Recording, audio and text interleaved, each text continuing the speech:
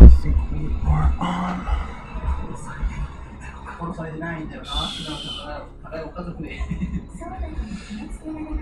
おお。ここに来ないのクラスさんだけだよ。金属さん。金属さん。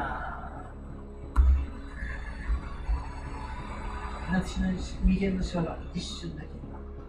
いや、書斎へ話を呼ぶことも避けられない。まさか。おやすみ。おい。誰か書斎には連絡したんだ。Let's set my task. させていただきました。ですが、そう。やばい。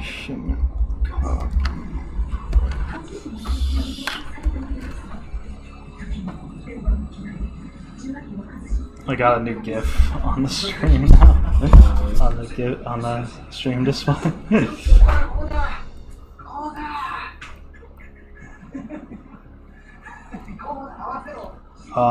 Hopefully I don't blue screen because I do have like a lot of shit open in Clip that should be right.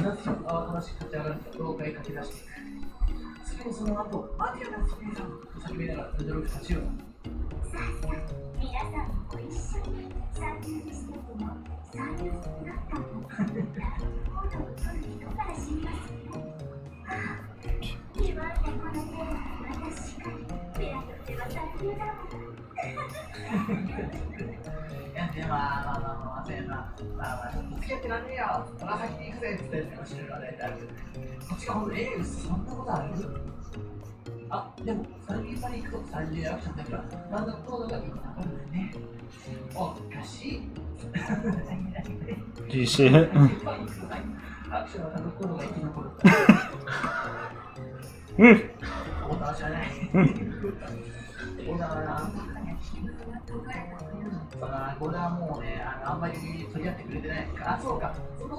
I had a version before that I was posting on like Ford, and it said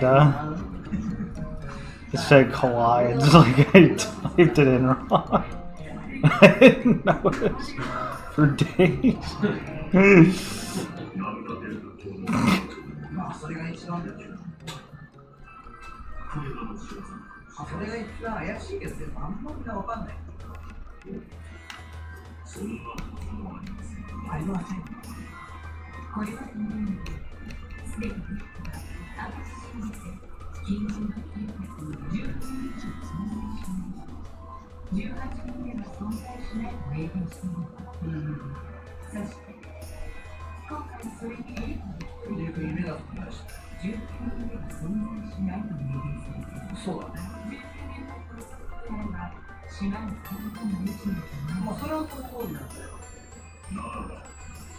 What's crazy about these animation copies is that you can like see the animation, be like, "Oh, this looks sick," but it's all like still like a blur to your eyes ultimately. You just kind of feel it out. But like after you copy every single cell in it, you look back and suddenly you can like vividly see the vector of motion, as if it's like a tangible installed part of like every drawing, you know? It's wild how that happens. Like you just straight up see the thing totally differently after. We'll just send that first and play after.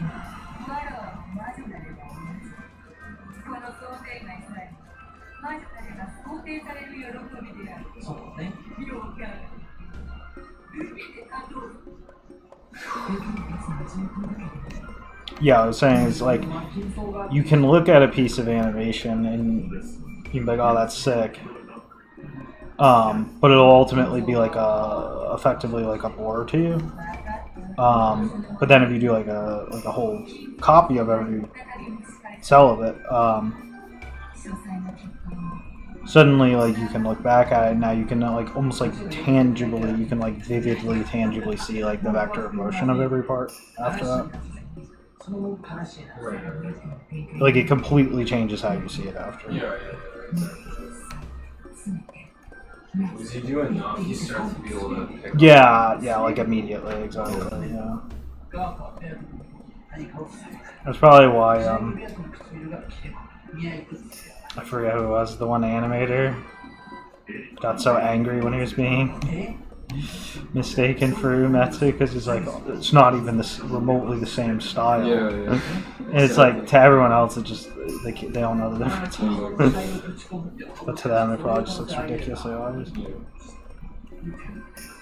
ありえるな、結構焼却炉みたいな、あそこに焼却炉っていうか、あそこにぶち込むみたいな、ちょっとありです。I will actually do a copy of that one. I don't think today though. It's too much time.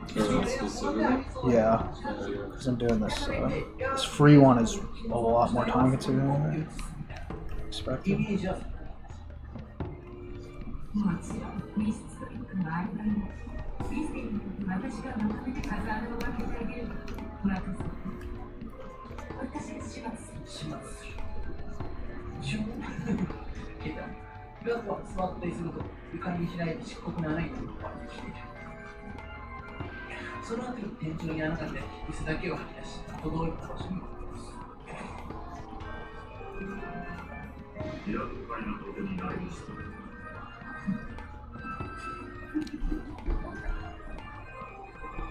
Fuzzy caught me at a bad time playing Doku Say banging so totally wasn't busy crank.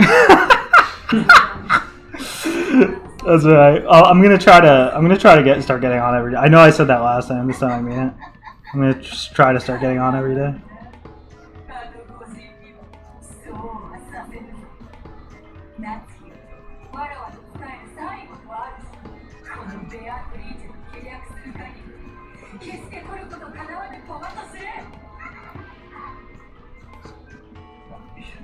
It's not gonna be too eventful anyway.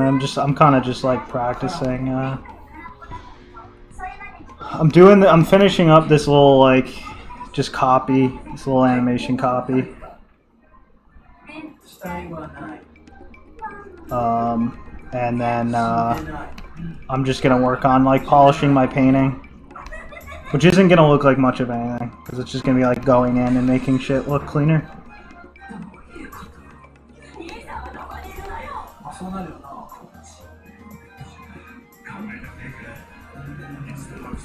This is the VN where they blue ball you for all the H scenes. STG. What the hell is STG?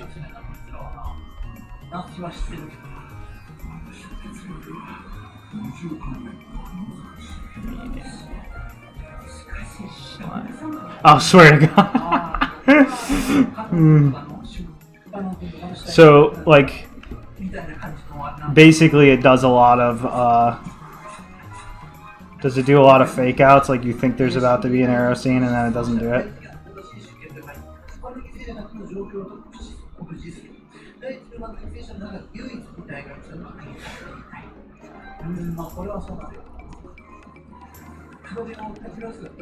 I was playing a little bit of the original Rants remake, and it was doing that non-stop and it was infuriating. I do not like that game at all. I think it ruined everything that was good about the original game. I played a little bit of 3 though, and it was actually good as fuck. Apparently for the 1 remake, they actually got like some totally different writer, some like new writer, and you can totally tell. And like Tada didn't care to respect anything that was like good about the original game because he made it in like the fucking late 80s and yeah, completely different time. But yeah, but then I played a couple hours of 3 and I'm like, oh, this is actually fucking key now. And 3 was done by just one of the normal writers of the series, so the 3 remake. So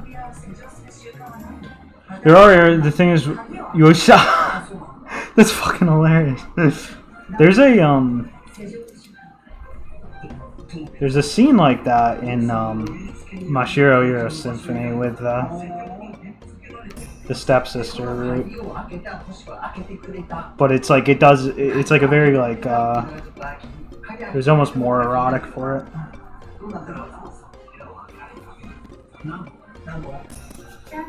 It's just it's a really good story. That route.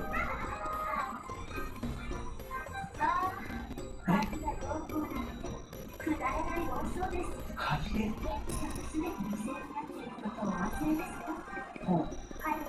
ああ、だからその犯人がマスターキー持ってれば問題ねえよってこと。ああ、そうだね。密室殺人は今までもこれからも存在しない。ああ、退屈なんだ。エリカはこの殺人がまるでテレビの向こうの出来事であるかのように呆れながら笑い捨てる。理解できない。どうしていつも、どうしてこいつはこんなにもいる世界が異なってるの？まるで自分たちとは別人の存在みたいだ。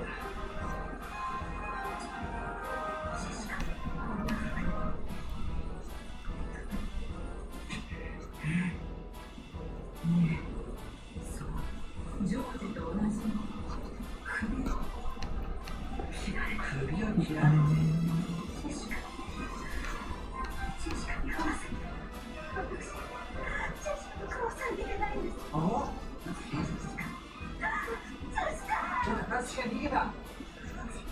It's like with these hair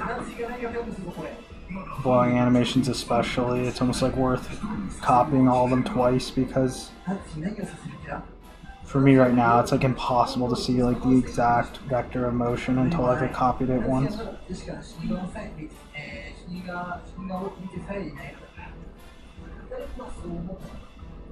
もちろん、ラストの半分はそうだ。半分は、残りの半分なんとか書斎から彼らの兄弟を遠ざけたい一心だった。ああ、おかしな事件が起こり、本物が発見され、または実行しに推薦する信徒たちまで現れている。そんなめちゃくちゃな状況下で、金蔵の秘密は守り抜かなければならない。ああ、頭がもしも不能で割れるなら、どうか今こそ私の頭を宝石化みたいに始めますね。そうすればもう私は何も苦しまなくていい。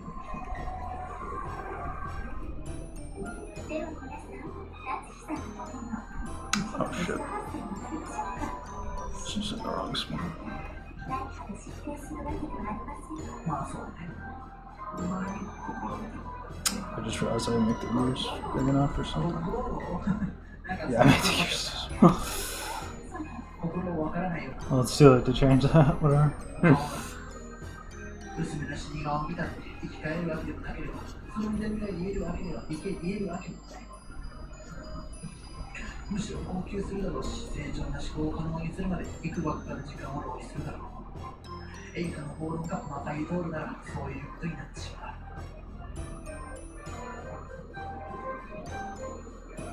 死に顔を見たって何かが発展するわけもない。進展するのよね、それが。進展しちゃうんだ。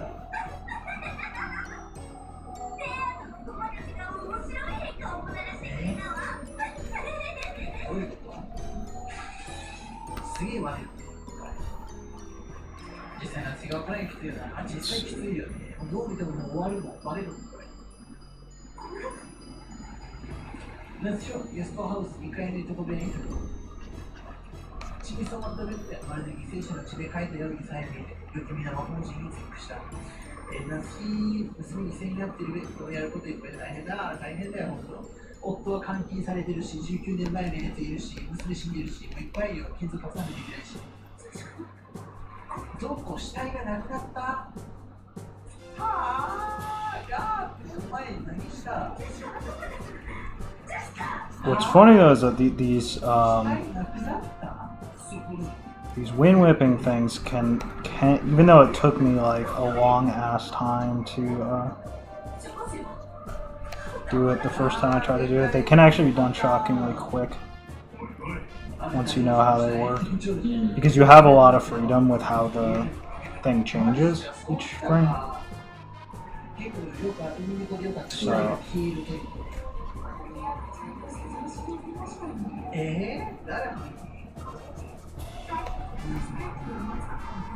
So So I will be able to like add Now I get what's going on. I will be able to add nuance like super quickly. It should only be like a. Should be just a jump. It should be like 5 hours or so, I think, for each 全 one. 然失笑だよ。先手打ったらいいの悪い。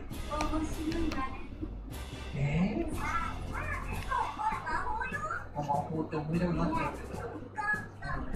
Minus like drawing the original, まあそういう the first frame. 全員で一緒にコラボしてた。なのに、クラウスだけはない。クラウス夏日実は自作自演みたいな。だってさ、クラウスは唯一動けるよ。クラウスだけで唯一動かせるぜ。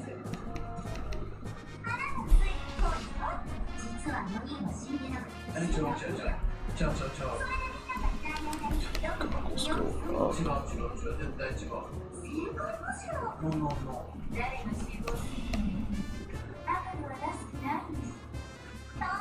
赤さんね。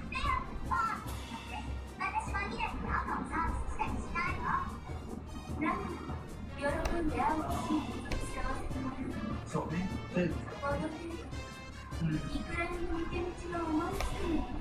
あ、ゾンビになっちゃった。はい。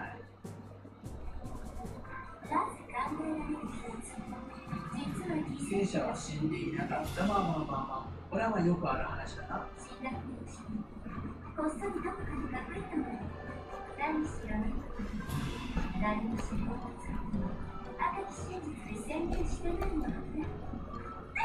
まあ、これはまあよくある。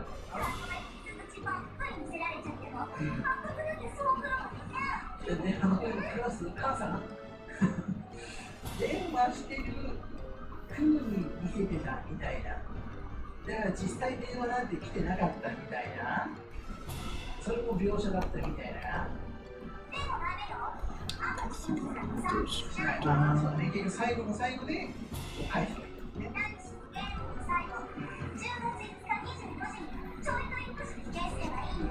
そうね。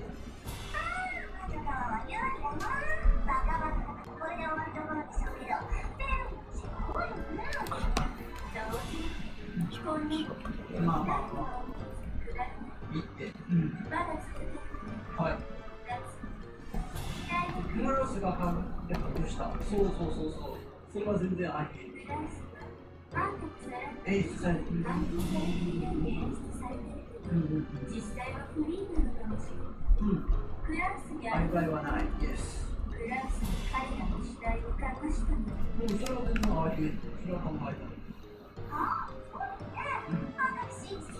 Yo, Ham.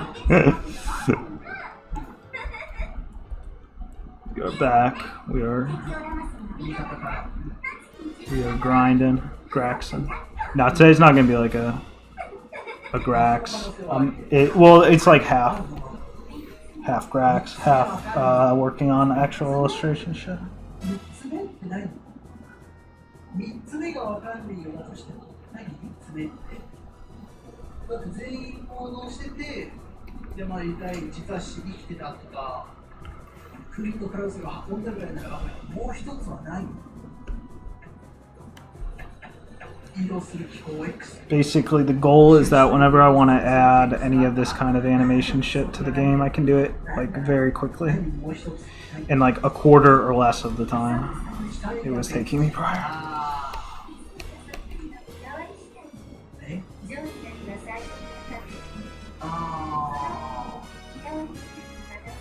なるほどね。まあジョージじゃなくて、ジョージとかもともと隠れてて、その死体をジョージが倒した。いや、カウントされない。そういう感じが、否定されてない赤的なもんね。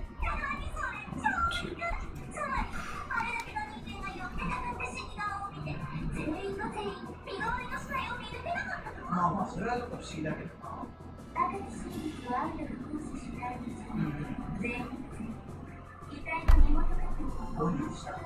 まあ、そうだな。高野さんだってそうだったしな。Yeah, it's crazy because I literally didn't know not like completely nothing, but I almost didn't know anything about animating at the time I put the devlog out. But now over the last couple months, I like shockingly learned a lot. It's the world champ difference. I learned the things I don't know, get good at them. Toby, he's still doing Yondev if else chains to make his cutscene.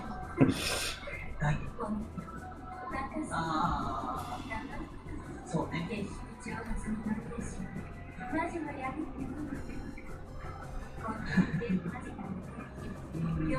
まあそうね、そうね。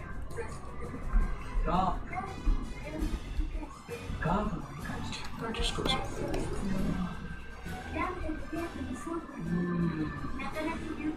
まあ手を打つっていう意味では確かに結構だね。私の死体消失について思いつき一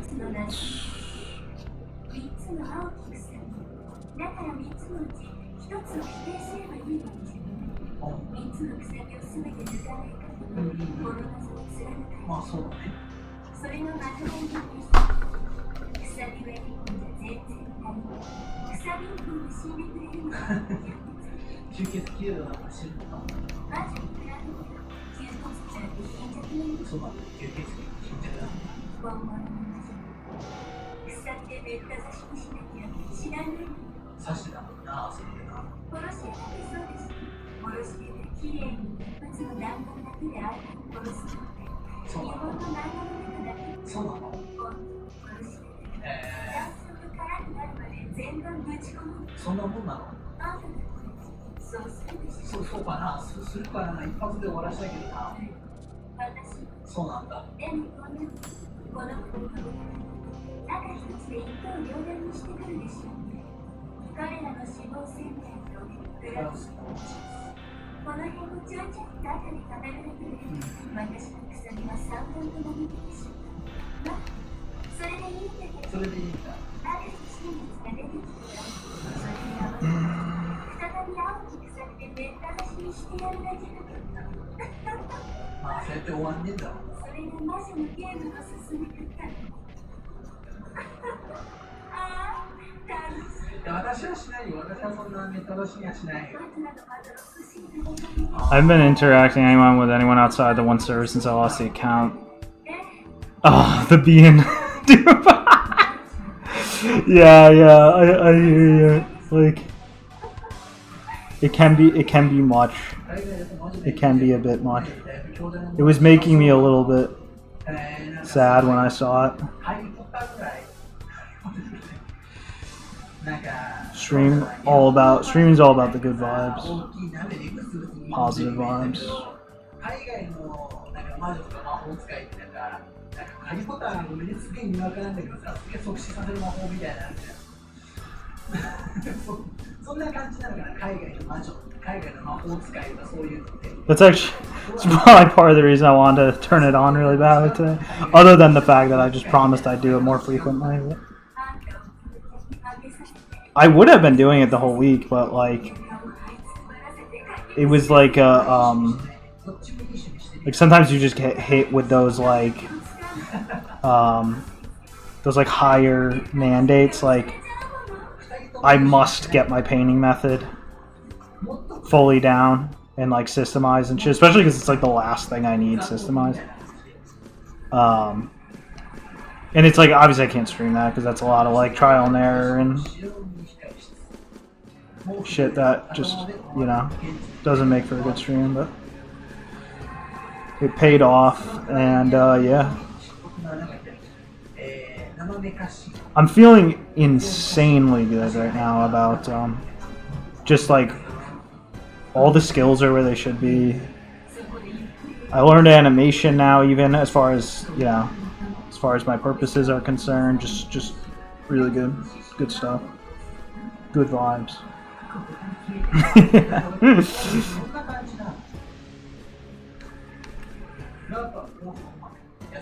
Good vibes all around. Reminds me that one dude that one dude. The one dude that I post all the time in. That I post in Ford. And follow on Twitter. He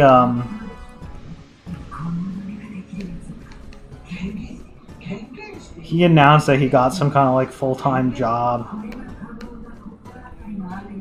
as if it was like a good thing to his audience. And he's like supposed to be making this game that's already way, way too high scope for him to be making. It's just like madness. And then you got Kaze Manuar, and he's like, he's hiring a dude, he's paying an artist to keep making assets, professional art assets, for this Mario mod that he's been overcooking for like 3 fucking years now, because he's too scared to make an original IP. Just a lot of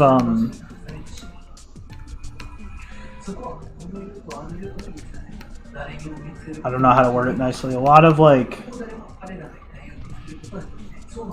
we're in an era of like cold feet and that kind of shit. A lot of stagnation in terms of like the indie side of things. A lot of cold feet, a lot of stagnation, a lot of people not scoping shit right.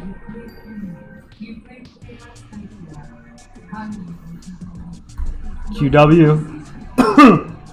Welcome. Brutal. Rip. Proclix, yo. Welcome. Hope drawing is going well. And whatever else you got going. We're just doing a little practice. Then we're going to work on a little bit of illustration. It's going to be a short stream. All streams are going to be short for a little bit. They'll get longer, like probably in a month or 2.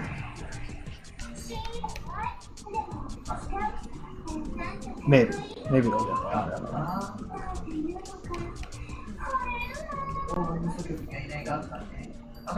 Liam used to say, Liam in his prime before he got cooked, used to say if a stream is less than like 6 hours, there's no point. And honestly, like I would often kind of agree.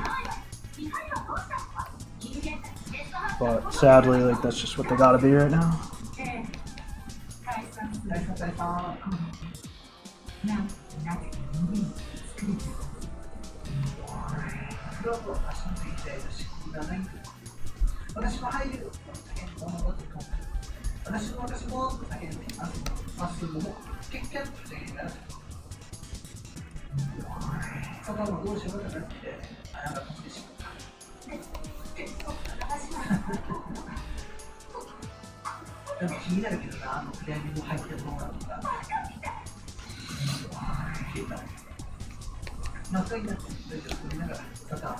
I am strongly considering making the starting like a secret stream for like, I don't know what the Patreon price would be, but after the mini log comes out, I'm thinking of doing a secret stream. I think I said this last stream. Secret stream where I stream all the shit I wouldn't normally want to stream.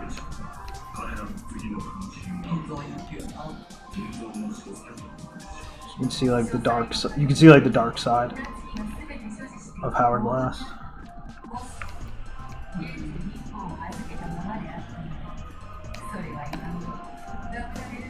I want to start cranking after the mini log comes out too. I want to start cranking out like general like quick, just like new viewer bait stuff. Lots of new viewer bait stuff like quick like video game takes or something, or quick art stuff that like wouldn't make like a good clinic, that's like a little bit more like sensational, like I don't have like exact topics off my head, but you probably know what I mean. Stuff that's like a little bit more clickbaity and a little bit more like emotional, a little more emotionally charged, less about like teaching, more about sensation, attention farming, that kind of shit. 100 USD a month for streams where you're completely silent, just do that would be いたようなメンツがあんまりわからない。 possibly worth even more than $100.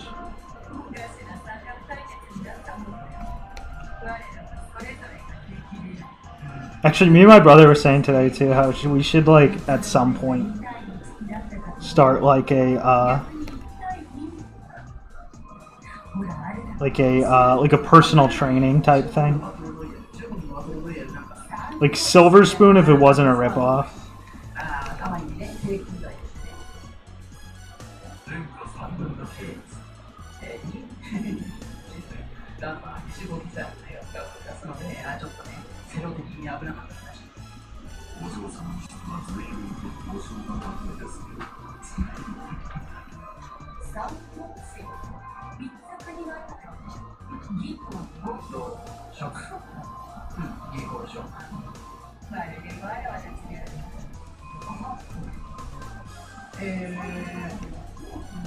最後は結局どうなったんだあんまり記憶が看護師落ちがね看護師結局落ちどうだっけあんまり三国無双とかはさやってたけどあんまりそう言われると記憶がねえなどっちが結局勝ったのかっ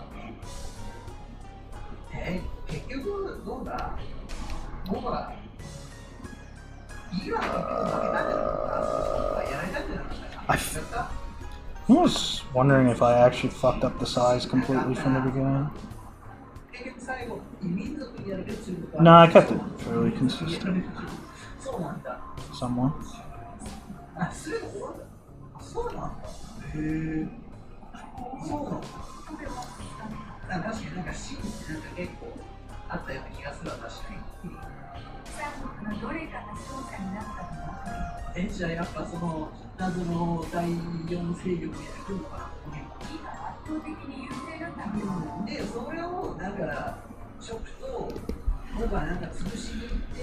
Fuck late night hours. Yeah, Chris, we are back.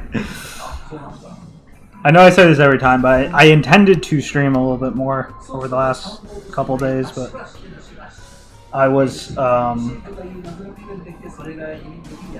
had like a sudden need to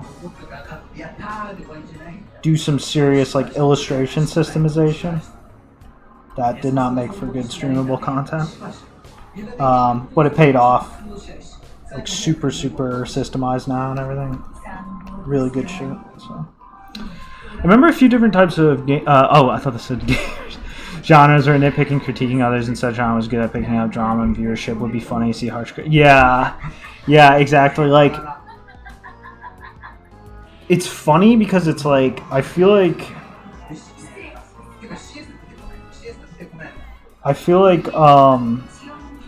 there's like a sweet spot. I feel like I'm gonna aim for sort of like a sweet spot where it's like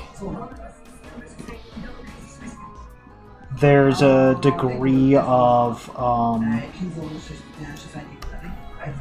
there's like a degree like I'm strongly implying what I'm critical of every like vid like that, but at the same time I'm not like outright picking any fights or anything. I feel like that's like the best. I feel like in current year that's like the best approach. Okay, yeah. Usually these are usually 7 frames. I noticed so because 7 frames means that it lasts 1 second because it's a. Well, if it's on 24 frames a second, 7, and if it's on 3s, then yeah, 3s you get 1 second. You get a 1 second move. All right, let's export this real quick. See how we do. But yeah, I feel like that's like the sweet spot. Like it's like you're very implicit about how you're critical, but you make sure you're not you're not giving people actual like grounds to start getting like furious at you and shit. So they have to kind of like play the diplomacy game. Because like back in the day, yeah, like drama farming and all that shit was pretty much like OP.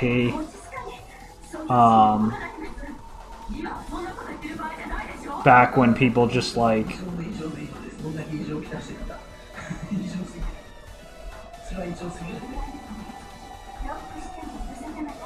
everything on the internet was more simulatory, I guess. Okay.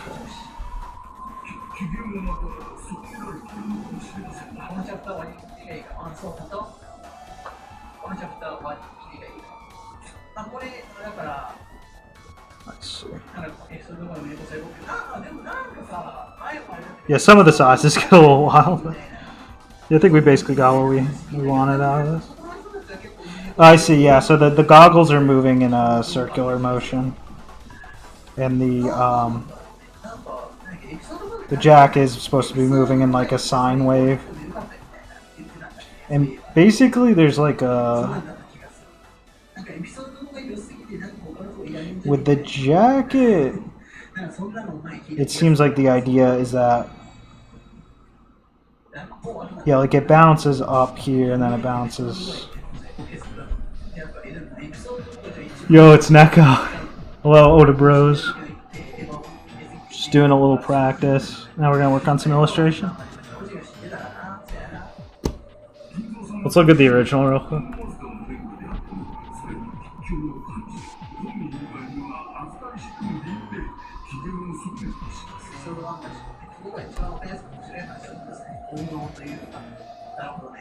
Yeah, okay, I see it.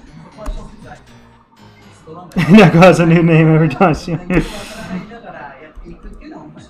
I can always tell it's him from... Well, he's got the Rin PFP. Not this Rin. Not the gay Rin, the girl Rin. He's got the Rin PFP. And like his posting style is like so recognizable. That's how I always know it's him.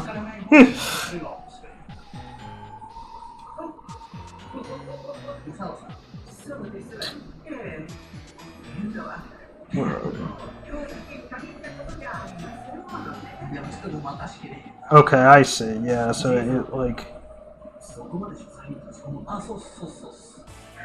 it sort of bounces.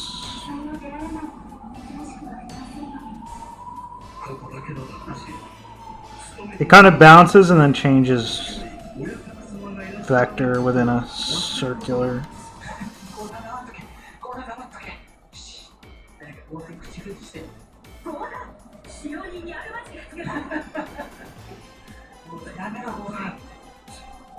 There's just so much shit going on here, it's hard to keep track of it all.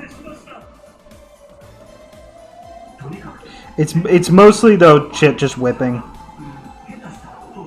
It just kind of whips and then it changes direction a little bit and whips again.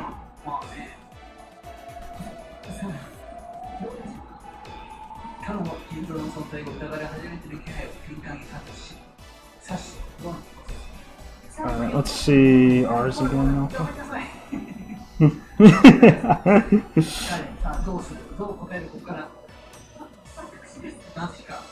Okay, the collar doesn't quite whip exactly how it's supposed to every time, and the hair loses a little bit of, but in general, there was one thing I wanted to practice real quick in animation before I move on to the painting stuff, and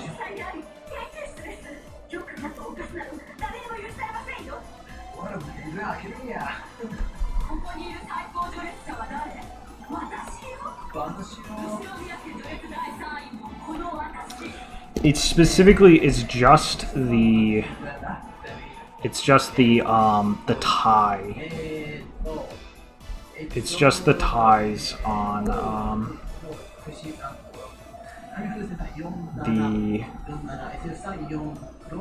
where is it?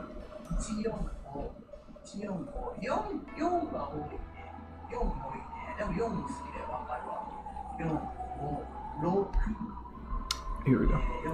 Yeah, it's just the ties on the skirt ties on the this part. The skirt tie.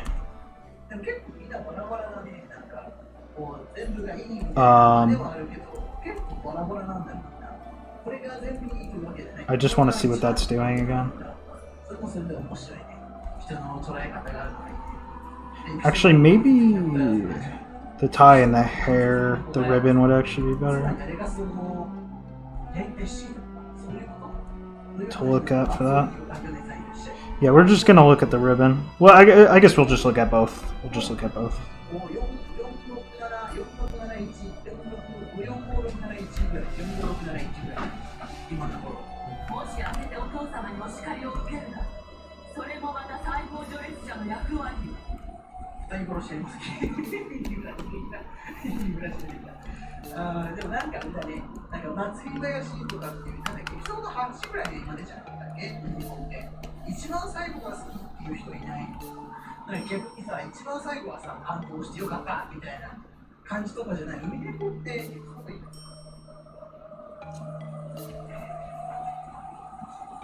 Okay, so it starts with this.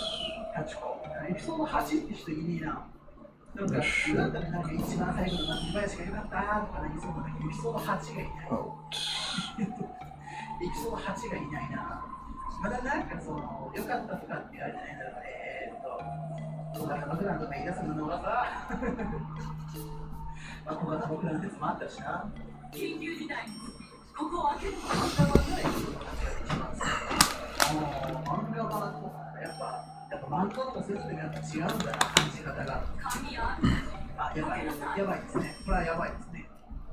Because yeah, definitely like when people are making one thing that has never changed is that when people are making videos like with YouTube, like having like a clear, like making like your alliance and like principles like really telegraphed is super important. That will like never change because like people feel uncomfortable when they can't tell what someone's like standing for.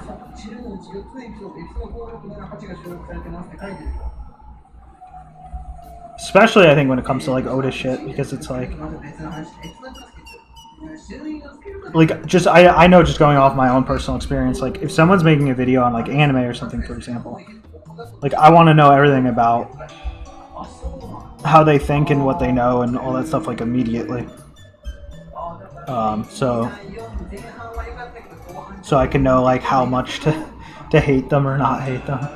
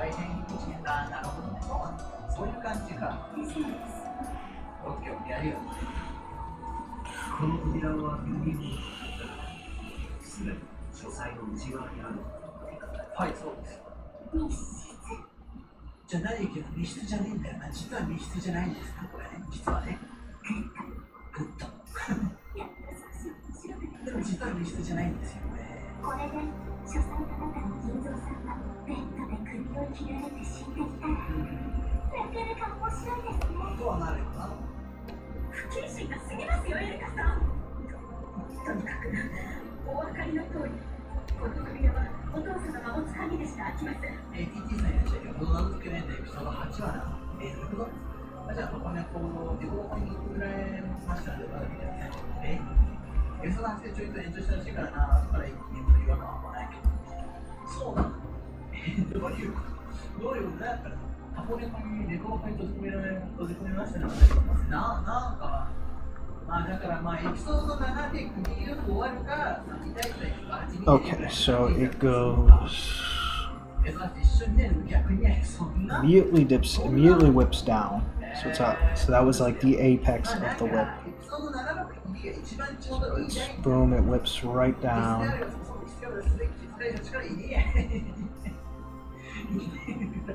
いねえんだよな。密室とかじゃないんだよ。ただの人がいない部屋なんだよ。なるほどね。自分はすぐに見たいと思っちゃうよな。そうなんだ。まあ、そこはまた考えましょう。いや、見ればいい。それもういろんな意見出てきた。いろんな意見出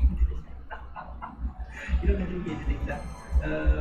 なるほどね。人それぞれ考え方あるからね。まあ、いい感じで健康にしましょうね。仲良く健康にしましょう。健康にしましょうね。つまり、外からお父様に接触することは殺人犯であっても不可能ということです。まあでも今回はね、夏が鍵に2本持ってるから。ですから、当時の無事であるのは間違いありません。お父様の安否を確かめなくていいって論法にはならないでしょう。Okay.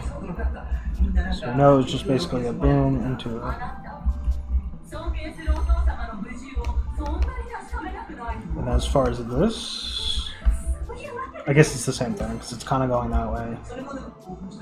And now it wants to go. 私が主催を守るのは平時であればわかる。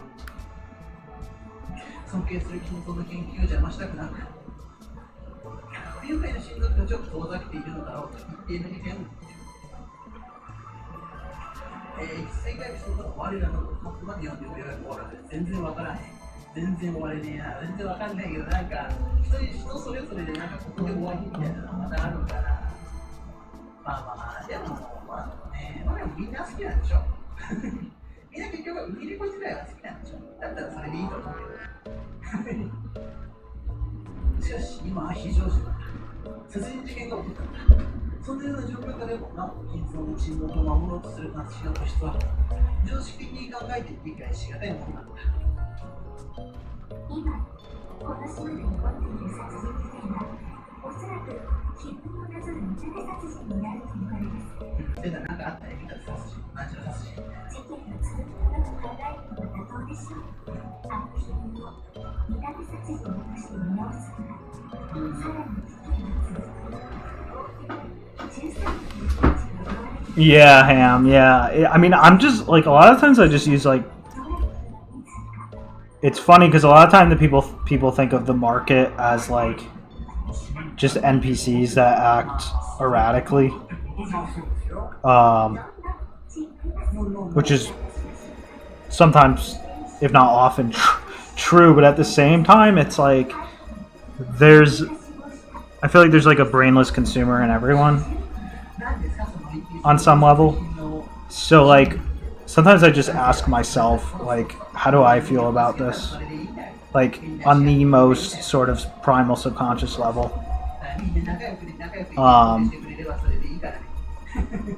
And I find that for me it definitely makes me uncomfortable when I don't know. Like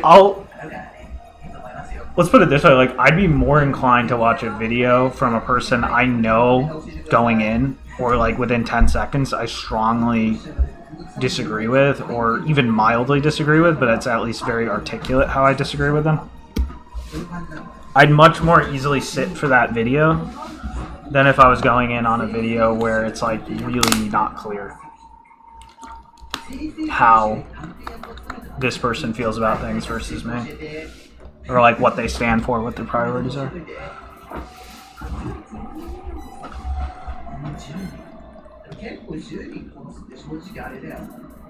Neko. Learning animation is same. Yeah, it's exact same cycle as motioning and doing a ridge. There's one difference though in that non-motion analysis, like just looking at something and noting all its qualities, helps more than just looking and analyzing. Like mentally helps with drawing. Drawing is like super physical, hands-on, whereas in animation you can get a lot out of just looking and noting in comparison. Similar to like color. I feel like even in daily life, you can't someone stands for even indirectly through their actions, you instinctively feel like you're being lied to or manipulated. Yeah, it's so true. Yeah, it's really true. Yeah, like, I mean, that's what, like, that's kind of like what I was saying, like, how, like, I think that's why, like, me and other people, like, liked dudes like, you know, like Goose, or White Goose, like, in his prime. Because it's like, you don't really care, like, what exactly it is what exactly is it that, like, makes him up. You just care, like, he was strongly opinionated, and he was funny about it, and he was strong-minded, and, it made him extremely funny and fun to watch. And he was even, like, pretty strongly, like, anti, like, anime and shit. Like, he was very cringe. He was, like, a simp, etc., but he was just funny about it, and he was always, like, he wasn't, he somehow got that to not come off, not that he didn't get it to not come off cowardly, it's just that the way he was being cowardly was funny and interesting and charismatic.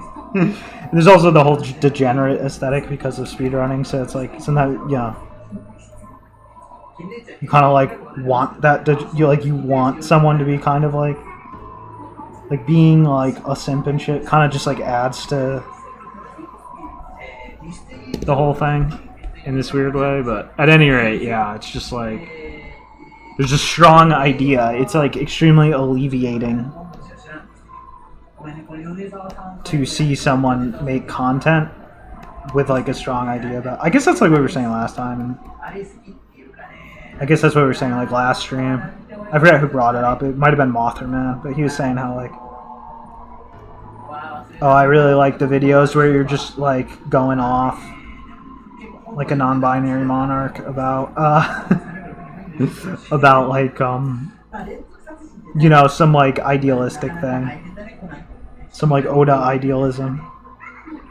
And yeah, I agreed, like those are kind of like more fun to make, and they're probably more fun to watch than like some purely technical thing. Although I think there's a meeting point between the two. I think like obviously like you can convey technical info and should with like a strong reminder of like the ideals it corresponds to and stuff, but that it will always be a little different than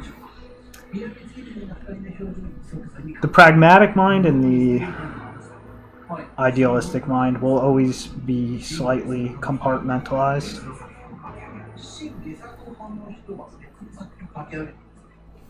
And after this mini log comes out, I wanna make a lot more kind of like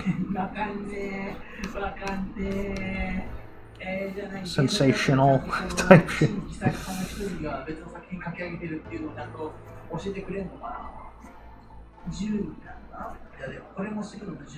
In many ways, I feel like clearing out this early, all this groundwork stage stuff for the game stuff, a lot of it is like an ego rite of passage for me. Like, it's as if I'm like undoing like some kind of maybe semi self-imposed shackles, so that I can like really from there push my, you know, unapologetically push my presence into whatever space I'm in. Okay, so now it just goes back to that, which is interesting because it goes, okay, I see, it's a little more neutral, whips down, charges up, and then springs back. And yeah, this one's interesting because it's kind of springing this way, but it's also, this one's also bouncing back. 新偽作ってどう違う？本格と偽作ってどう違う？ Chris, the idealistic vids for what drew me to this channel, but I'm also liking the technical content. Yeah, well, that's good to know. That is good to know. That is good to know. 新偽作ミステリーってあんま聞かないけどな。 For a while, like, even if I wouldn't make regular videos, every year I was making sure to do at least, like, one, like, I think of them as, like, state of the Western Oda addresses, like, state of the Western Otaku address, like, kind of video speech. And this year, instead of doing that, I just put out the devlog. That was kind of, like, the equivalent. 考えなくていいよ。考えなくていい。あ、そう、考えなくていい。じゃあ考えないわ。Is there any other YouTuber that espouses Howardian ideas about Oda culture? That's a good question. I mean, if there are, I wanna see them. I definitely want to see them if there are. It's funny because it's like people got really demoralized, I guess, in recent years when it comes to YouTube and like tubing about Oda content and all that type of stuff. For one, there is a factor where kind of like the strong opinions but no skills type, which I guess Digiro was kind of like the front runner of.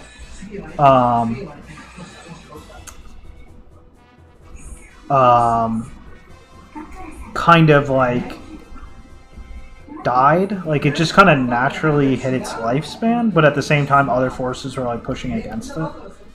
And then on the other side you have like the very, very like kind of corporate backed, very like kind of normie slash like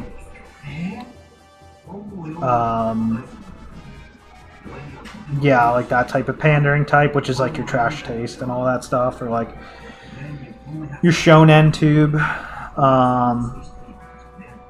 type guys.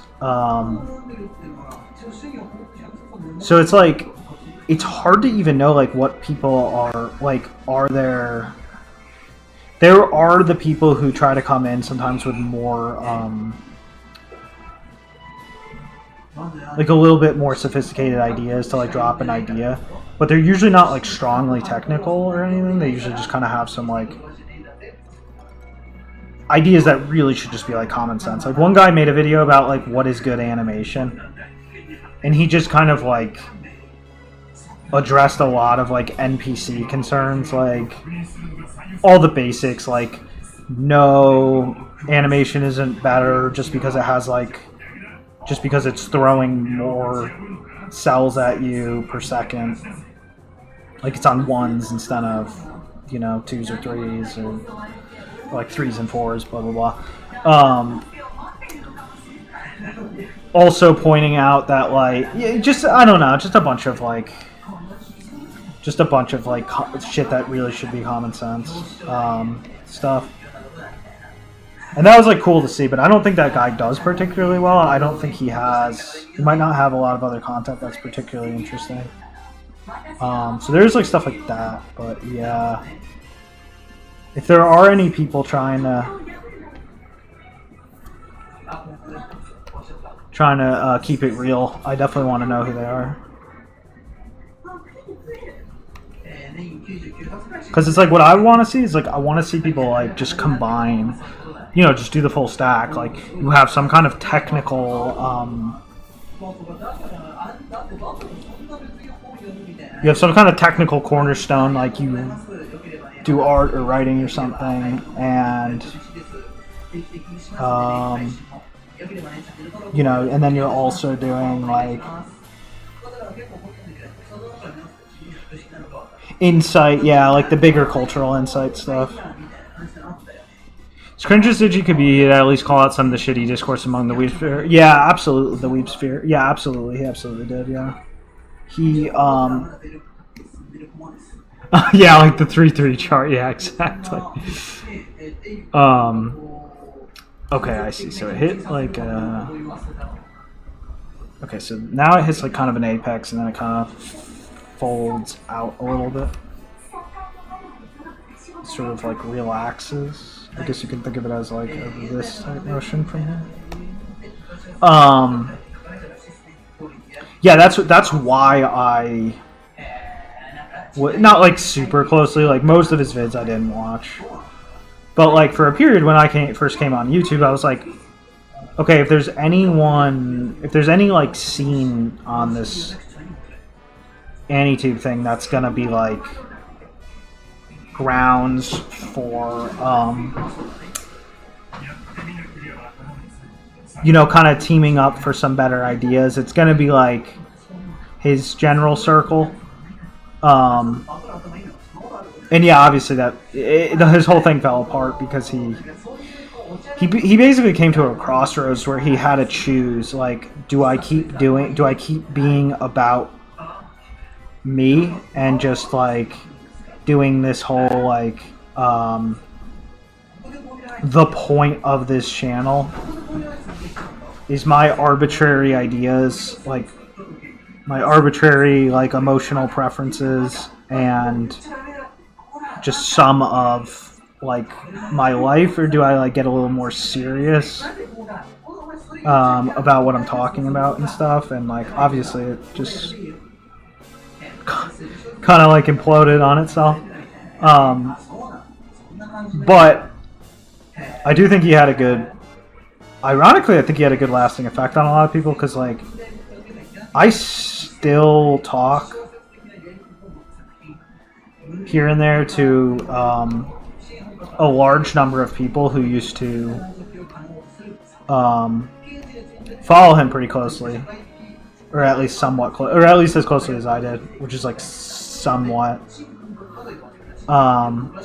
close. And a lot of those people did move in like much more like intelligent direction, and of course they don't like what happened to him in terms of like how he just kind of went insane and doubled down on the whole weird relationship he has with media at this point. But yeah, it was nice to see like some kind of better vector of education was there, at least that he partially inspired. So yeah, never watched Digi, but I still love to take that. It's just playing a character on Kinote. Yeah, exactly.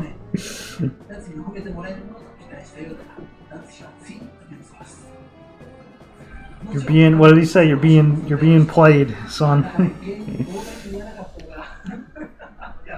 Flatface, yo.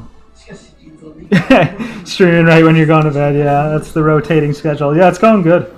We had to take a little bit of a hot minute to work on some illustration shit. I'm gonna be cleaning this up in a minute.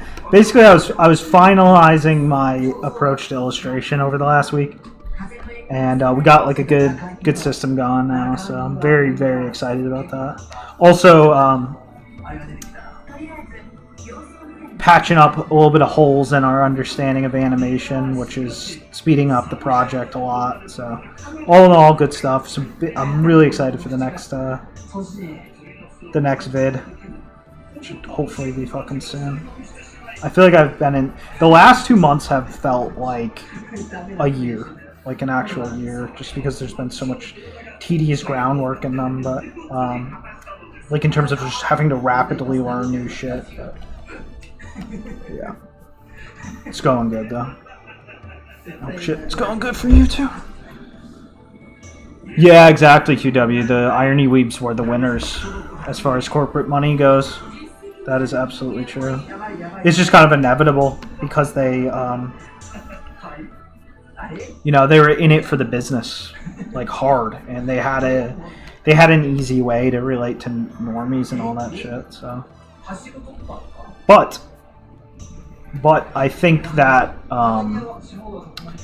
in terms of like rock paper scissors, I think that like the technical, serious, but also like I guess like ideologically loud, like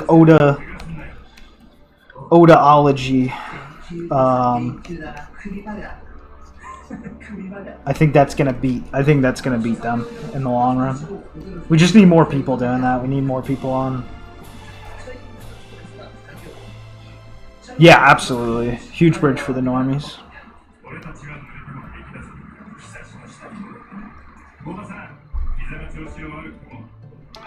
Demo D's SSD not dying have saved Anime too. I didn't realize that's why he quit. That's crazy. I thought he just didn't feel like doing it anymore. He would have been a good influence for sure. I mean, he was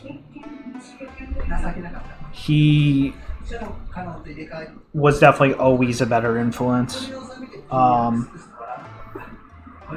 And I think with time, I'm pretty sure he always got like more based with time, not less based. So yeah, he would have held the fort down too. He was notable too because he had a lot of mass appeal. Like normies could get behind his vids easily, so he definitely would have been some kind of positive bastion on the current AniTube. So it's definitely unfortunate. I didn't realize his fucking SSD died. And that's why he quit. That's insane. It's insane.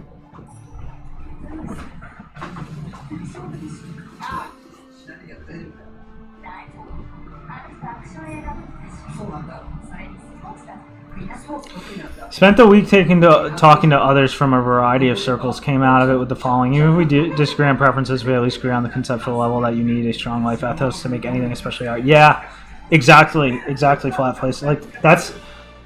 I've been finding that there's an ease in communicating with like various camps of people into, you know, who are concerned with like definitely like anything like weeb related and shit. And the fact that I think with time people have come to appreciate what's like deeper and more important, or they kind of evolve into a more like straightforwardly comically principled villain.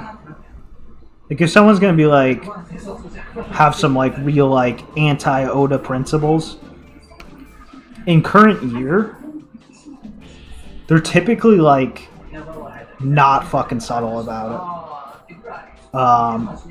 Because I used to deal with so much. Like I'm especially picturing like, well, honestly, the farther back you go, the worse this gets. So many like either like wolf in sheepskin types, or people just trying to muddy up, people trying to essentially like sneakily be anti something while pretending like they're actually just wholeheartedly trying to be part of it. So much of that. There's so much of that bullshit. So you get so many like bad faith arguments. Well, I think anime is this, or I think that that's where a lot of shit, like a lot of stuff that's now like dumb dead ideas, like especially one you used to get a lot, like it's now parodied to death because people know how fucking stupid it is. But like when people would say anime, like a popular one for a little bit was like people being like, it was this genius like 180 IQ observation or something. It's like anime just means animation in Japanese. They just think of it as they just think of it the same way you think of cartoons, and it's like well, no, that's actually not true. It's not even remotely true. There's like very specific contexts in which that's true. So you get like so much shit like that. That's now like, you know, weeded out.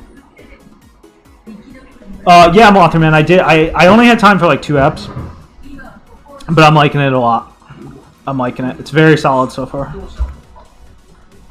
It's very 20k hours built too.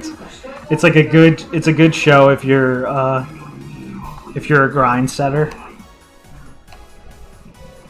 Kind of similar, a little bit similar to the appeal in like Mushoku Tensei and stuff. Different, very different in many ways, but similar appeal in that aspect. But yeah, there's a lot of other stuff going on. I really like the whole.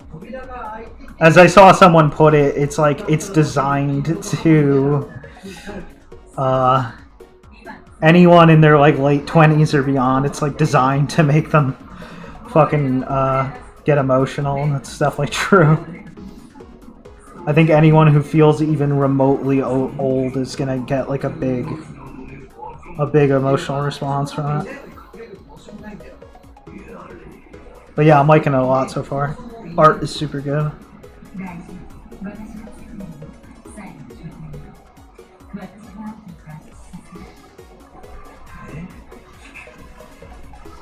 I like the I like how the world kind of has like a sweet spot between like simplistic JRPG, fantasy, yet the actual like contents feel like dense. Like there's a lot to find in it. Like the premise of the setting and like the core presentation is simple, but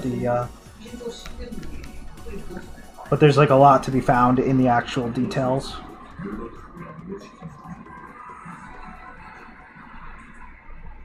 I know it's based on like a manga as opposed to a novel, so it like makes sense to go for something more like that.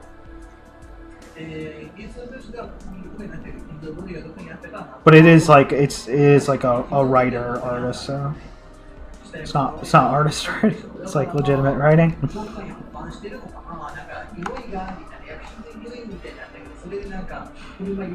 Yeah, there's certain stuff you can only get into once you reach a certain power level. Yeah. For you, it was Geass. Yeah, it's funny. Geass I watched probably at like the perfect time in my life. Like I didn't watch it right when it came out. I waited about 2 years before it. So it was like pretty shortly after like R2 finished. It was probably about a half a year or so after R2 finished. And I watched it, and it was at like the perfect point in my life because it was like right when I got like kind of grind set pilled as a teenager. Like I want to be good at for me at the time it was like storytelling, and then it was also coding. I wanted to get good at coding, but much more storytelling. That was my main focus. Coding was more of a side thing.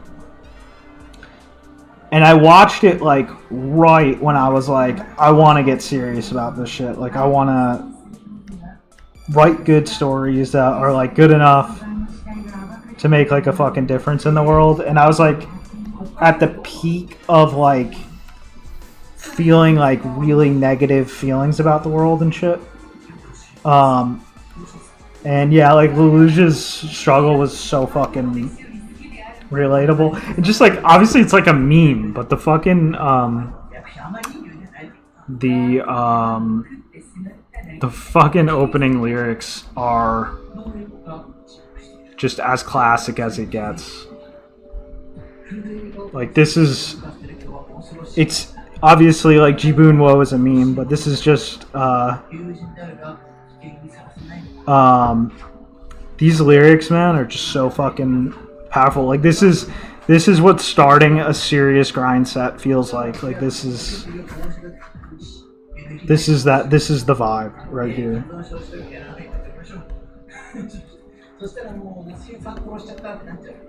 Found a post talking about Magic series culture making a bad faith choose one type post. I was able to convince someone out of the LVR trap to him why their rhetoric is flawed. LVR. I don't know if I know that term. I'm pretty sure I know what you're talking about. The whole hard magic versus soft magic debate is what I assume you're talking about. Yeah, because I agree, yeah. I probably stand completely behind whatever you said. Because at the end of the day, I mean, it's all about story function. Like, what does the story need? What makes the good fucking story? And that's kind of back to what I was saying the other day. How like that's where my issue with like the Tolkienian storytelling comes in. How it can be too like world building as a simulation as opposed to is it serving a story? Not that I think Tolkien was like a bad writer or anything, but I do think that like the Western concept of world building was a little bit fundamentally flawed.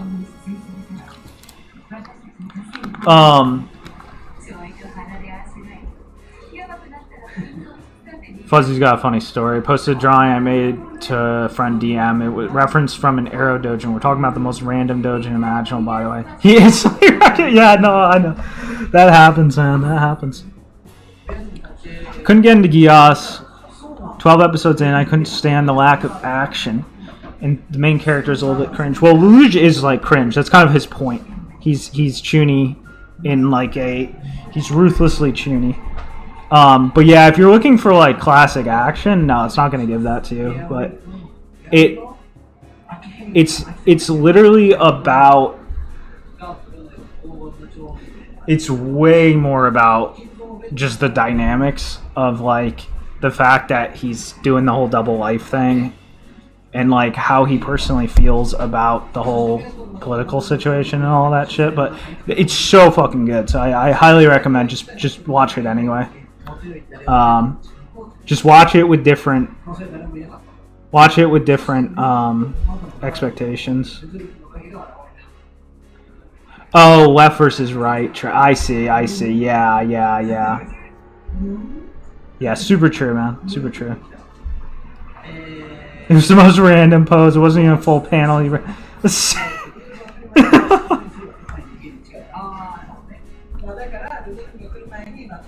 Lord of the Rings stories are relevant now, but I guess it's the world building which stuck. Yeah, it's like I didn't, like I said, I didn't read Rings. I read Hobbit. And I didn't hate it, but I didn't love it. It was like mixed feelings. I will read the Rings at some point. Because it was obviously like a godfather of many things. But yeah, I do definitely disagree with exactly what Flatface is talking about. Like the whole concept of world building a simulation. It's a really, really flawed concept. I just realized this shit is supposed to. I have it stuck in one spot, but it actually does. It does fucking move. So like this one will go up versus this one, and then this one would stay the same. This one would go down versus this one.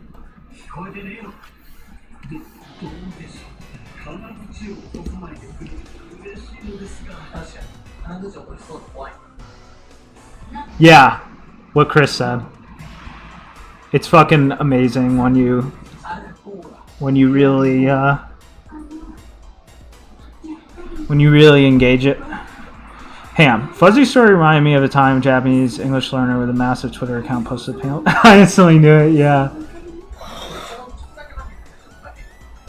The Dojin was Gagar counter. Oh, is that the... Yeah. That's the one infamous one.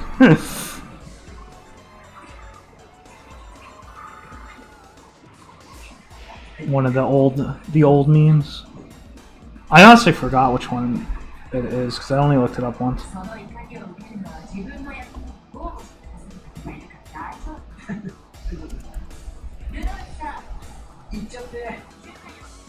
Yes, that's right.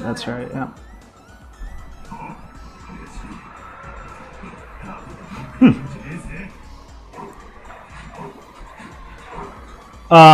Rika fan.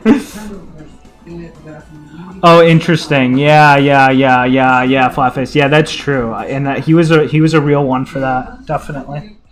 Definitely. 部屋を払って穴を広げ、そこから手を突っ込み鍵を開けた。 Yeah, that's true.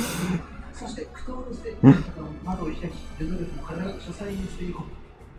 そして床にどう大地のある安心感を全身で味わった。 There's a decent. Well, C2 is interesting because she has a I really like because they basically kind of like delay her they mostly delay her well no she has two moments in the show of like her significance really peeking out. The first is toward the end of the first season, like, you know, not R2, the R1, and it's with when the character Mao comes in, because you realize that Mao had this like kind of deep sort of like fixation with her and shit, and I won't spoil anything. And then towards the end, you learn more about her, and it corresponds to the significance, like the meaning behind the Gios and all that, which ends up becoming this really cool plot point that kind of like ends up doing all this unexpected and interesting shit. But at any rate, I think the thing that's really cool about her is that she is.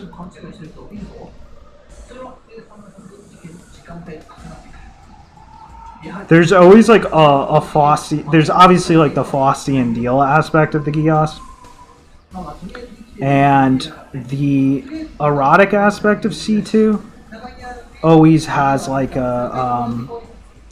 always kind of like emphasizes the Fossian aspect because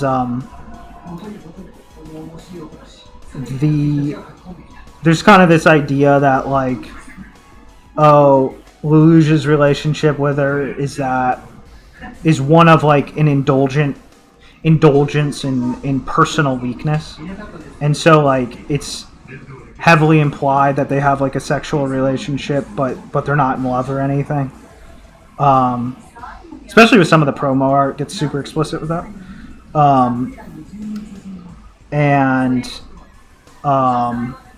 That kind of emphasizes this idea of. That's what I mean about Lelouch too. How he's like kind of like supposed to be cringe in that he's supposed to be like a weak character in that regard. He's well, because like there's. I don't know how familiar you are with like Fujo culture and all that shit, but at the end of the day, he is very much like in the Fujo spirit as a character. Like he has all those traits like glorified weakness and stuff, and he has this kind of like he has like a strong side, but he has like a sort of like cute weak side, which is obviously really big with the whole Fujo thing. And yeah, so that's what's interesting about C2 is that it's like she's not quite like a thoroughly like Faustian thing. It's almost like somewhere between a motherly role and a Faustian Deal role. It's pretty interesting. It's hard to elaborate too much without getting specific about the when you see Mao's arc and how like Mao is obsessed with her. You see the aspect of her that's like the more like I guess what I'm calling the more like motherly aspect, and that like it's motherly in the sense of protecting, almost like protecting that can extend into like protecting weakness and stuff. So there's kind of this aspect to it, like, oh, she protects his weakness and all this shit. It's really interesting, also. it's interesting as hell because I haven't thought about it in a while, but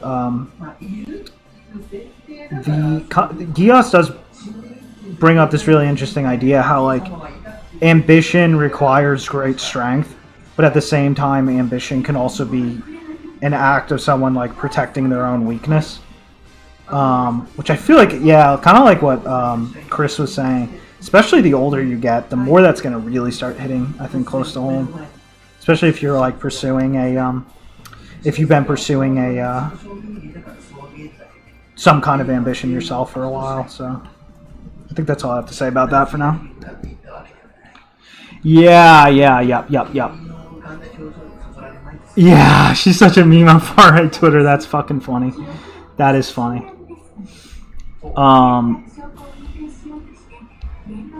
Fuzzy, it also kind of dawned on me that I am intermediate. Yes, you definitely are.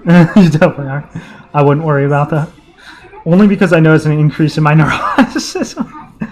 Yeah, Fuzzy, welcome to the get used to this feeling, but also don't get used to it. Like try to win over it, because like I would indulge it a lot when I didn't have to. I absolutely did not have to indulge those negative feelings nearly as much as you think. Like just a couple things to always keep in mind. Like yes, there's an end.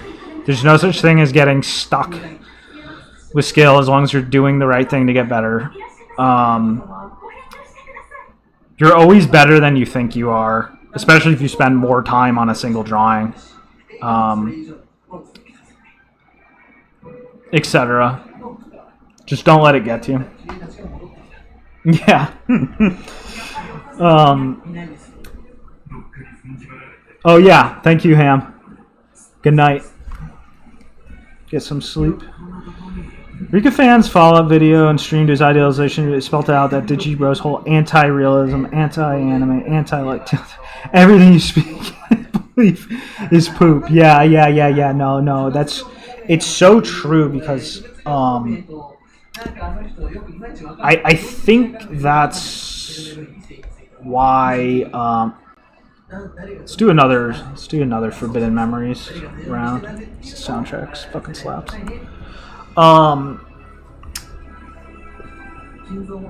Yeah, I think that's kind of where he ended up, because it was kind of like his logical end game, because it was like, if everything you do is just like, oh, I am what matters, my biases, my ideas are what matter, I don't care about the actual technical ideas, you're effectively saying the sort of final form, like what time does to that is just, I don't respect anything. And if you don't respect anything, it means you don't care about anything. If you don't care about anything, you don't care about constructing anything. And if you don't care about destructing anything, you effectively are invested in destroying things. So yeah, he's absolutely fucking. I think that's what's funny about Rika Fan. Like he likes to think about things from that kind of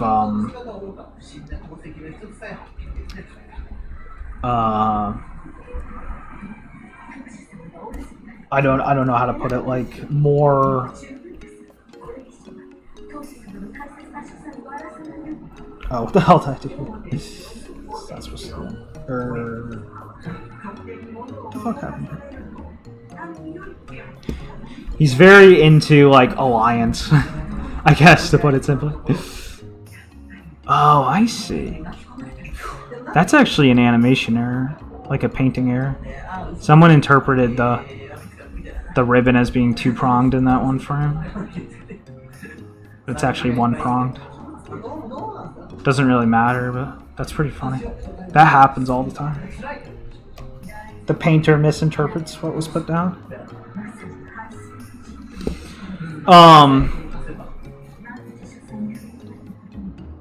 Yeah, absolutely, Fuzzy. Yeah, that's how it always was for me. Like JP was always like my relaxation activity. It was just like a nice, like, you know, whatever else I was doing when it got me like tired or whatever, it was always like nice to just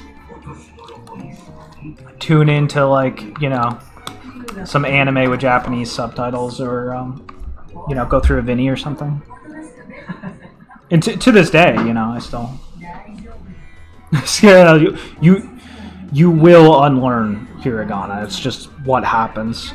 You will have a moment 3 years in where you unlearn one of them randomly for no reason whatsoever. But then that'll be the last time it ever happens. Yeah, GP almost does feel like Iraq's compared to John. Absolutely. Flatface. The whole ambition equals strength, but can also be weakness. Reminds me of how the entire manosphere circle got co-opted by alpha dude equals my worth is based on money and pussy types rather than ethos. Yes, ethos. Yes, so fucking true. And it's funny because like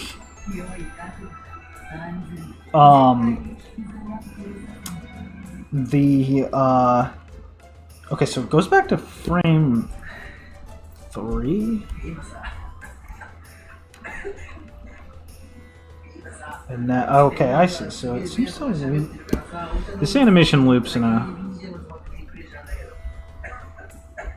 interesting way.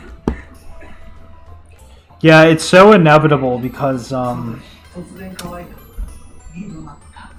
like, yeah, that's what's gonna like bring in, like, that's how you're gonna get all the, I see, so this, that's gonna bring in your very desperate types.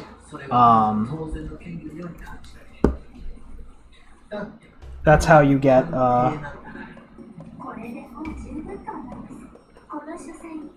that's how you get the people who are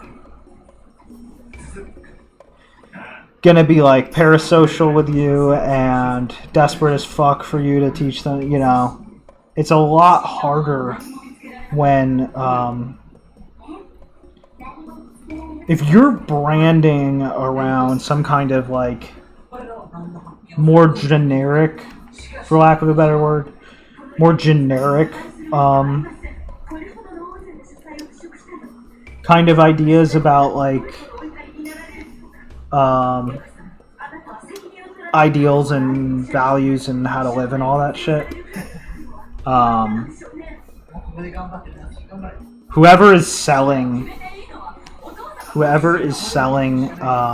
like an escape for like desperate incel types, that guy's always gonna win. That guy's always gonna win out in that market because there's no like. That's always why I say like, oh, the Oda shit is like. The Oda shit is the only like really like self-cleansing thing because it's so like fucking cut and dry what like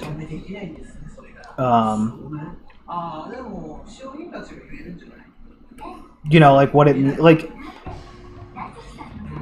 if you're like, okay, if you just take like a drawing of anime or something, like everyone knows if it's like legit or not. Like even the average person who doesn't draw can tell if someone's trying to like poison the well with some like American tuning or something. There's obviously the people who don't care, but those are the people who don't care about deeper, you know, deeper value systems corresponding to Oda shit and stuff. So at any rate, yeah, it's unfortunate, but yeah, it's just slightly inevitable.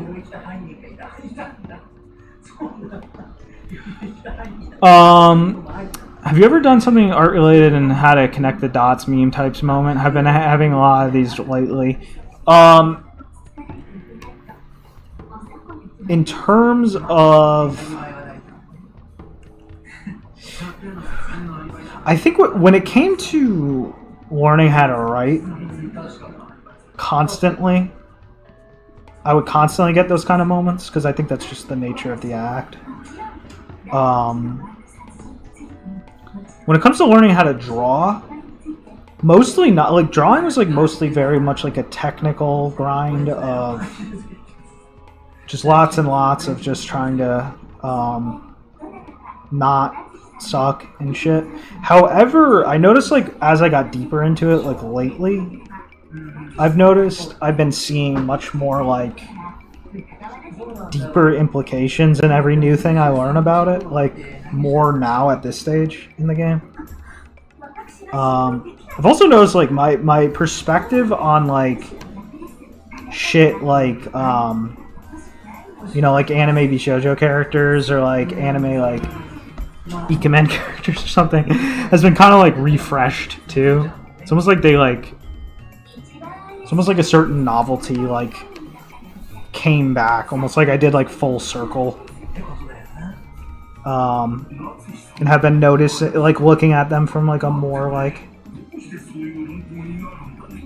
I guess like philosophical angle, for lack of. Oh, I just fucking drew the same frame twice for no fucking reason. Yeah, I just did. Holy fuck! All right, well I'll consider it a coldie. Let's kill this. This back. All right, let's try that again.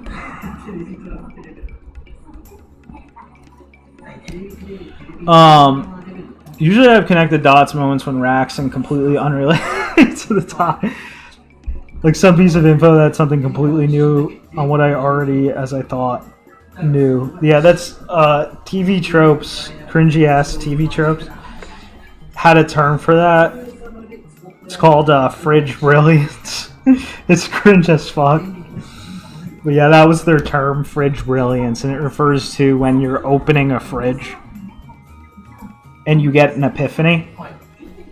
The point is it has nothing to do with the fridge, it's just a random act.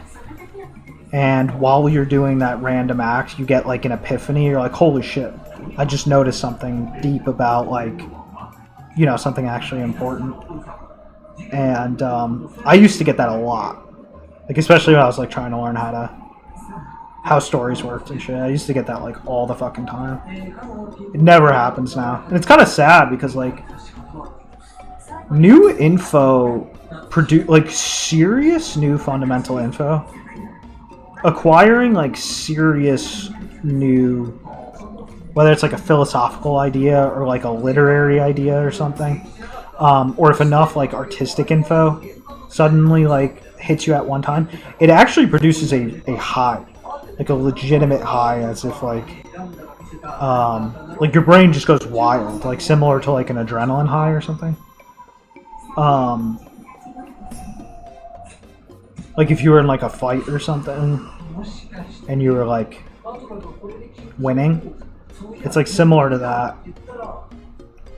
I don't know, I can't think of a good metaphor right now, or whatever analogy, but the point is that it does get kind of sad when the more and more deep you get into shit, because the deeper and deeper you get into something, the less and less you're going to get those, because the less and less of them there are to be had. It's almost like a video game. Like if you're playing like Mario 64, there's only like so many, there's only like 15 stages or whatever, and then a couple secret stages, and it's like you're never going to get that like thrill of a new stage again once you've seen all the stages, which is kind of sad. Yeah, luckily that's not the point. Right, that's not the point, but it is kind of sad. That's how life works. Like you can only learn something once. You can only learn a specific piece of info once. You can't like unlearn it and then learn it. I mean, there are phenomena that are similar to that, but it's not what's actually happening. In my opinion, if you have a World of Ruin moment and you have a strong ethos, aka defined commitment to Oda, or very bare minimum, not defined by clown coin count, you can pull a reverse, you know. Yeah, I agree completely. It's very true. You can always turn the tables.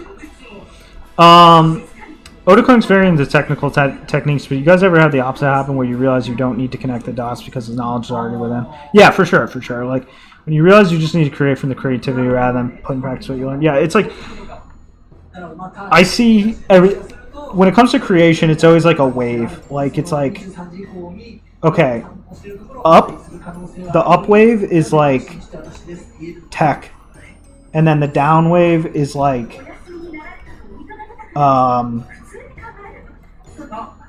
identity slash like feel slash like subconscious. I don't know how to spell subconscious. Etc. And then you go up for more technique, and then you go down. But what actually happens is it's not actually like a perfect sine wave. What actually happens is like they're uneven. So like you get a lot of tech, and then you get a little bit, and then like you go in for more tech. But what eventually actually starts happening is eventually you just sink lower and lower. Like you only need to grab a little bit of tech, and then you can go lower. And like you need a little bit of tech. Like with time, technique almost disappears because it. Obviously, this is a cliche. I'm not saying anything new here. This is just anyone who's good at a thing or getting good at a thing will tell you this. But with time. Because the thing you have to understand is that, like, any time you're talking about technique or anything, if you're talking about technique or you're thinking about technique, that's not actual ability. That's a reference to, or like a pointer to, or like the concept of ability. Like, when it comes to ability, it's all in your actual gestalt of yourself as like a human being and stuff, and all the factors you're interacting with. And what thinking does and observing does and all that stuff is it effectively gives all that shit like a rudder. It makes sure it's like directing in the right direction and noticing the right things, stuff like that. So, honestly, there's enough I could say about this actually to make a whole good, actual, probably really, very practically useful mindset clinic. Actually, I should probably make one. Well, the graphical representation, yeah. Crashing stock market, yeah. Technique and connecting the dog moments are so they're two sides of the same coin. Oh,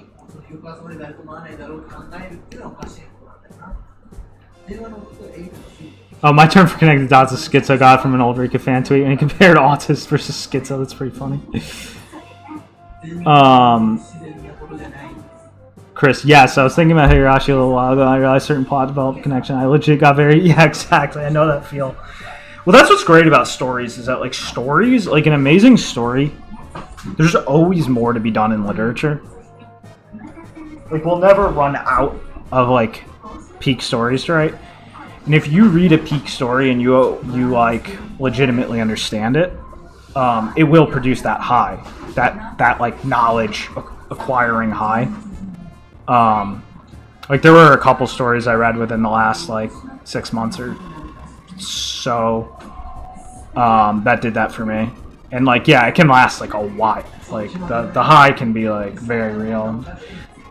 With stories though, because stories tend to be like heavy and stuff, it can also come with a lot of like sometimes stronger negative feelings as well. But as far as just that high goes, yeah. Stories can absolutely provide that. Like you can be a fucking wizard who knows everything, and if you read an absolute peak story for the first time, it'll be just as much of a shock to your system as the first time you learned something big.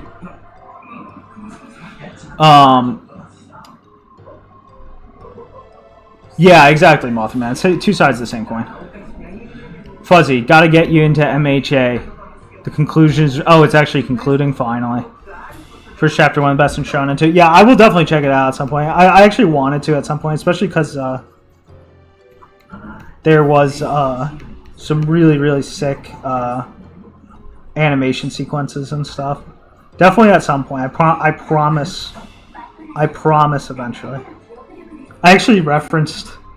I was doing one of the attacks. I actually did reference a sequence from it.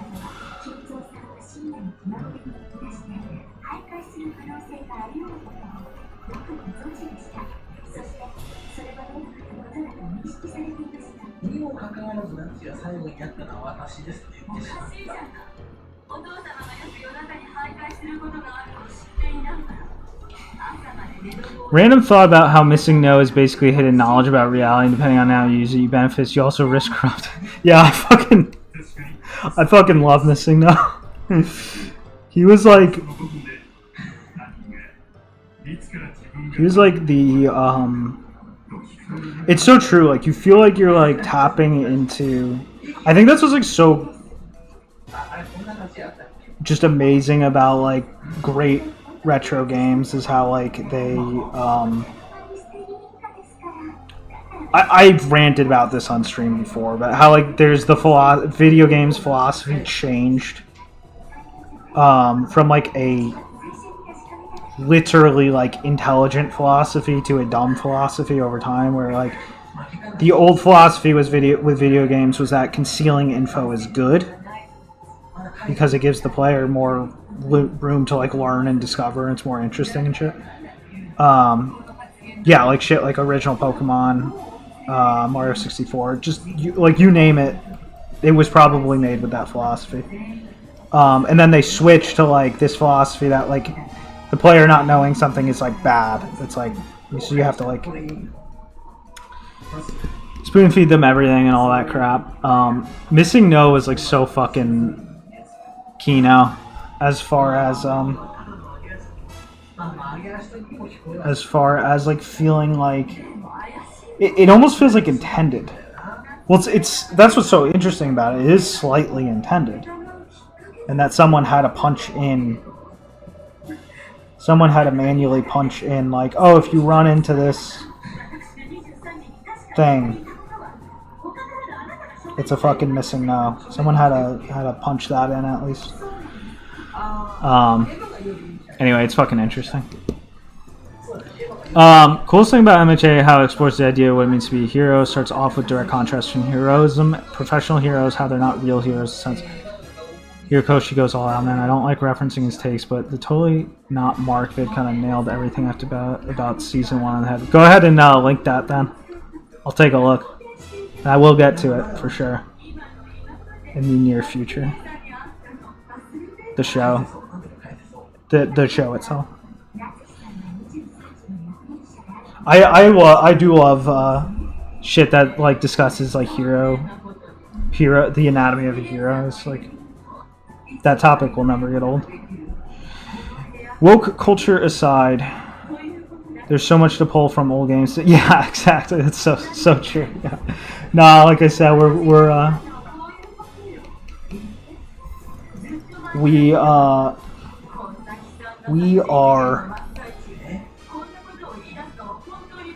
are proud retro sisters as far as games go. That's actually one of the topics I want to make videos about partially, is I just want to kind of like talk about and back it by like actual technical insight, not even like the coding insight, but like design, artistic, and like literary insight stuff. Like actually break down like why was this aspect of like an old game so sick? Like why did it do, why did it produce such a sick experience, but no one can quite explain. Just want to raise like this. I want to raise the stock in like that a lot of older design philosophies, and talk about like what like expanding on them would look like and stuff. Obviously to help kind of put stock in my own shit.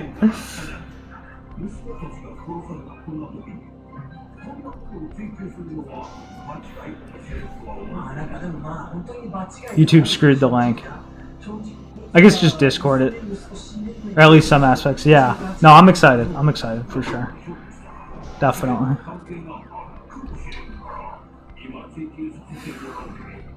If you go off the Japanese name for Missing No, it can either be Missing Number or Final Version. What the fuck? What the hell was it called? Missing No. Oh, Ketsuban. That's so funny. It could also be...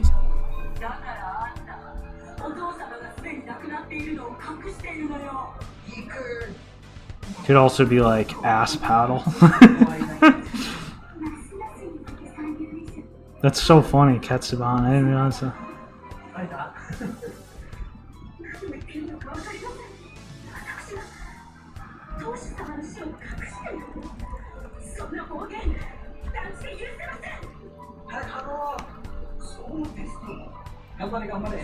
I'm trying to slip in more anime watching in general. Because I'm a lot faster at reading now, so I can get a satisfying reading session in, you know, like 1 or 2 hours or something. Which definitely like frees up some time to get some anime in. Like even if it's just like an hour or 2 of anime, you can get through shit like, at a reasonable rate.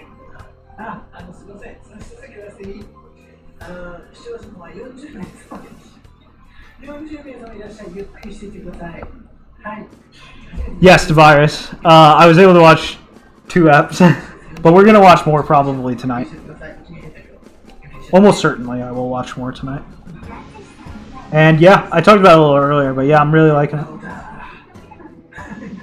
Very solid stuff.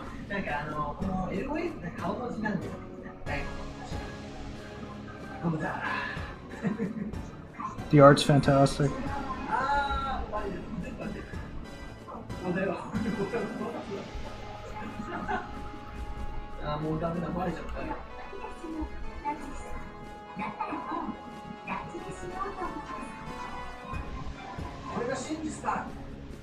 And yeah, it's as I was saying, it's mad grind. I love how it's grind set pilled. It's so fun to.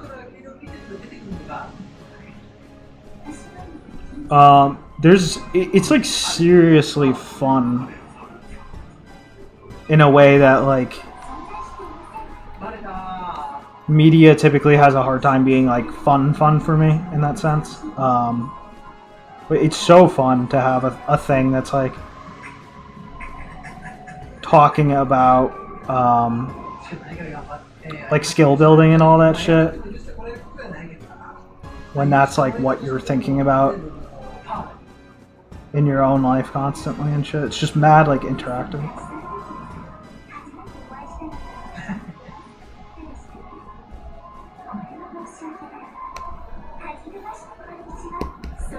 Be right back, donuts. I might have to get something to eat real quick.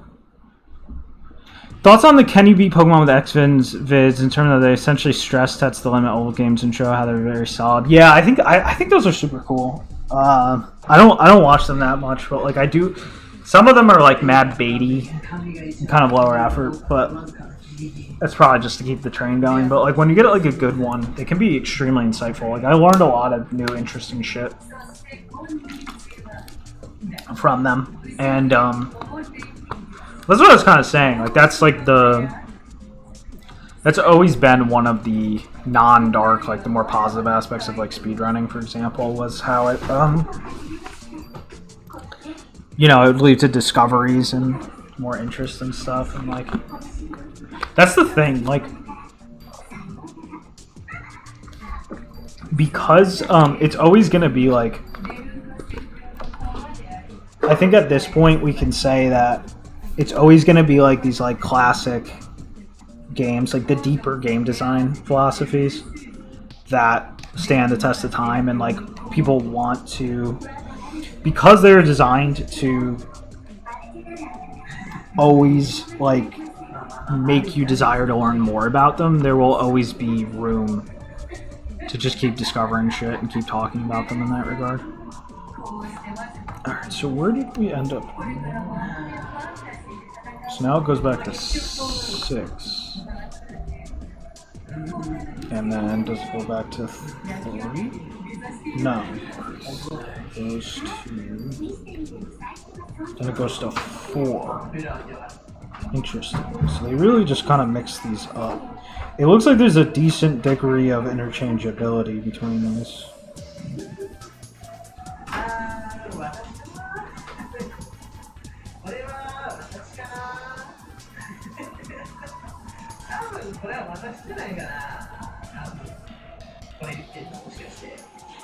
Which is good to know. Well, anyway, I'll stop this study here because I think I get the idea. When you read Vinies, are you as fast as possible or a savor the voice acting guy?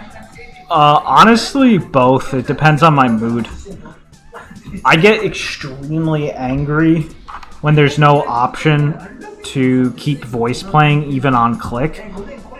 And I wish the thing that the Age engine does was standard. It might sound retarded, but like Age is the only company to have the option where a character's voice line will keep playing until that specific character talks again. So what that means is that two different characters' lines can actually play at the same time, because it will only stop once they have a new voice line. And I seriously think that should be standard. I wish everyone did that, but it's literally only Age. Age is the only people that do that. We are back. Yeah, Freeran had a scene that was literally 20k hours.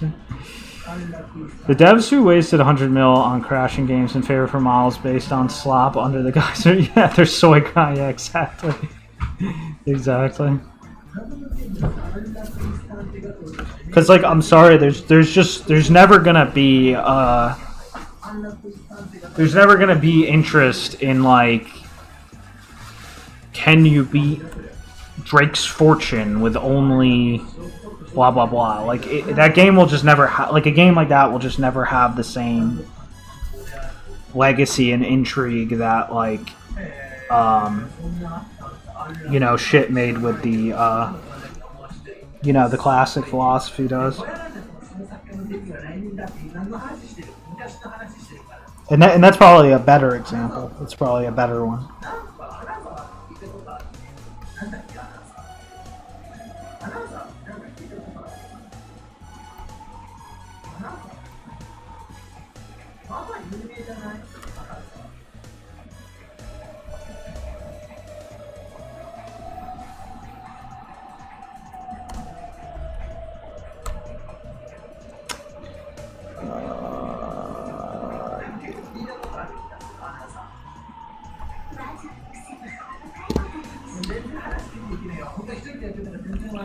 Okay, let's see what we got.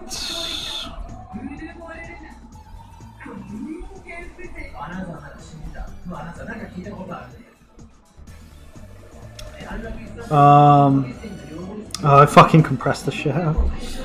Okay, so basically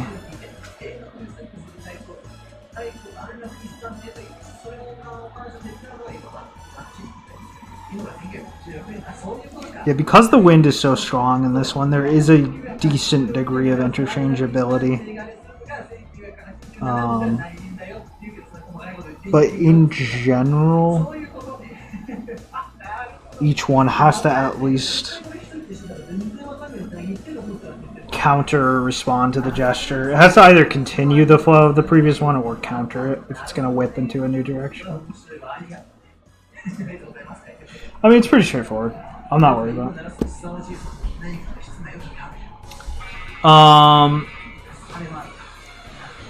Difference between the Chunin and Jump Shonen and their term is the representation of masculinity.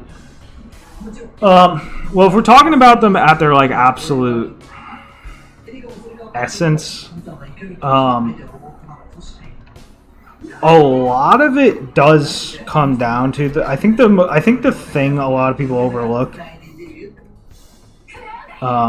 which is kind of inevitable too, but the writing quality of the thing, or at least if not the writing quality itself, the sort of quality of the like ideas in the first place. Like what's like the potential writing quality of the ideas.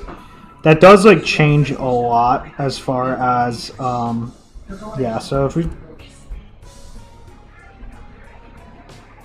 a lot of it is just thing whips in a new spot, thing finishes the idea, thing whips back, relaxes, tightens again. Yeah. The reason like the writing quality can't be overlooked is because it's the difference between like deriving new ideas, creating motion, generating, actually learning new ideas, actually pursuing a train of thought, and just spinning your tires. And the thing about spinning your tires on an idea is that you're not just spinning your tires. If someone is spinning their tires, they're inherently coping in some way. And I think that's where the sort of, that's kind of the, that's where the sort of like, why I say all the time, like, real writers versus, not real writers. Like a serious writer who's actually skilled versus someone who's probably just,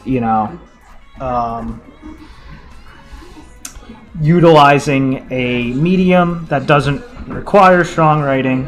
It's usually going to be like film, could be manga, could be video games, anything that's not like a novel, basically, can all potentially get away with not having real writing. And sometimes people want that. And basically, hopefully my computer doesn't fucking blue screen, because this file is kind of enormous.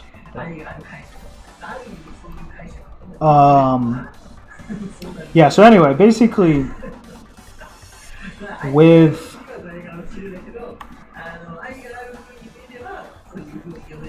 when it comes to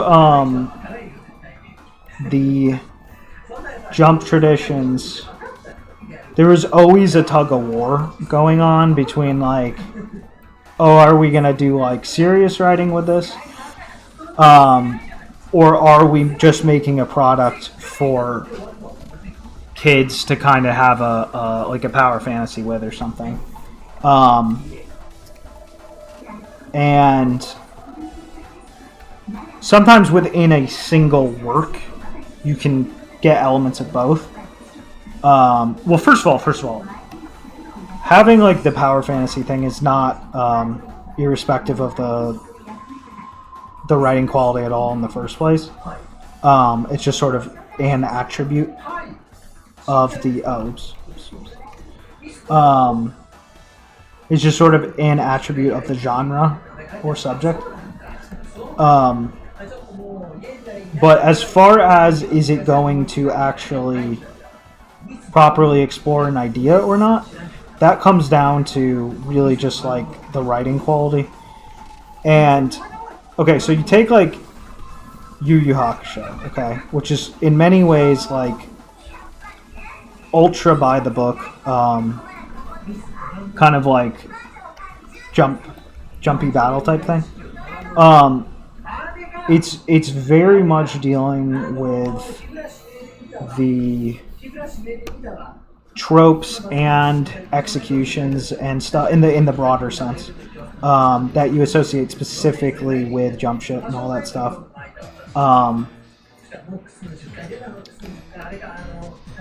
And you'll notice specifically it has the element of like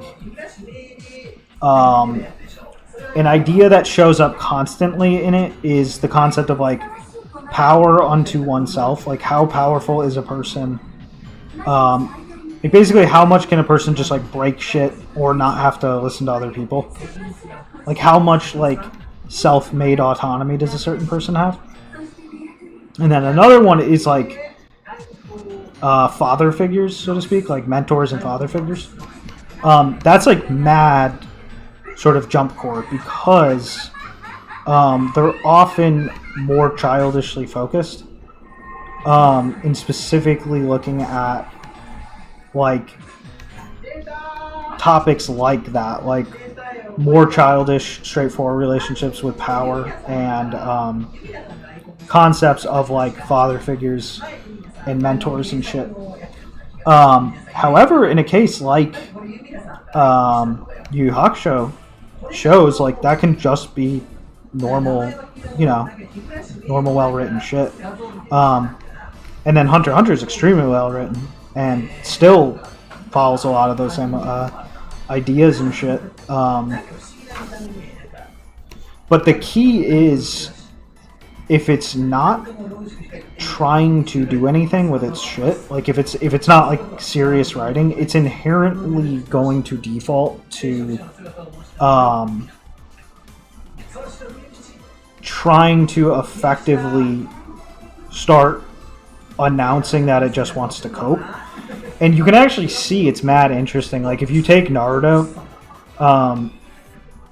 the reason, like, apparently it's because the editor was kind of holding up Naruto. Like the editor was kind of making sure Naruto was like following some kind of like some amount of technical storytelling for a while.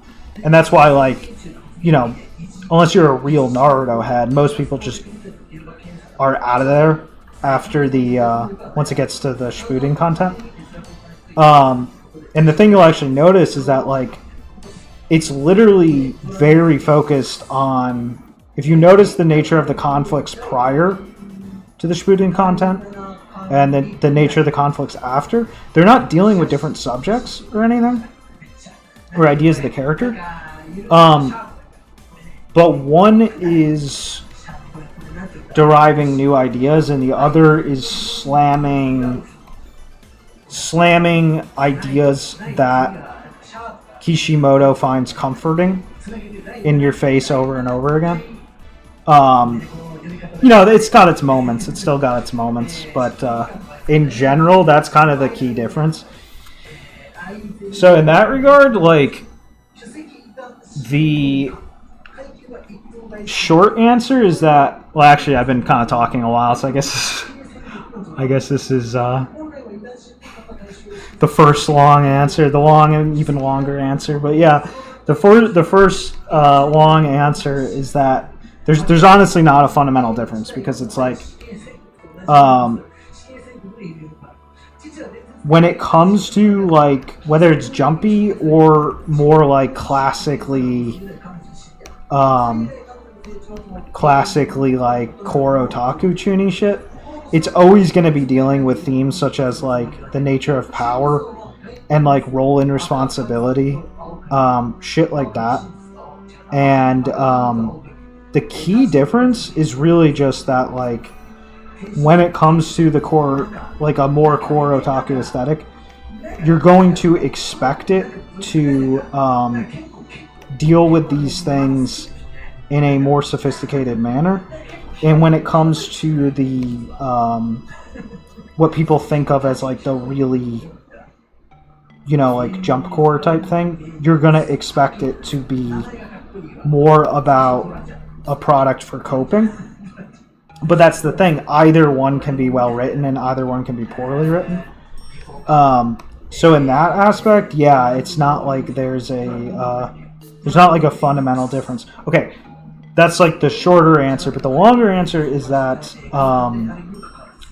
let's see what DeVirus says. Sometimes gimmicky anime, which is actually fun, gets ruined when it starts taking. I do know what you mean, DeVirus. I think I know what you mean. I don't have, like, recent examples in memory, but Fuzzy, I'm using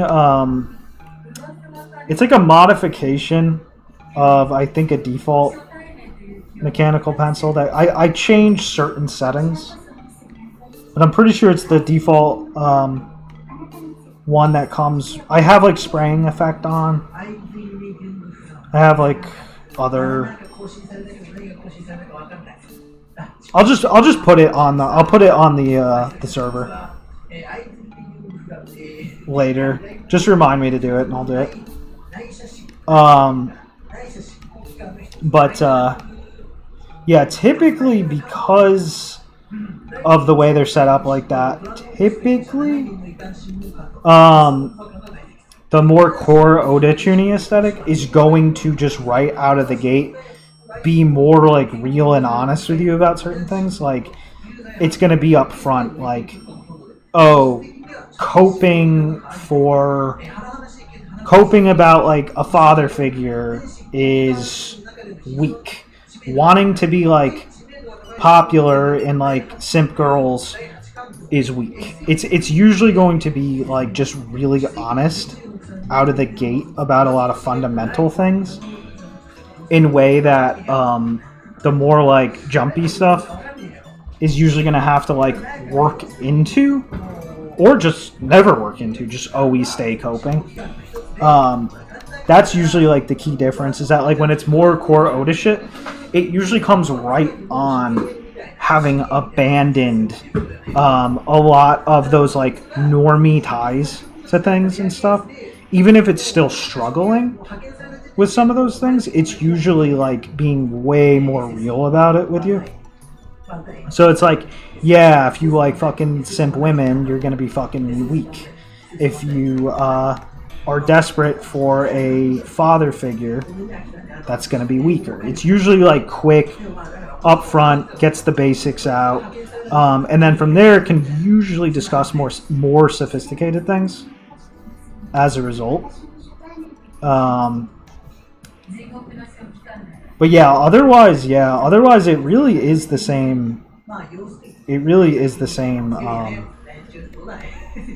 like pool of thought. It's just one tends to be more sophisticated and tends to have less like negative bindings to like normie shit, whereas the other tends to be less well written and have a lot more bindings to nonsense. But yeah, it's always like anything goes. Like it could, anyone can be either way.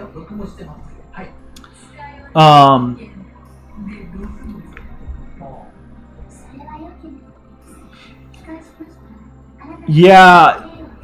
By regurgitation of mythology, I assume you mean like, yeah, stories that are just trying to essentially like be like, yeah, like hero steps into darkness and wins over darkness. Yeah, like if that's what you're referring to, yeah, like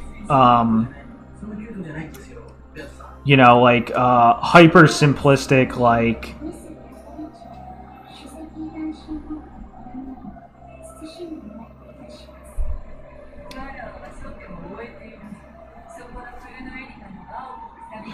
Devirus, I should appreciate a lot of well-written light tone. Yeah, absolutely. Like, first of all, like to pull off like a bright mood really well and make that shit really interesting, usually you need to have like a really good handle on. You usually need one of two things. You either need like really strong actual literary fundamentals, like you can characterize really interestingly, etc., etc. You can create tension even when there's not much of like a defined conflict, or you're just really funny. Like you can make good gags to carry it. Like that's kind of outdated though. Like in current year, like just being funny typically isn't gonna float the boat. You typically need to know what the fuck you're doing. And yeah, I'm all about loving shit when it's like kind of brighter shit. I don't always get a lot of time to read it these days. I seem to be focused on reading a lot of the darker shit these days, but I love good moege and shit. I have a cousin who's really big. Oh, he brings up how he's a pain simp. He talks about pain's well written because he aligns with his belief that freedom equals chaos. Yeah, it's funny because it's like, well, what do you mean he's well written? Because of philosophical idea. Like, do you have a... If stories were just here to regurgitate basic philosophical ideas, we wouldn't need them. We would just have philosophy. We wouldn't need stories. We wouldn't even naturally find stories interesting. Or stories would just be cope machines. But we know that they can be a lot more than that. And it's like, I don't have a comment on the Pain arc because I hear that... Because I literally skipped the Pain arc. I didn't even do it. Once I jumped off the Shippuden wagon after a couple mini arcs, and then I would just jump on. I would re-jump on here and there. The anime had a couple really good episodes every here and there, but like for the most part, the content was just not strong. Yeah, so I can't tell you if the Pain arc was actually any good or not. I know kind of what happens in it, and honestly, I don't get the feeling I'm missing too much, but yeah, like that's always like what's funny because it's like you get that all the time where it's like thing is good because it says basic philosophical idea that I can sum up in one sentence. It's like, or even a paragraph, or even a book of philosophy. It's like that's not deep, you know. Like what's no amount of philosophical books can encapsulate the density of info contained in an extremely high level written story. That's why they exist in the first place. Yeah, so that's why I always kind of roll my eyes at the thing is deep because it spits out a basic philosophical concept.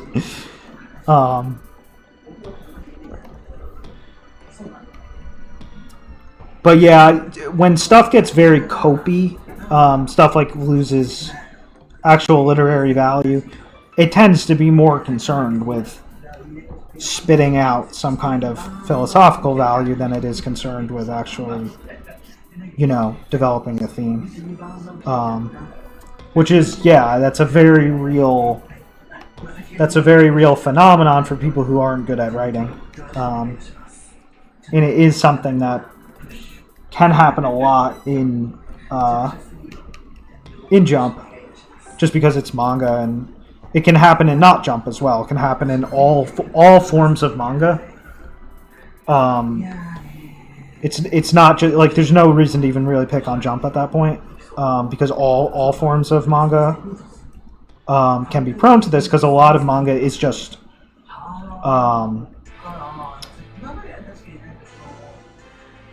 not, you know, it never had its writing stress tested, and it's not popular for its writing quality, so you can kind of get away with that, is the point. So it's very case to case. Some of them too can even be like kind of like, you know, a bit of both. Like if you take like just take something that's like very kind of middle of the road, just not bad, not great. Like you take like Yu-Gi-Oh, for example. Yu-Gi-Oh has legitimate development in it, even though it's like very, very much like a children's work. But it's very impressively,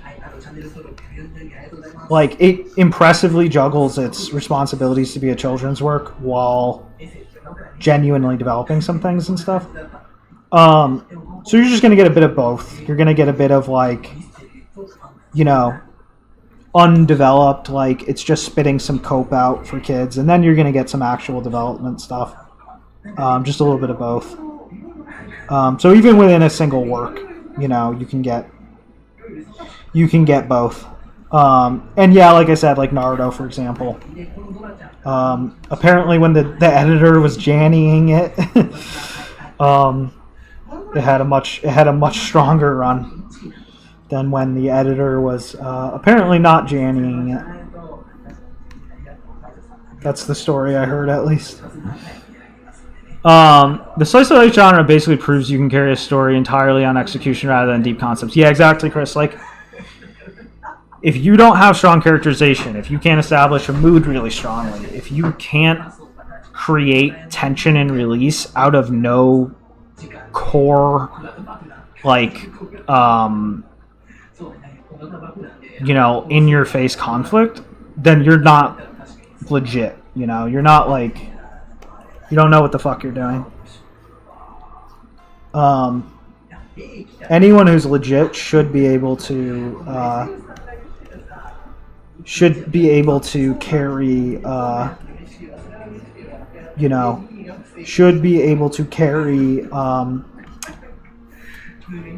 everything they need with just, you know, with just character interactions. You know, should they be, you know, forced to do so.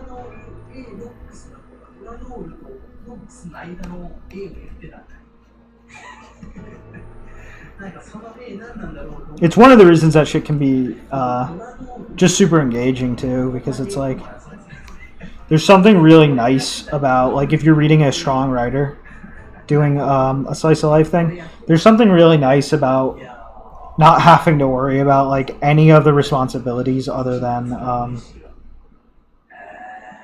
or not any, rather, there's something nice about plot not getting in the way of the characterization shit, just getting a nice stream of that shit. It can be super, super satisfying.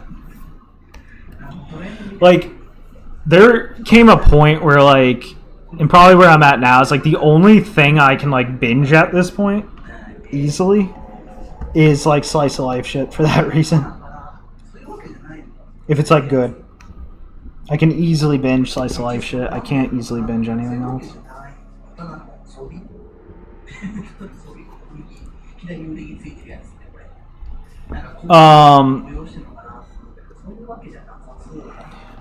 I always saw Oda as either doing new stuff or at least challenging all this stuff in a way rather than regurgitate reality cope. Yeah, absolutely. Like, though you can't separate like what otaku shit is really all about from literary quality at the end of the day, because it's like they're one and the same. Like, you need the literary quality to keep pursuing and developing ideas.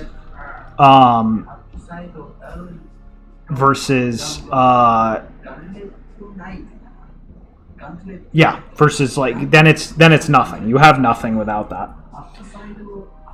Anyone notice that recent stories are more about revenge porn and having a feels good punching bag? I mean, I also don't support old stories about being a martyr and always forgiving, but it's a bit better.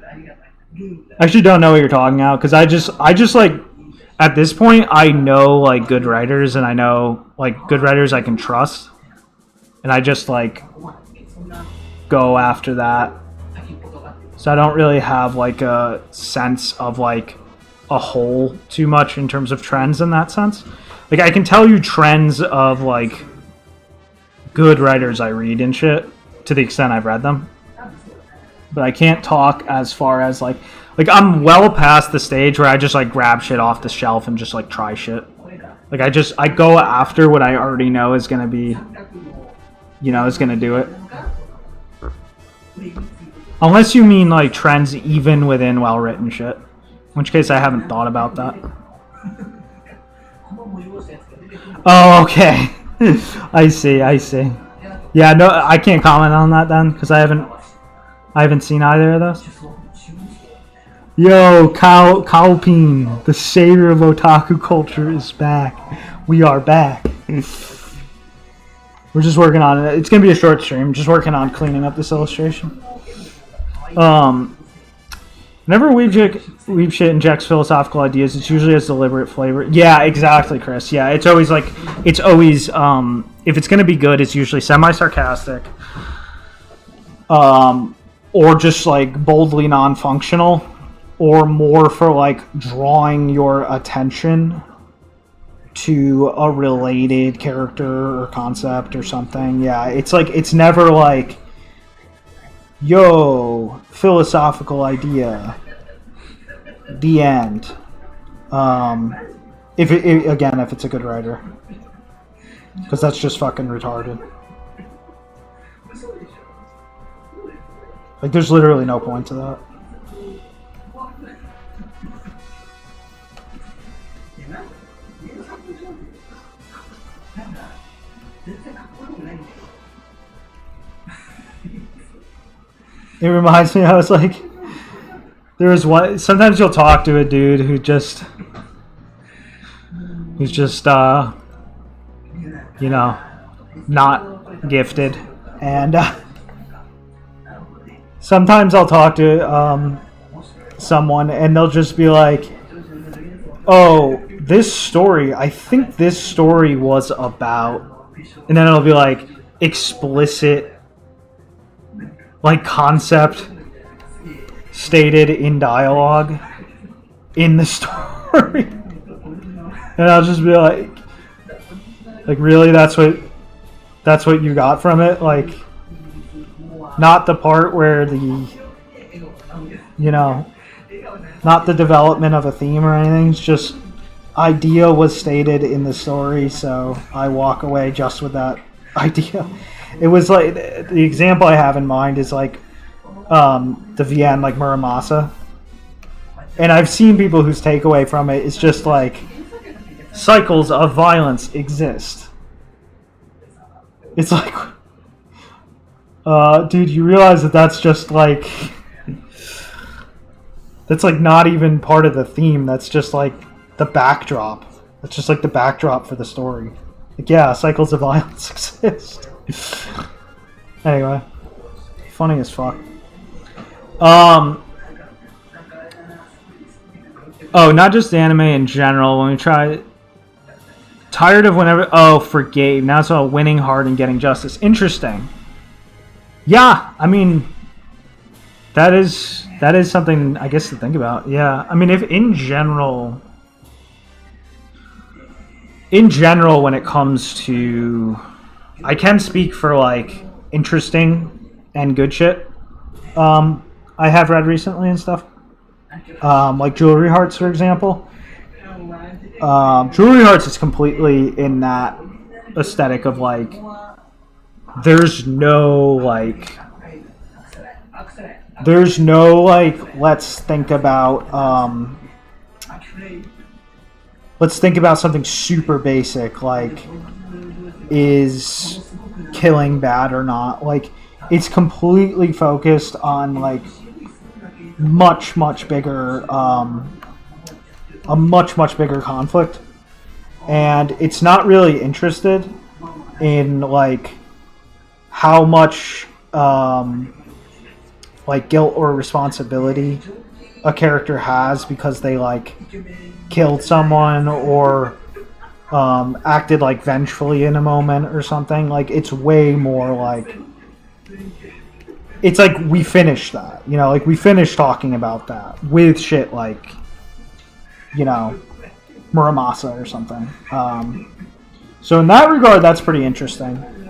There's other stuff too, like in Headbond, for example. Headbond is like very like, it's kind of past discussing if like the world is like, oh, how cruel is the world? You know, it's not really interested in discussing that. It's like, it just kind of comes in with like a premise of like, okay, the world can be absurd. It can be like cruel to the point of absurdity. Like, let's move on from there, type thing. So as far as like good shit, I can talk about that. Goblin Slayer counts revenge porn as well. All three had controversy from the third wave crowd. Cutthroat and Pedantic made cool vids. Yeah, dude, Pedantic Romantic's Goblin Slayer video was an actual work of art. That was like one of the funniest things I've ever seen in my life. And luckily someone saved it, I think. It's extremely funny. Yeah, Goblin Slayer definitely has like a revenge porn thing. And I like it a lot for that, because it's like, Goblin Slayer is like, it's, you know, it's no masterpiece, but it's like, it's solid. It's a solid story. And I find that like fun. I find it fun that it's like, because we just live in a harsher world than we used to. So it's like, Goblin Slayer is a lot more interesting for talking about like the more practical side of the issues that come about from like having to like be obsessed with killing goblins than it is like talking about like more, I guess, like internal ideas that have already been kind of discussed. My body woke itself up so I could watch the stream. Extremely based. Fumo mo. Extremely based. Yeah, Chris. The heck and cycles of violence bad. Yeah. Yes. Cycle of violence bad.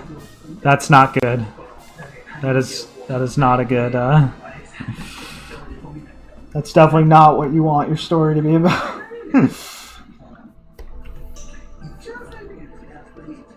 That's why like I was like it was funny because like reading Muramasa, there were so many times when reading Muramasa I was like, is this just gonna be a cycle of violence bad story? I was like so like there were so many points where I was like so like I was so sussy about it. And to make matters worse, like the story genuinely has some real lows. Like the story, there's like a few arcs in the story that are genuinely just like not good. It's one of the weirdest stories ever, in that like the highs are so high, but the lows are pretty solidly low. So yeah, as far as its final ideas about it, they were sick. Like it was really, really well developed, developed idea. To put it in words without spoiling it, if you haven't played it, basically, it recontextualizes it so that the entire concept of philosophizing about whether or not killing is Badong. Look that up. By the way, if you don't know how I'm talking about, killing is Badong, Kung Pao. The entire philosophizing about, like, oh, is killing Badong or not? Is killing... should I kill? Can I kill? When am I justified? By the end, it's fully recontextualized as just, like, the MC had personal ulterior motives for thinking about it that way, for like worrying about that shit, and it was always in avoidance from like the actual important matter at hand. It was always just because there was something too heavy to handle underneath, and that's all I'll say without spoiling it. It's super, super cool though. Really, really good story despite the lows.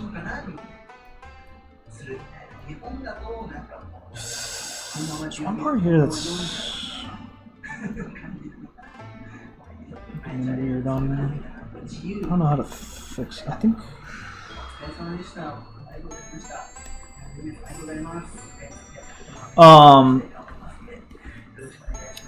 people fail to understand that well-written themes can't be stated by... Exactly.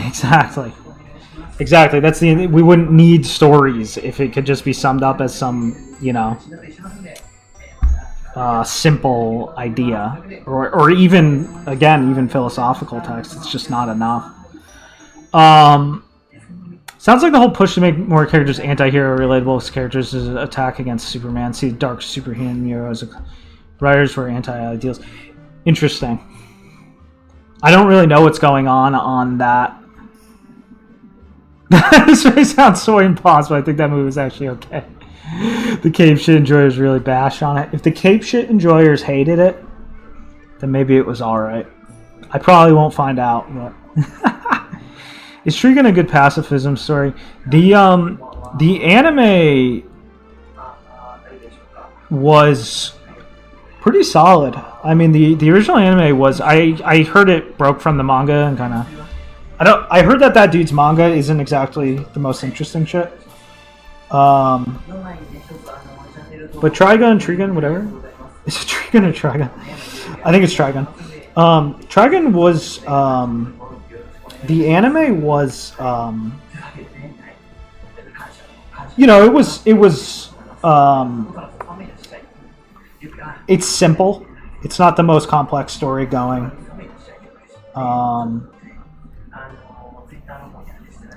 But it, fuck, I can't. I think I know what the fuck that's coming from. It's coming from this show, isn't it? No, it's not. It's probably just coming from this show.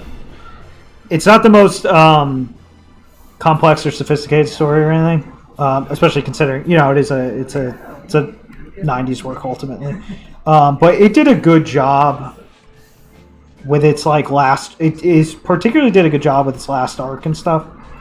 It definitely gets into some really interesting ideas and stuff, and I guess similar to what I was praising Muramasa about, but to a way lower extent, because it's a lot, you know, it's a lot less of a storytelling achievement than Muramasa was, but I would praise it for similar ideas, like in the sense that it doesn't actually get bogged down by some shallow discussion on pacifism. It's fundamentally like, okay, these two characters have a fundamental conflict with each other that corresponds to, you know, who these characters are on like the much deeper level.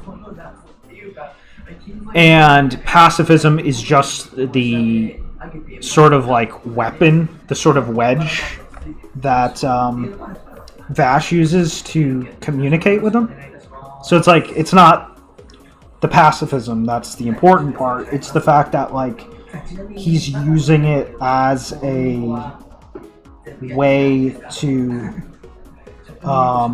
be in conflict with his brother on like a fundamental level. It's like his weapon against him, which is interesting. Obviously, that's, you know, a much more interesting plot is, you know, had with that. So I would definitely praise it for that.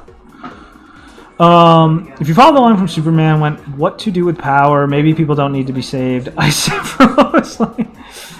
I did notice that around the time Man of Steel came around was the same time the Squirrel Girl, Captain Marvel, Muslim Cape writers influence went downhill from there. Yeah. Interesting. I don't know anything about that, but yeah, that sounds quite funny. It definitely makes sense. I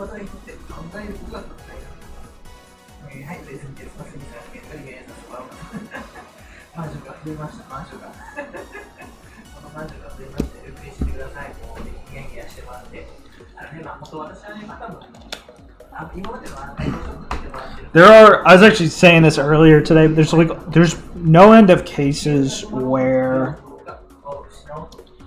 if a certain brand of product is not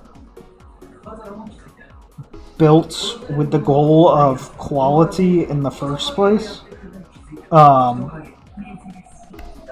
like its purpose is not to be good, to put it simply, but its purpose is some kind of ulterior thing, like a coping thing or something, you will find core fans of that thing.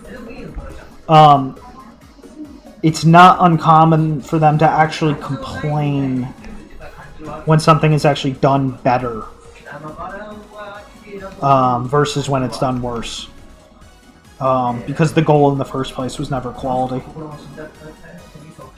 That can absolutely happen. It happens a lot in like film, for sure, because film was, you know, mainstream film was never about you know, actually making good, you know, producing good storytelling or anything.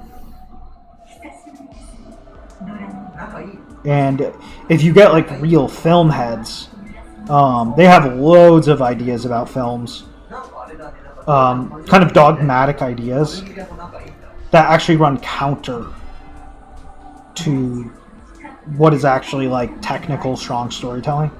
Sometimes even art. Sometimes even art. They'll develop idea, and I say even art because usually films were at least concerned with at least using strong cinematography because it makes the who the fuck's gonna watch a film if it looks like shit. Yeah, so they can get very, very backwards. Because the thing is with a lot of people, like, you just got to realize is that it's like people don't consume based on like quality, obviously, by default. They do to an extent, but that can get overridden very easily, and they don't even always consume based on preference.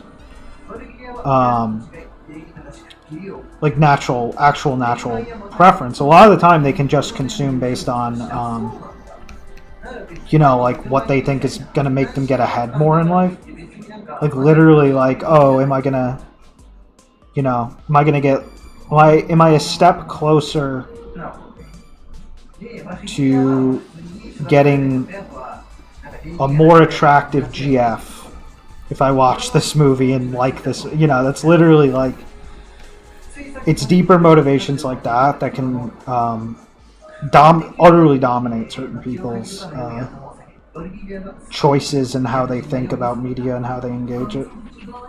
Especially like those student types. That's why a lot of people can find those people particularly insufferable.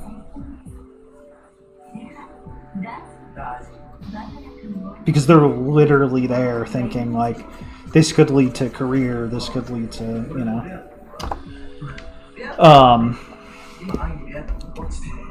I miss a comment? No, I didn't. Yeah, they're thinking big about that, so can lead to some real comical nonsense.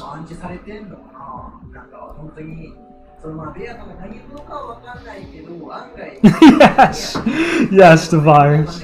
Exactly. You gotta watch the classics, man. You gotta watch Monster. Monster is so epic because I don't feel like an idiot when my mom walks in and catches me watching. I don't have to explain to her. I have to explain to her a little bit why it's animated, but I quickly reassure her that it's cool like a Stephen King novel. It's one of the good ones.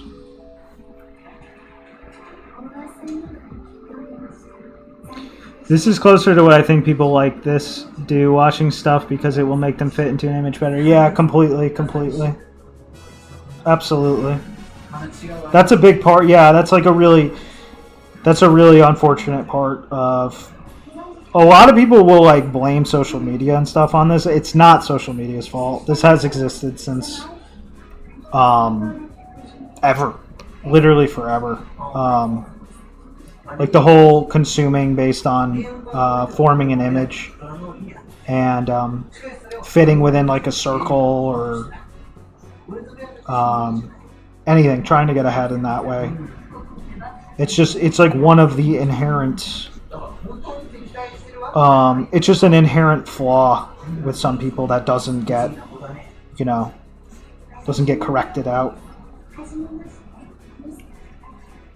Anger symbol. Anger emoji.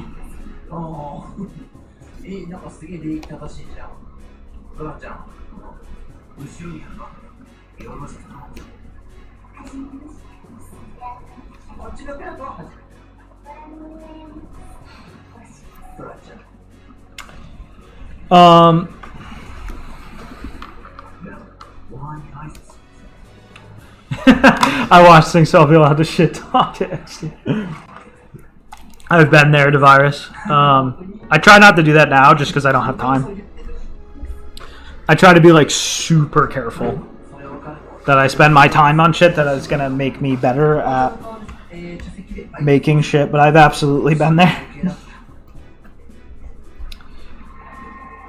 Will this movie kickstart my video essay career? I'm not super versed on the superhero genre, but I do think it was ruined by infiltration. I think thematically it was always sort of paused, military, industrial, complex ideas and shit. Yeah, that makes sense. That definitely makes sense to me. I've watched some of like the, I guess for today's standards, like old head superhero shit. That a lot of millennials saw. I fell off pretty quickly though. I can't even remember the last one I saw.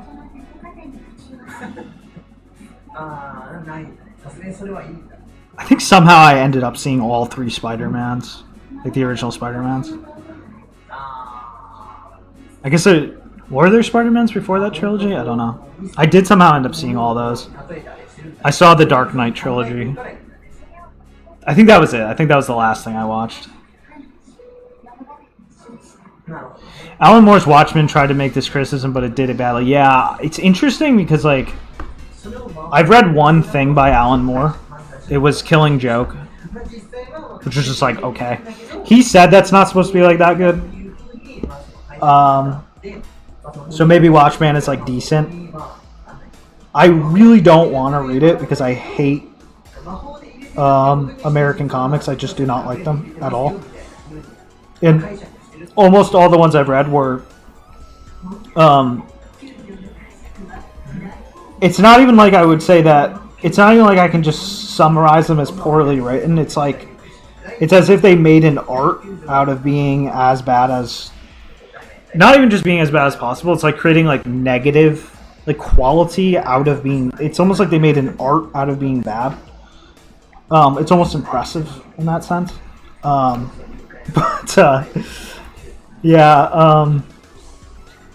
Watchmen I should read at some point just because I know Alan Moore is like not that, like he's at least trying to approach writing the way like a novelist would.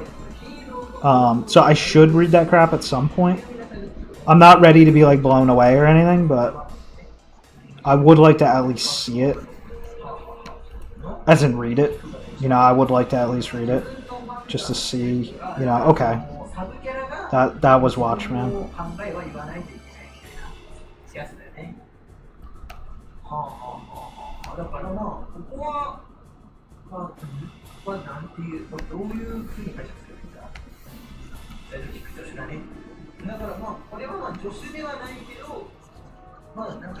There have been many people who have tried to get me into like Amekomi stuff, and every time I'm just like, nah, bro, I'm sorry, I can't do this.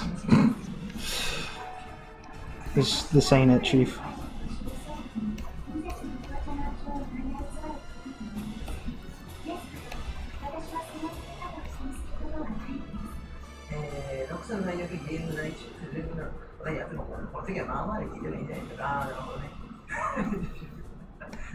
Because it's like manga has enough like of a track record of like, you know, not having satisfying writing, but like the average manga is just fucking just Shakespeare on super crack compared to the average American comic.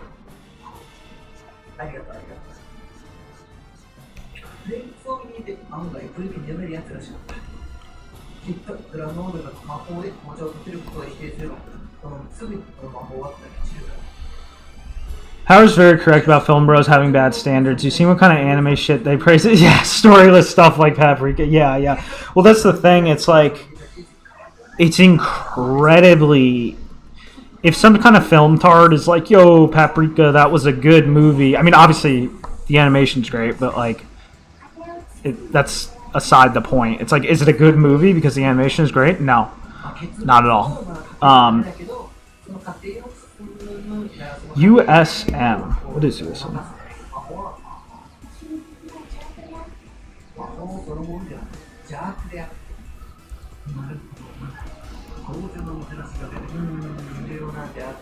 Oh, Ultimate Spider-Man. I don't think I've even heard the term, but yeah. I heard that some of the reboots were like decent. Like they at least had like solid like writing you'd at least expect out of like a cartoon. Like on TV or something. I heard there were some like solid ones at least. I don't plan on reading them, but I heard that some of them were at least solid. Yeah, exactly, Chris. That's exactly what it is. Oh, I see. I see. Interesting.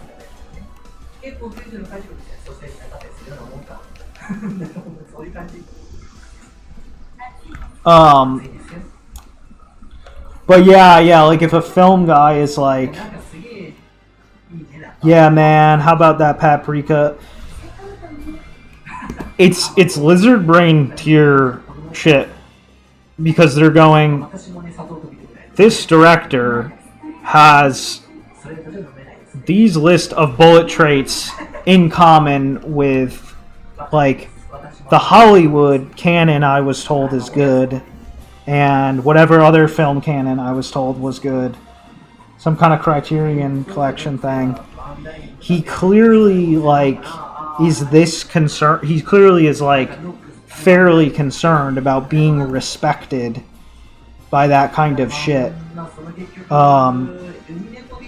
Therefore, film good. Therefore, Paprika good. And they feel safer doing that just because it has a consistently high, because its art standard is as consistently high as it is. They feel, safe being that retarded. But it really is like that simple. Like they're not thinking anything. Like there is nothing going on upstairs. And if you actually challenge one of these people to actually, like I've done it before. Like someone will be like, Citizen Kane is a good movie. I'm like, why is Citizen Kane a good movie? They fucking implode.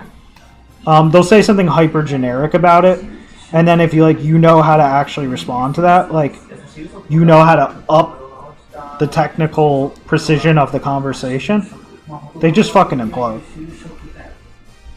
Like they pop like a balloon.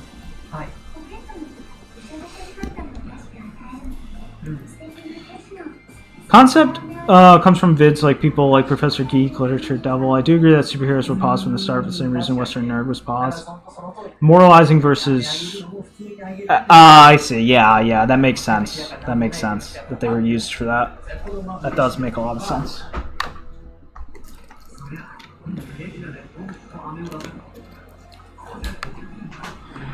Oh, interesting. So that's what USM was. Yeah. In that case, yeah, it's probably one of the much better ends.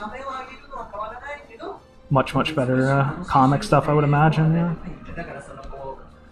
Or Phoenix righted his ass. Yeah, exactly. I pointed my finger at him and yelled objection. I haven't seen anything from those channels, but I'll check them out. Professor Geek and Literature Devil. I don't think I've ever heard of that. Oh shit. Every time the autosave starts spinning, I have a fucking heart attack thinking my computer's about to blue screen. I think we're okay though. This file is fucking huge though. It's a quarter of a gig. I gotta wrap this up soon. This painting. Oh.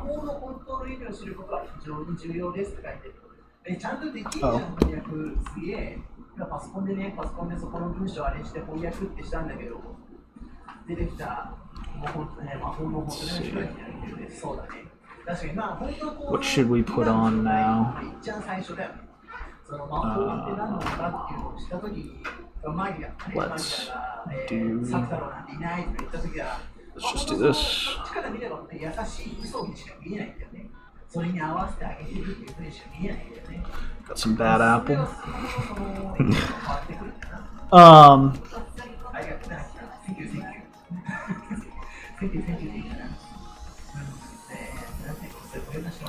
let's see, how much of this shit do I have to go? The hair is almost done. それを全員のメンバーを知られて誰がポケットに I mean, James Ross saying he didn't like Sissy. He seems like the type that would,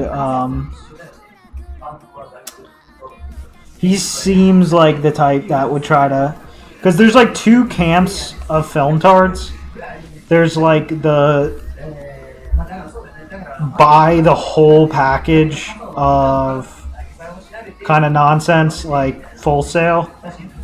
And then there's the ones that will like challenge ideas a little more. Like, oh, Citizen Kane is good. Why? Why is this movie actually a good fucking movie? Like, some of them will actually challenge that a little bit. The problem is they usually never leave the film bubble.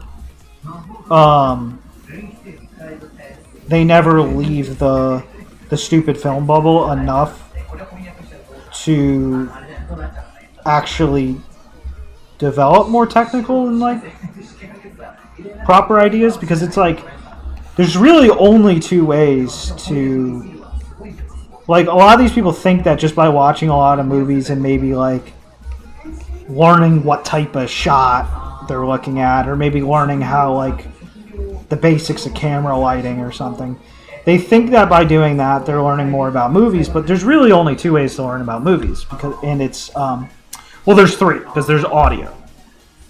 Audio aside, there's really only two ways to learn about movies, and it's you either get good at art, like you get good at drawing and painting, or you get good at writing stories, you know, writing literature and all that stuff, because there's no fancy movie magic. A movie is just it's just a story, like a novel, just being told to you using audio visuals. And if you don't understand visuals fundamentally, i.e. you can draw and paint, then you don't understand what you're actually looking at. And if you don't understand you know how storytelling fundamentally works, then you don't understand movies. So a lot of these film people are kind of wasting their time. You know what it reminds me of? It reminds me of when people they don't learn art, they just learn 3D. And it can lead to a lot of just time wasted and, you know, etc. Bad ideas sometimes, etc.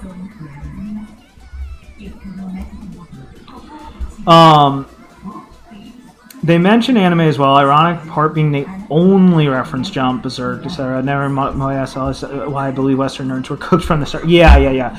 Well, it's funny because the Western nerd, and I know this because I talked to some like ex nerd types. I have talked to them, and they were really clear about how, like, if they were going to watch any anime, anything from Japan, whatever it is, they just want stuff that is in enough proximity to what they're already comfortable with, and they'd rather it be presented and talked about in such a way where they can project onto it more easily rather than like less easily. So that can amount to things like preferring a dub, or, you know, stuff like that. The old ass debate was fucking Robotech versus Macross. You know, oh, do we like this retarded recut, or do we like the actual thing? That was a real thing. That was a real debate at one time, which is kind of funny. Yeah, they were cooked. They were cooked from the start. Very, very much so. Very much so. There was nothing going up. There was nothing for as much as they like to take a aesthetic of intelligence, an intellectual aesthetic. There was nothing going on upstairs.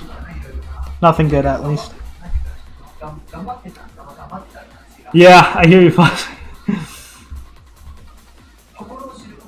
Yeah, man, don't push it. We'll be back on. You won't have to.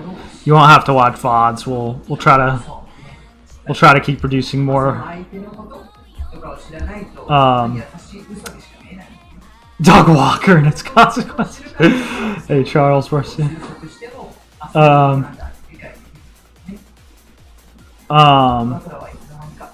This has lived rent free in my head for the last 4 months, by the way. I'm absolutely. You might have posted something that got deleted because I don't know exactly what you're talking about. But yeah, I'll try to give you more live content soon. Yeah, your comment got nuked. Yeah. Assuming the labyrinth has value, the movie student crowd got lost in the labyrinth. Yoda has quick travel, the treasure in the labyrinth. Yeah, so true. So fucking true. Flat expression. So true.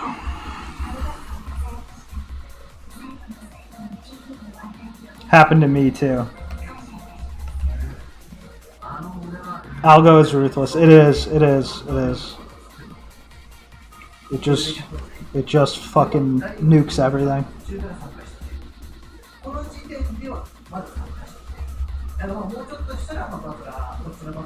I should probably put a message on stream saying like, oh, comments might get deleted randomly. Or yeah.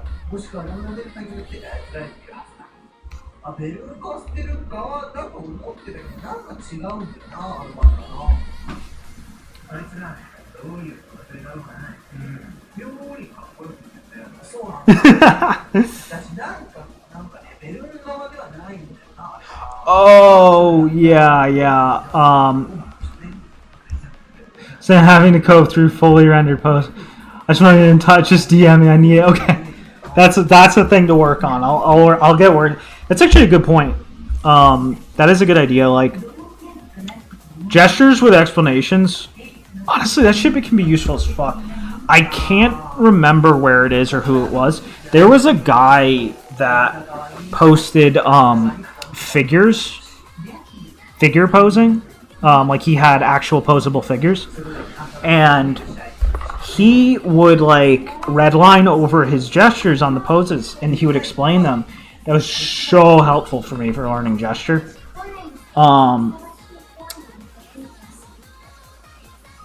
The explanatory. Yeah, very true, Fuzzy. Very, very true. I know exactly what you're talking about. Yeah, that's something. That's a good. Thank you for bringing that to my attention. That's a good thing to work on. I'll start. I'll start making annotated gestures.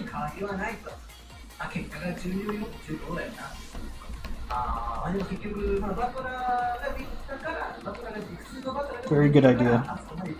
Very good idea. You can be my my test. You can be my tester.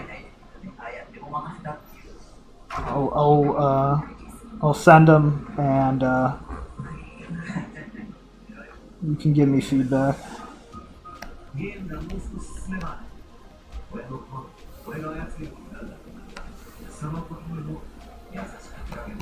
Oh, that's right. I was gonna. Yes, yes, yes, yes.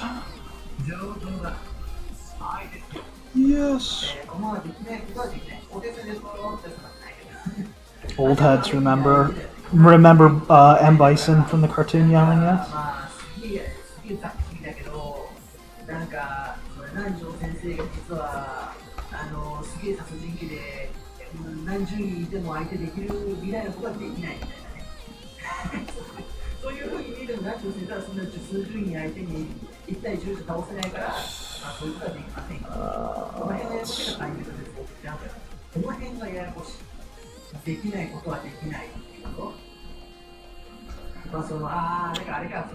I'm trying to think how.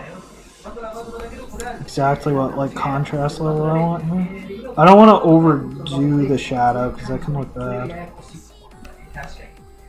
But I was thinking that it needs a little bit of something in there. I might just undo this. It needs some kind of action going on. 案外焦るやつなのかもしれないな。男女そんなにやりたいな。だけど今、マイヤーにはこのようなディナーを作ることができない。そうね。ローダ武装も確かにローダも、ローダもまあある意味、そういうことだね。そうだね、そうだね。マイヤーにはそうだね。確かにできない。だからマイヤーはマイヤーで、つまり、ローダを今後のように回して。Still a little too strong. マイヤーにはそういうことはできないな。そういうことだよね。確かに。だからまあそこがあれだよな。だからなんかそのカノンとシャノンちゃんの入れ替わりじゃないけどさ、なんかこう誰かが Yeah, it's just a little too strong. Just kind of. やだな、ちょっとで一緒になって実はこう殺人なんかいるじゃん、こうなんていうんだっけあれ。なんかすげえ悪い医者みたいなさ、悪い医者みたいな。だからなんか仮にその誰かがシャノンを引き継いだとしても。And I think what I'll do is chill it out.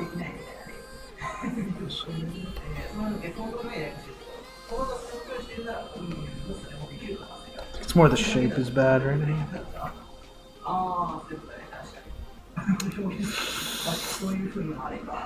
Honestly, I should try to find just like a reference or something.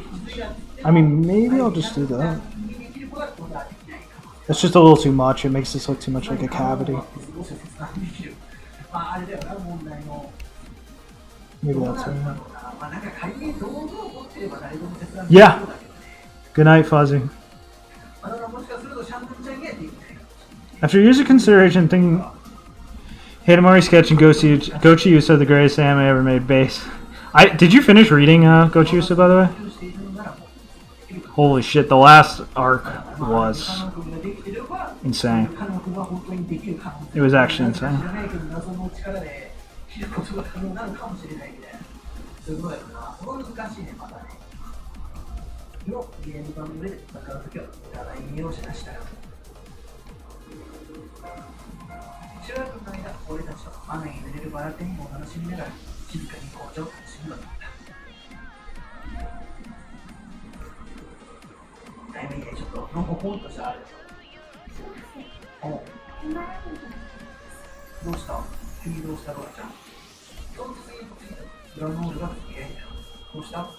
Yes, yes. Cute and bunny.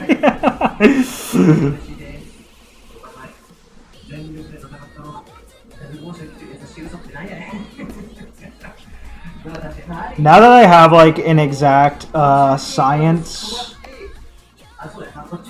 now that I finally like went ahead and developed an exact science to how I'm going about illustrating finally, I was I have a couple Gochi Yusa things in the pipe I want to do.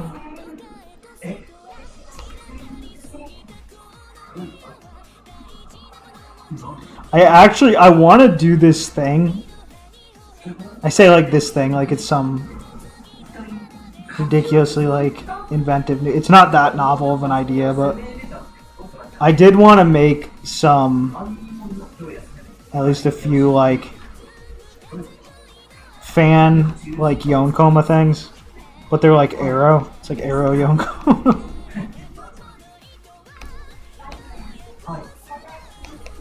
I feel like I've seen a few examples of it. Like obviously there's like the two coma so like Soku Ochis. Like those are really popular. It wouldn't be like that.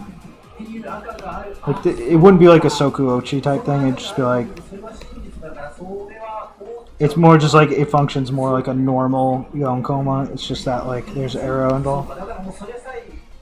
Anyway, we're gonna try it. I'm yet to read 11 and 12. I know it'll be Kino and I want to take it slowly. 11 is I didn't read the latest one that just came out. But I think 11 is the one that yeah. Oh, yeah. 11 is fucking insane. It's the whole thing feels like you're reading an insane like final like route in like an insanely good VN. It's so fucking good. There's like this whole stretch of chapters in that are still just like absolutely like surreal to me. Like I can think of any moment from them and it's like I get hit by a wave of I don't know, awe. There's this one part in particular that is just so fucking sick. If the anime never does it, if it never gets to that, which it probably won't, given it would have to go through it would need at least 2 more seasons to get to it. I think it's not happening. Like 2 years from now, if I'm feeling like quite solid about my ability to like draw and animate and shit, I would like to animate. It would take I think it'd be about 10 seconds of animation. There's one part I'd like to draw, just because I have such a vivid image of it in my head. Season 4, never. Yeah, exactly.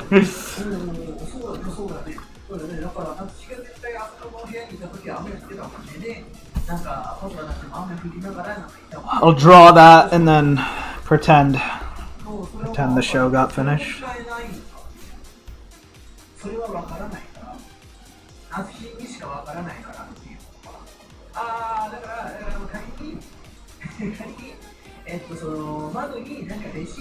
Okay, I'm pretty happy with how this looks now.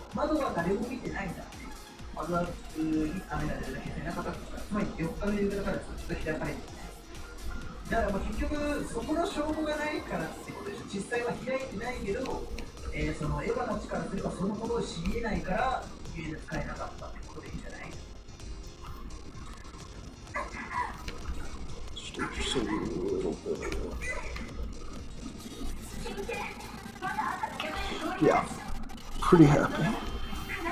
I don't have to say. Let's see, what should I do next? This part's still bugging me a little bit.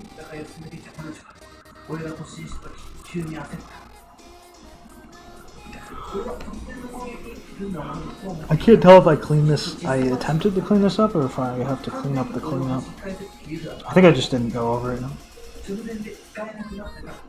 Yeah, I just didn't.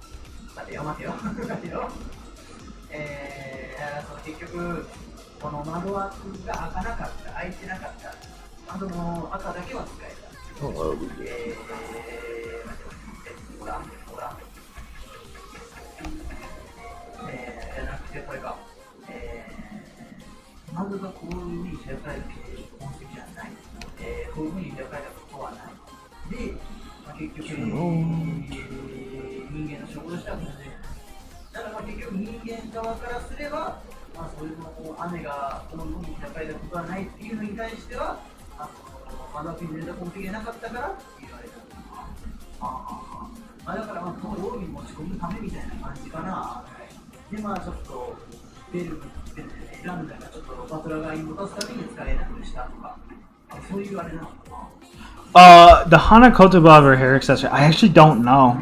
I don't even remember like what flower I intended this to be. Is this like a lily? Because it's how many? It has 6 petals. I think I just chose this because it has 6 petals. Yeah, lilies don't always have 6 petals. Some of them do. I guess it's kind of the closest thing to it, but it's not quite one. That might be what I had in mind.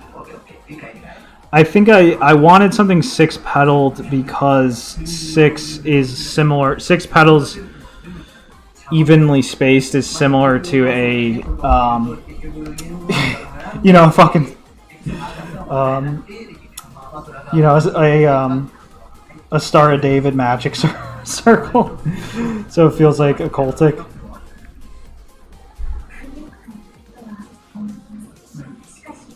Skaji as a writer.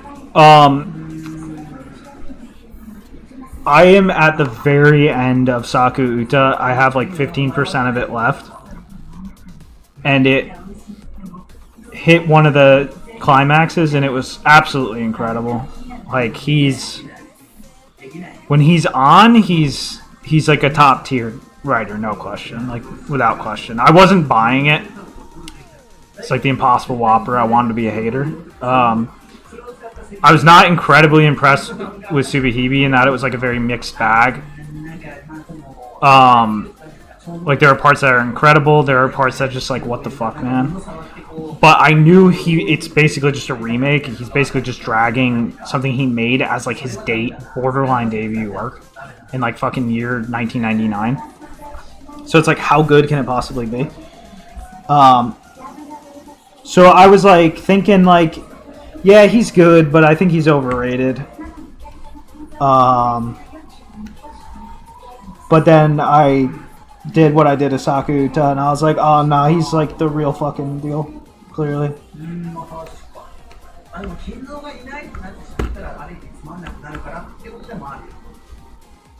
think my hotkeys are starting to run out of charge.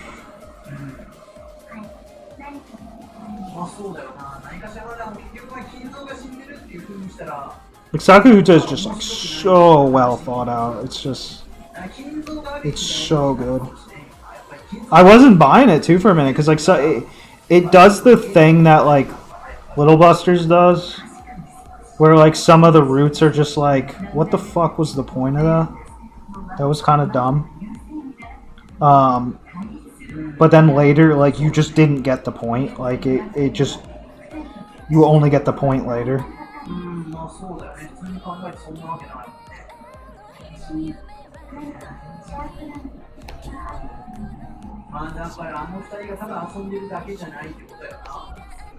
But yeah, I gotta finish it up soon. It's really fucking boring though. Like it's I have to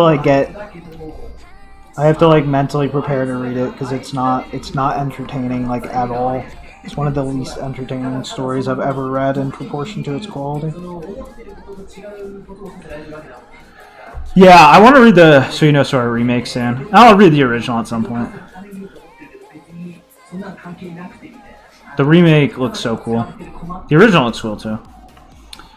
Out of art, writing, music, would you consider music the most subjective of the three? I noticed that the work that isn't Oda but also isn't complete shit is less bad than their art writing equivalents. Music is the one I'm the least technically good at by kind of a landslide. So I can talk the least fluently about it, but I do know enough about it to say a few things. Such as music is the most universal of the three by far, and what I mean by that is it's the most like culturally universal. Like if you are to establish music as like clearly like Oda core music, it has less making it so than the equivalent in literature and art, which is to say it has less to make it, no matter what type of music you're making, culturally speaking, it will always have more in common than every other type of music than what applies to like art or literature. As a result, a lot of composers, musicians, whatever, a lot of them are loyal to and kind of identify with this like larger musical culture before they kind of identify with the more sort of specific, like, Oda side of things.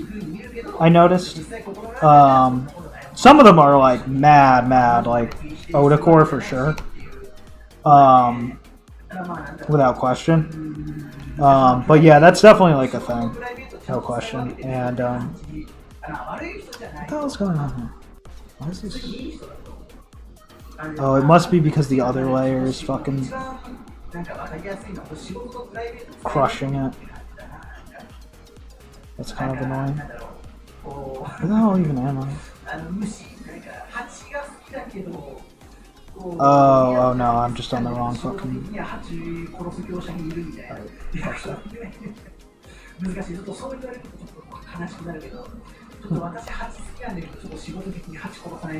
I actually have no idea what the fuck I'm doing. Oh, I see.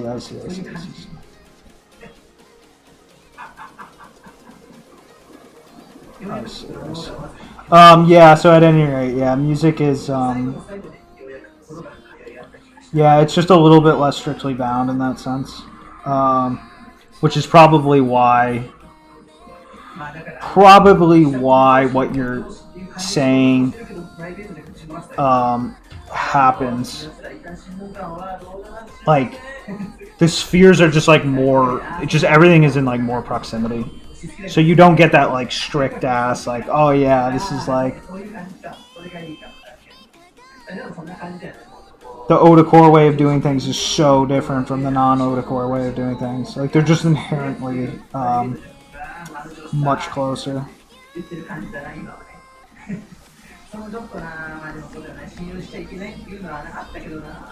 I literally don't know where the fuck I put this. This is retarded.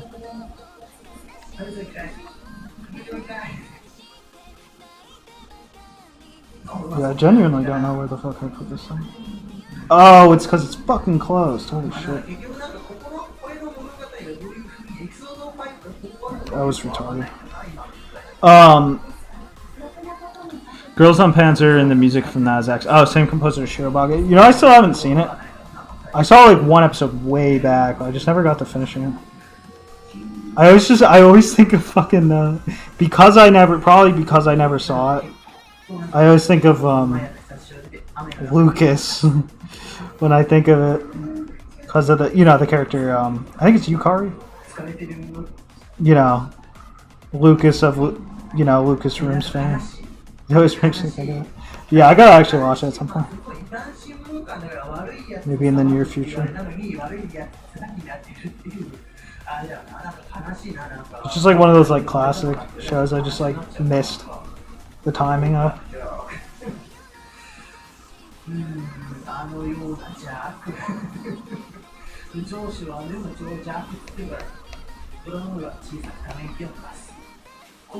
This part I'm gonna have to clean up later. This shit, I don't know what's going on. Oh, that's also from the other way. Made me appreciate 3D CG more. when it's in its place, it's absolutely fine. When it's not in its place, it makes me fucking big and green.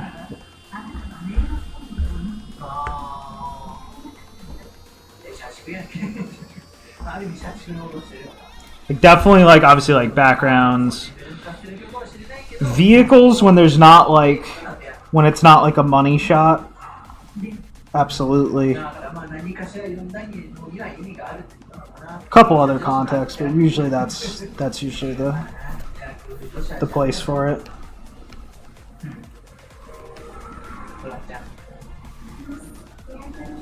Alright, my thing's actually done. I think I need a new battery.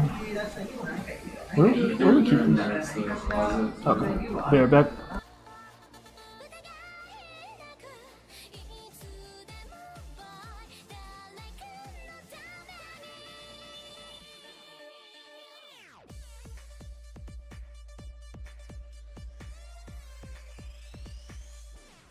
Check this out.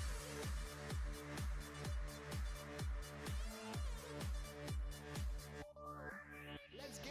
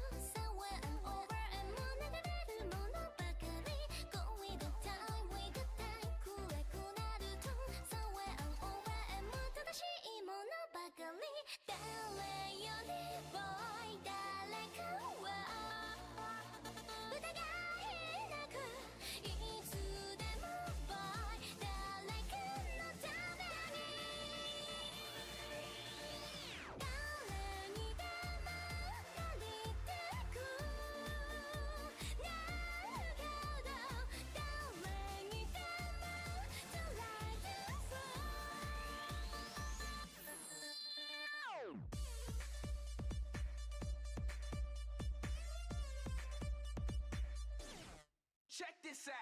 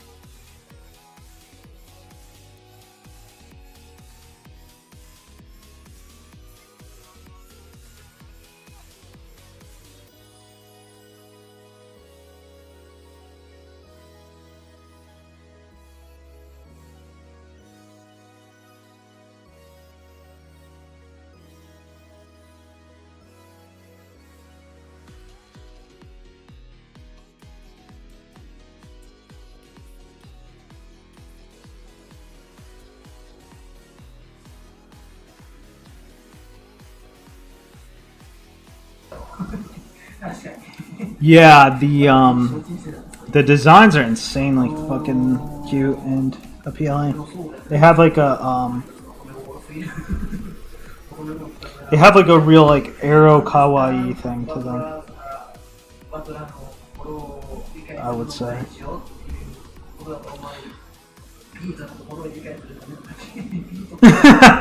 Was Howard doing anything? He was doing an Alice picture. Yeah. I'm making the lines. I'm finding shit like this, and I'm making it not look retarded.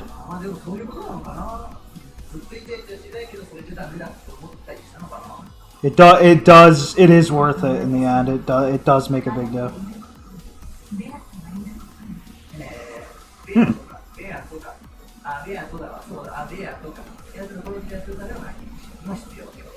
There's some of the painting shit I gotta clean. I'm cleaning up the painting shit as I go too. Unfortunately, like we're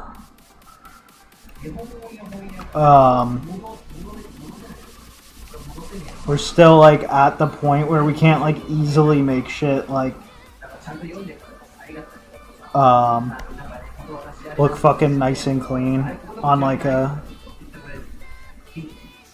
earlier passes and shit. So I'm still like I'm trying to get better at that. Like next time I do an illustration, it will probably be yet nicer. Cause like cleaning this shit up like does help with like the muscle memory. Like when you go to like rough the next time. So like your next roughs are just gonna be like cleaner and shit, and I won't have to do as much of this process.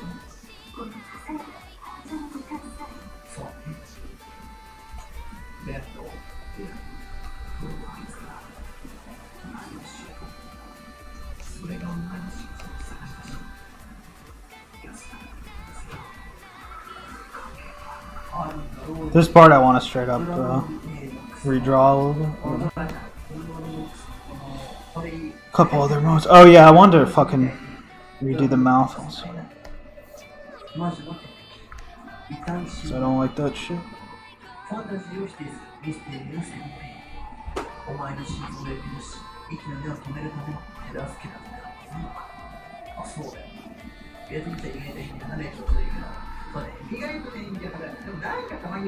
Yeah, absolutely. Flat face. Like it makes sense that music was his thing. And that like he's able to like imitate, like style like Zune's. Not like completely. Like he puts his own kind of little cringy show tune spin on it. But it's certainly something like you're going to be able to get much farther with.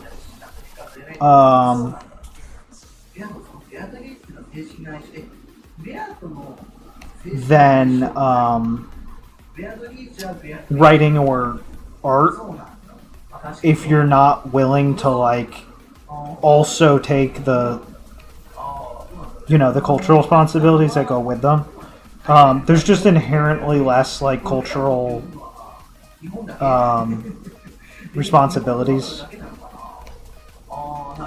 tied to music in that regard because of the higher universality. Not to say like music isn't extremely like obviously culturally relevant. It's not about that. It's just about like comparatively speaking.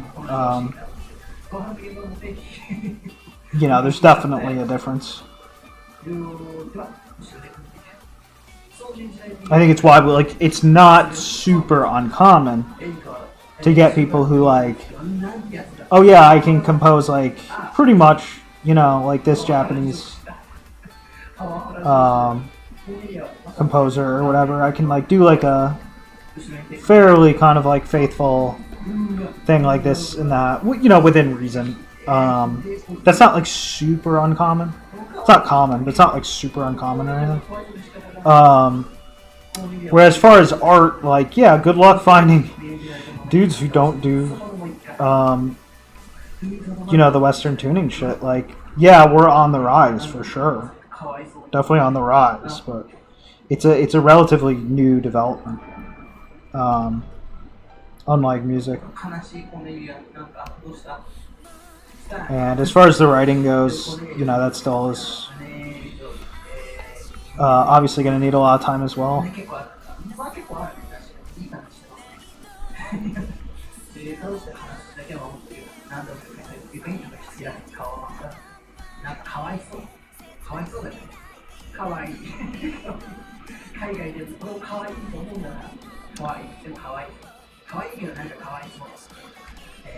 GP's writing is very otaku-like, where characters will written as tropes or jokes first and foremost. I like that, but also seeing guys like Okada Toshio back. It's like the age-old. I think I've had that discussion on stream before. Like the age-old, like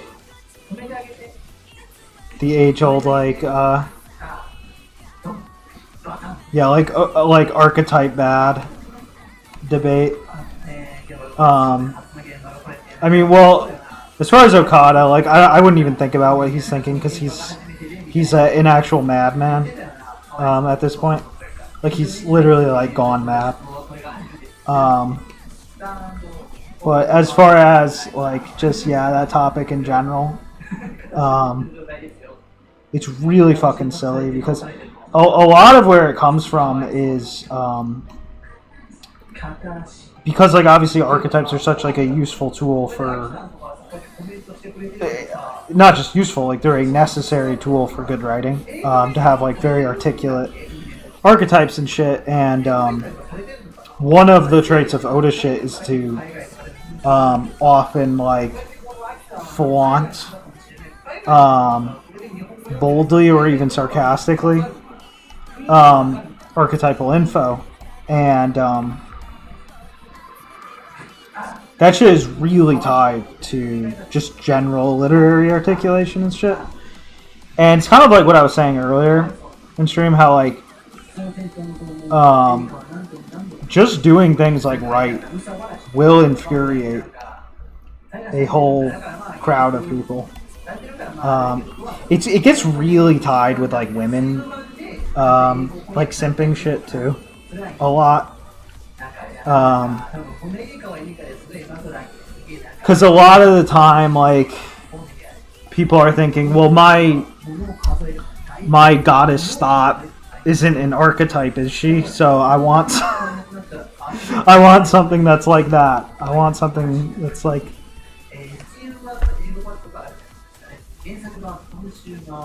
the girl I simp after. I don't want a character. なんかあれだなあーでもいいねなんかそのも面白いな原作版今週のスチーム版 I've seen GUP breakdowns that really dig deep into the subtleties of the characters, but it's true that I did get super tropey as it went on, comparing way too. Yeah. The there's like two types of there's two types of like there's two types of ways to like progress a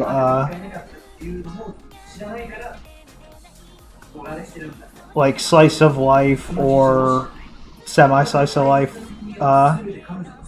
type thing with a large cast, and that like or not even necessarily a very large cast, and that like you can either lean on like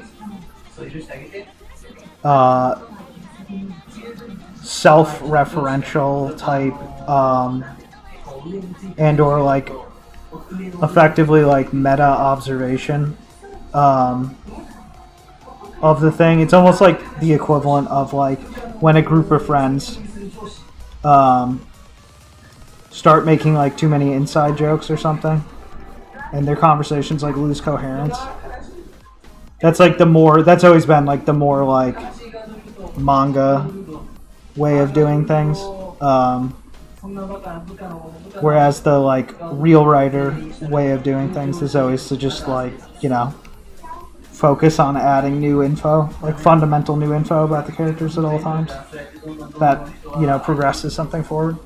There can, you know, some things that can even be okay can still fall into that trap a little bit. Like, I don't remember exactly what it was like, but I remember shit like Kinura Mosaic, like, suffering a decent bit from the limits of the writer's ability. But it kept, like, a baseline that was at least okay. Ironically, the people who bash anime archetypes see characters much more simplistically. Yeah. That's exactly, yeah. I mean, that is the irony, is that, like, if you don't get what that shit's for, it's because, if you don't understand the purpose of such a thing, it's because you literally can't perceive characters past a one-dimensional spectrum. And, like, you're not sensitive to writing nuance and stuff.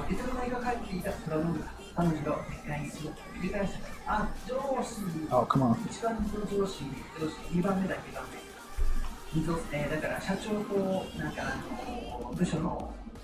Come on.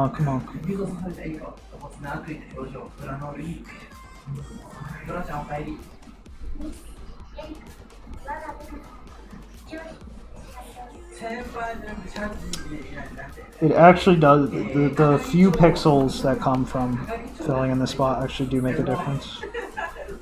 So I'm gonna try not to get like too damn. I do want this one to be clean. This illustration is actually more of a practice thing, to be honest. Because like, yeah, it's for posting, but it's a fucking OC. It's an OC and it's non-arrow. Like, there's a limit to how much people are gonna give a shit. But I am using this to like make sure I like get my technique down. Like, I want my technique on this illustration to be like very, very strong and solid. So I can use it as like okay, this is what, you know, using illustration tech to the best of my ability looks like at present.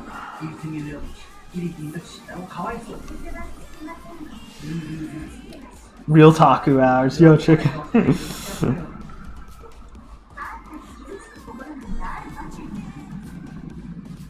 I watched Kinmoza expecting Gochi to level Kina. Yeah, sadly it's not that. I do enjoy it though. I did enjoy it.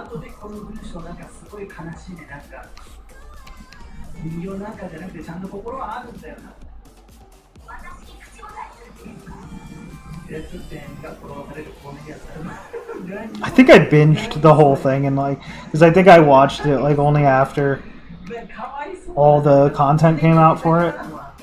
I think I like literally binged it in like one sitting. It's just very addicting. It's like just good enough. It's just good enough to want to like keep watching.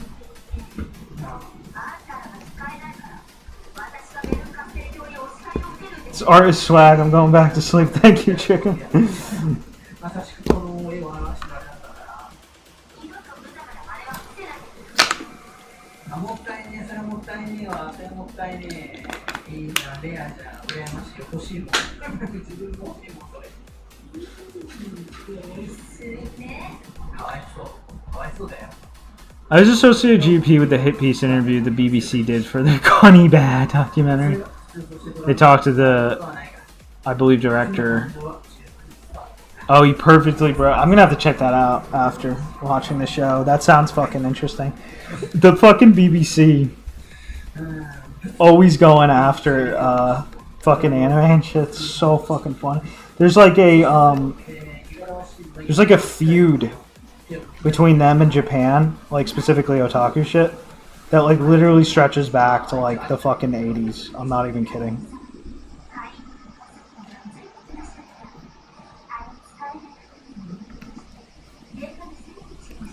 It's Connie Bad. I don't know, man. It might, if, let's put it this way, if I was people who don't like otaku, if I was anti-otaku, I would have a lot of reasons to be scared when I see Otakani shit.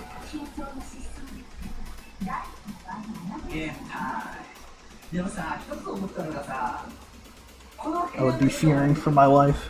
なんかこの部屋の絵が2枚しかないからさ、明らかに部屋が何個もあるように見えないのが悪いよね、思うんだけどさ、その、なんて違い、トイレとか行ってる間にみたいな。 What the fuck is this coming from? こ Why の is 部屋 this? 2枚しかないのがちょっといけないと思ったわ。 What is that stream like?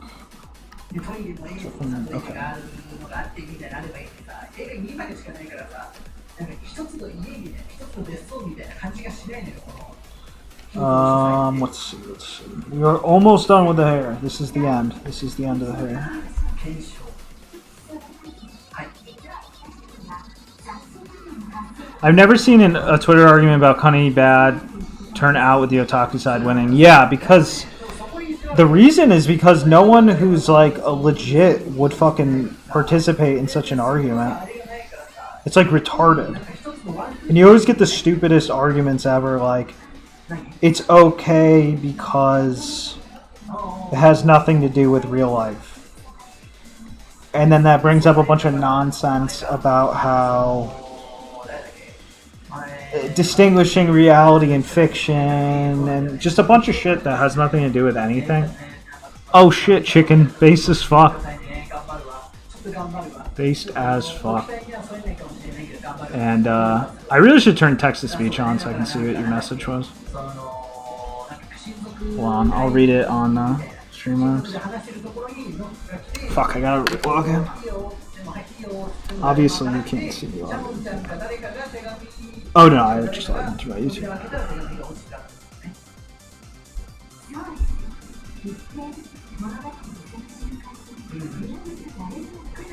Chicken is such a real one.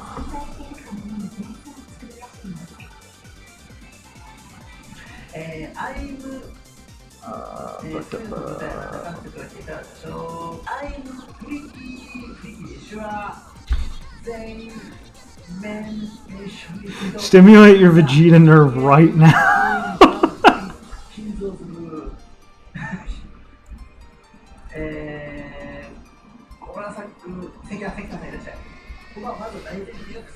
Just imagine my hair getting really golden pointy. That's what's happening in essence, in spirit right now.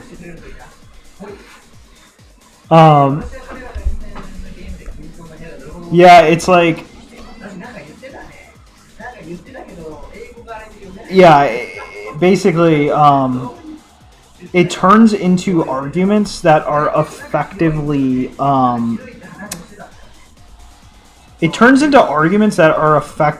the people speaking on behalf of the Oda side apologizing to people on the anti-Oda side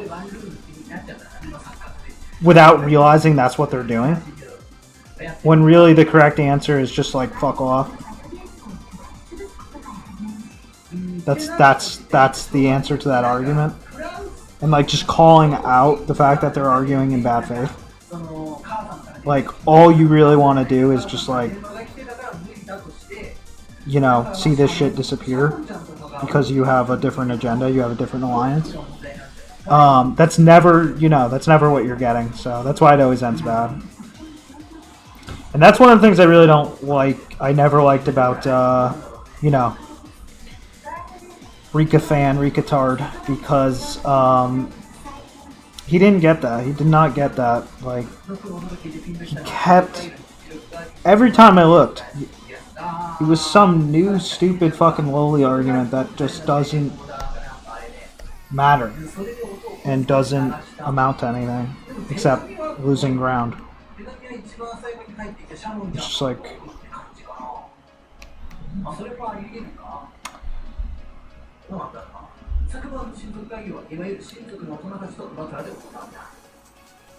oh, I see. The director's retrospective on the interview is a separate thing. Interesting section. I think I remember what you're talking about, Chris. Yeah, exactly. Don't buy into the anti-otaku moral framework.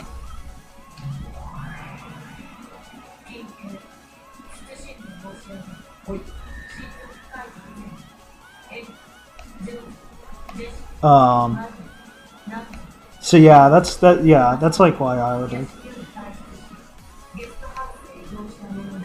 like if I was forced to argue with someone, if I was forced to have a loli debate, you probably wouldn't even hear the word loli come out of my mouth, because I would immediately focus the debate on why the fuck I have to even, why I even have to explain this shit to some,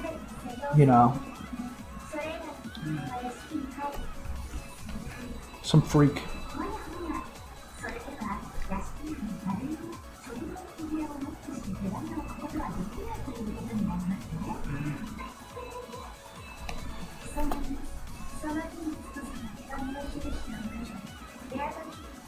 Alright, we are progressing. I am liking the look of that. It's pretty nice.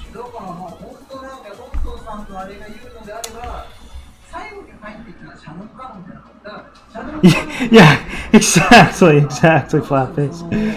It really just boils down to bad because doesn't represent my shit, and often narcissistic perception of reality. Absolutely. It's always just like,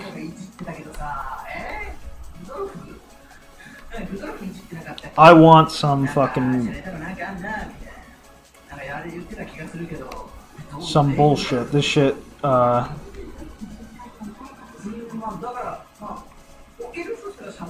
this shit is in my way.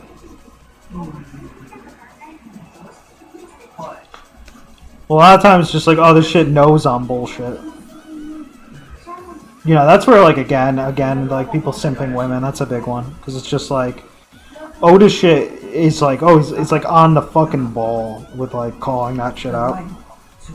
And people can, like, smell that. They know that, like, they know we got their number. That we're on to them. They do not like that.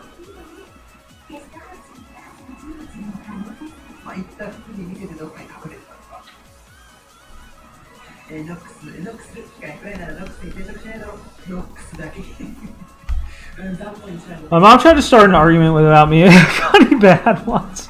Certainly one of the most uncomfortable moments of my life. That's fucking funny.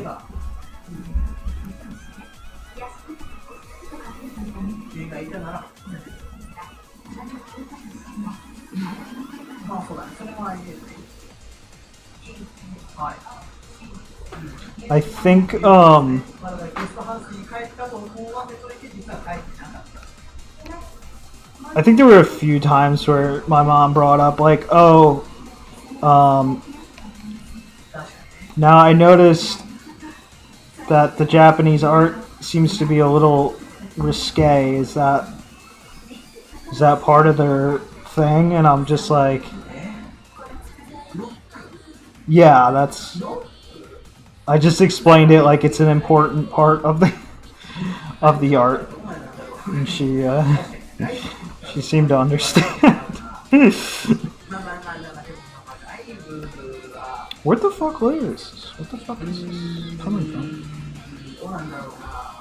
あ、でも、なんでしょうね。どっか実は入れないするのかな。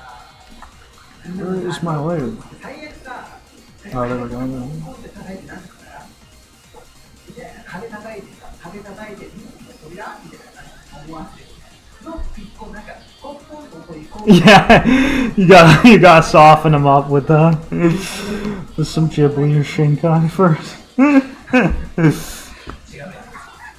なんだろう。どうするの？ああ、ほらほらほらほら。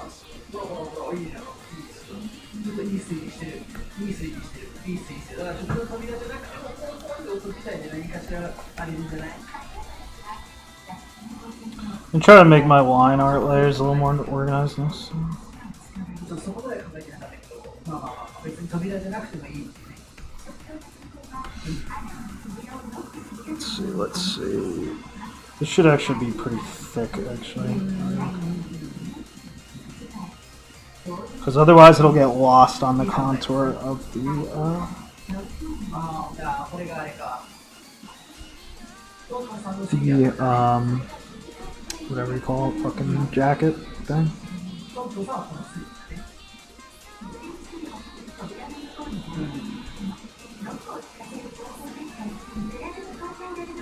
地下にゲストハウスの入りとかあったりするのになったりするの。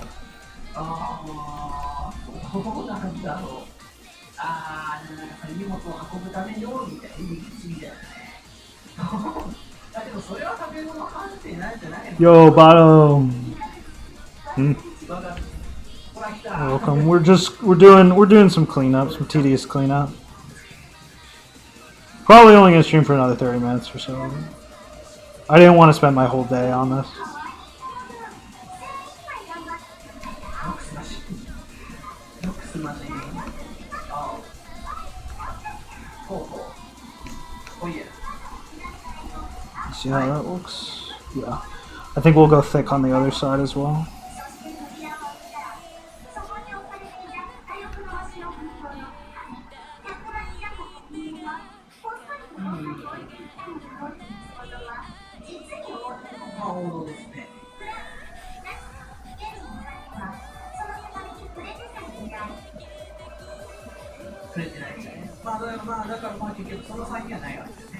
Episode 5 is like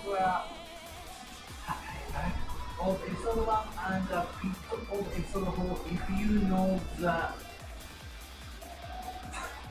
episode 5 was I just realized that my topic still says animation copy practice. Oh, night, Chris. Yeah. Thank you for stopping by. We should be on soon. Again, I'm going to try to keep it going. It's fun. I mean, I do, like, the 4-hour streams, even though they're not, like, you know, they're a little... I just wrote Toby by accident. Because I'm so used to writing... I literally go to Toby Fox's Twitter to check for updates obsessively every time I check Twitter. So it's like, it's my ingrained muscle memory. What the fuck was the word I was looking for? Whatever. Let's just say, cleaning. I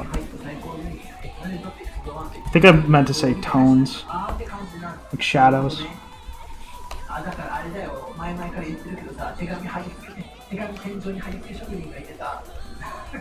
I'm not obsessed with definitely not obsessed with Toby.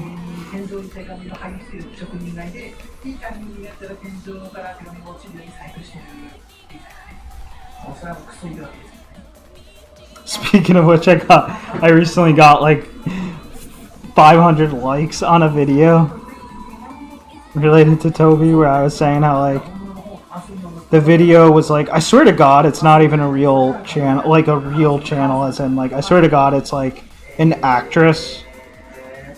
It's like, these are like, it's like a corporate channel that just uses an actress to look like an organic YouTube. But either way, it was like this video where it was called like Undertale's a horribly made game as like clickbait, and then it says how like, oh, that's fine because it still got made. It's okay that like he sucks at coding and all that shit. And one of the things she said too was like, oh, the game's like not graphically good and shit. So I left a comment that I was like two important things to note. I'm like, one,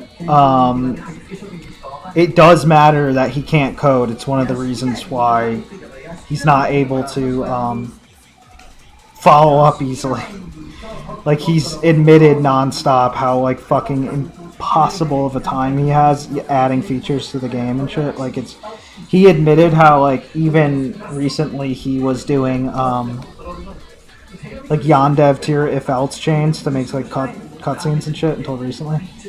And then the other thing I was like, you realize he hired like professional artists to clean that shit up, and that is not what like I don't know what I'm doing with art looks like on a game. Like, you want to see that look at any other indie game by like a non-artist, because they don't look like that. They will actually like hurt your eyes. Like, the color choices and shit like actually are impossible to like even look at, even by people who even have like a little bit of art experience. Yeah, I hear you, Bato. That's literally what I like decided I'm like gonna put an end to. Like, I'm gonna like be 100% systemized with like the cleanup shit from now on, so that it's just like a routine. So it's like a routine thing, so I don't have to like think about anything. Just like, okay, systematically clean it up the same way every time, and then worry about like, you know, what to do better next time. Because I want more experience like doing nice lines and stuff. But yeah, I hear you fucking big time.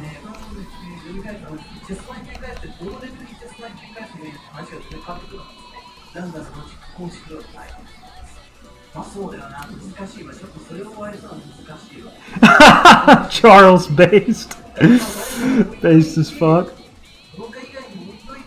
Yeah, because like he completely lied when he said that like he did most of the art himself and all that shit. The vast majority of everything you're seeing in the game was either heavily cleaned up by Temmie or one of the other artists he used, or just from scratch built by her. The areas themselves, even down to like their concept art and like what they were gonna look like, was entirely cooked up by Temmie. Like, he just told her a few keywords and then she cooked them up entirely. The entire layout of certain areas, the entire everything.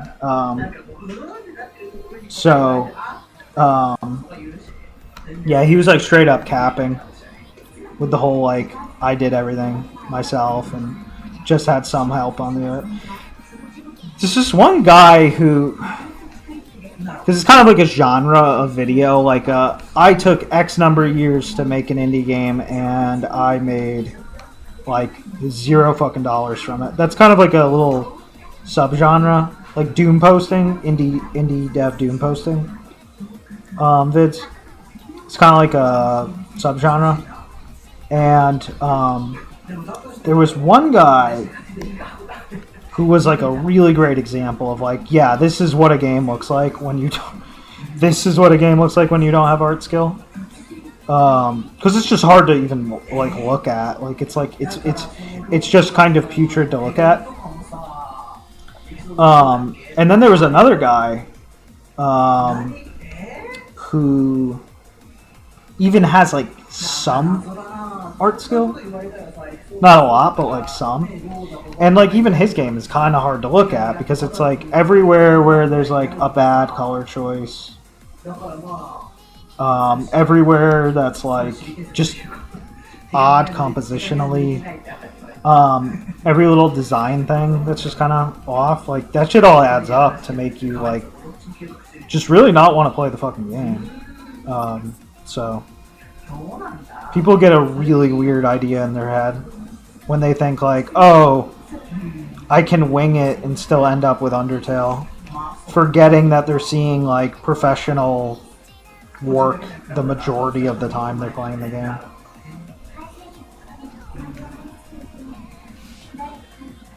まあ可能ではある。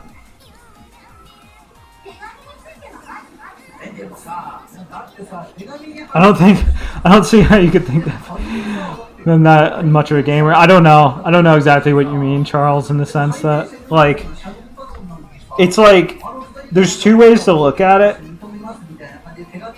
in the sense that like,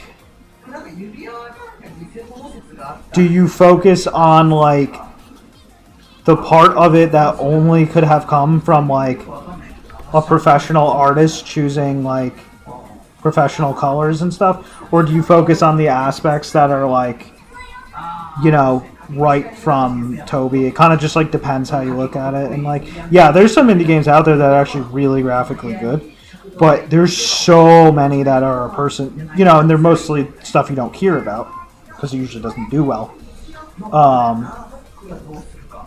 You know, that just is not that. It's just, you know, did not have any strong artists on it. So it really just depends what you're comparing it to.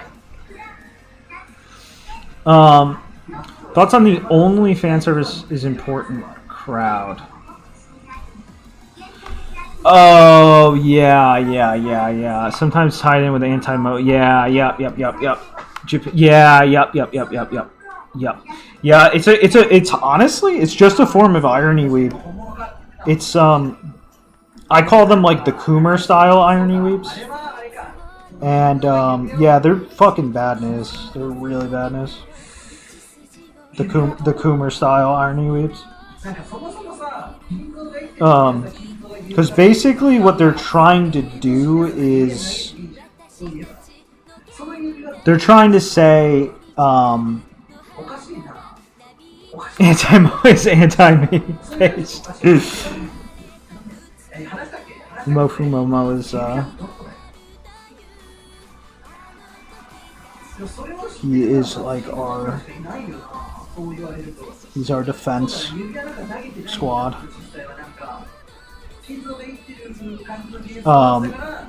But yeah, like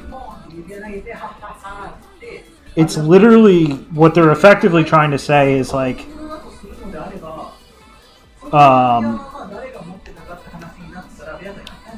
they're just trying to criticize shit effectively. They're very passive aggressively saying like, oh yeah, this shit is bad, and if you're not just being a Coomer, you're lying to yourself about like what you can get out of it. So for some reason they have a vendetta against Oda shit. I have no idea why, but if they're a major Coomer, they're probably also, you know, they probably got a million other, you know, they probably got 99 problems. and a bitch is one.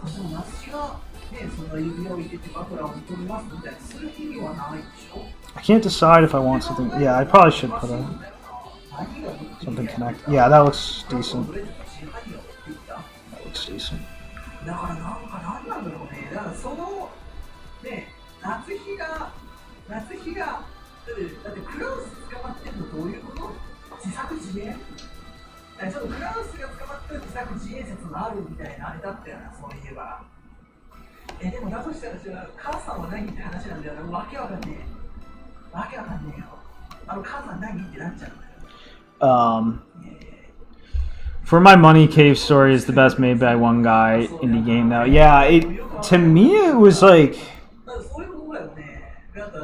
it's funny because I remember when Cave Story came out and shit, and it was like such a big deal. It was such a novelty. And there was always this idea like, oh, are we gonna start getting a lot more of these like really impressive for one guy things, projects, and like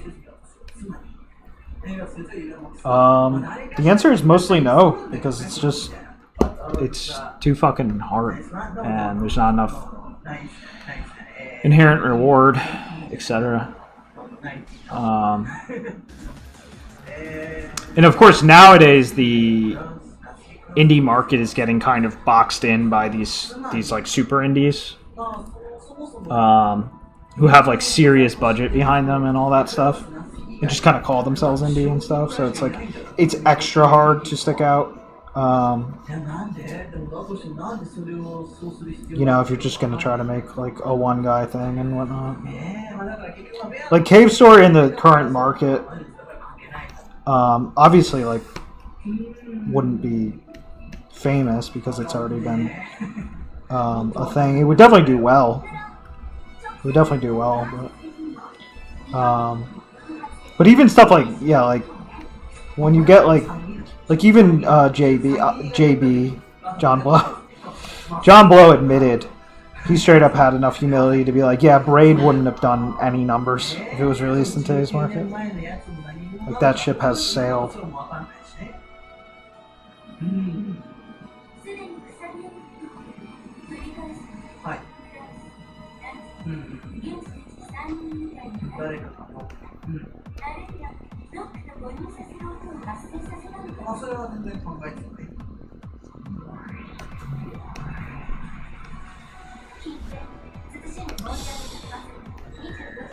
Still having a hard time deciding exactly like where I should use thicknesses and stuff or not. I mean, it's mostly, you can mostly be intuitive with it from like a focal, in terms of like if you want to draw more focus to something.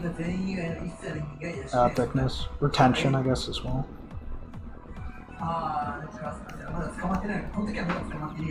Like here is a no-brainer spot.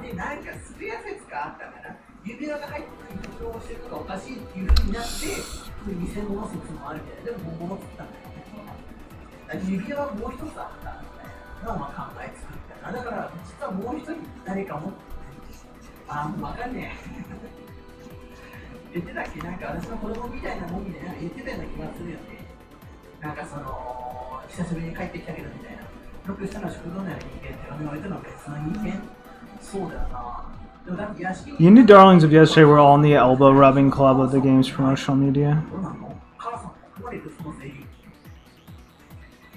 Oh, yeah. I know exactly what you're saying. Yes, absolutely. Yeah, they were. There was essentially like they were like a clan almost. Yeah, they had like a.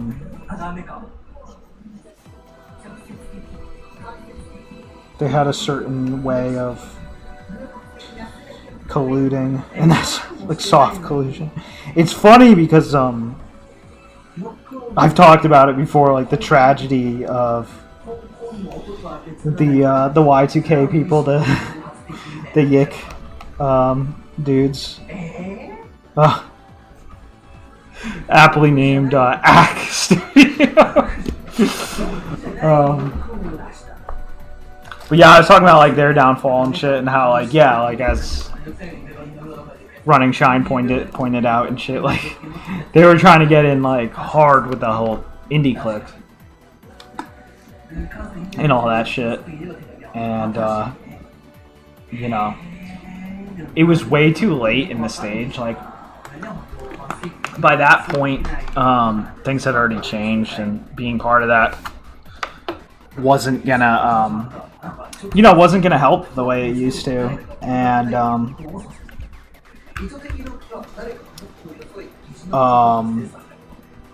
Yeah, it just backfired. It just backfired completely on them. You know, they should probably learn how to code, but it's still a tragedy. Still more of a tragedy than they probably deserved. Although it was extremely funny. So.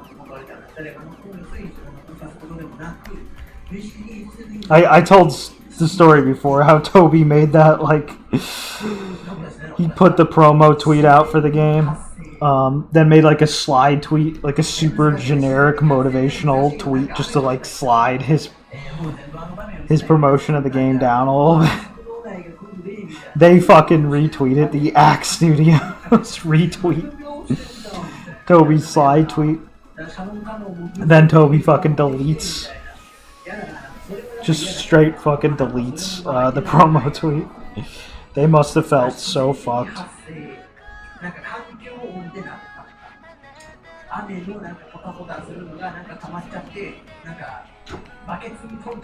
Who the fuck? Okay.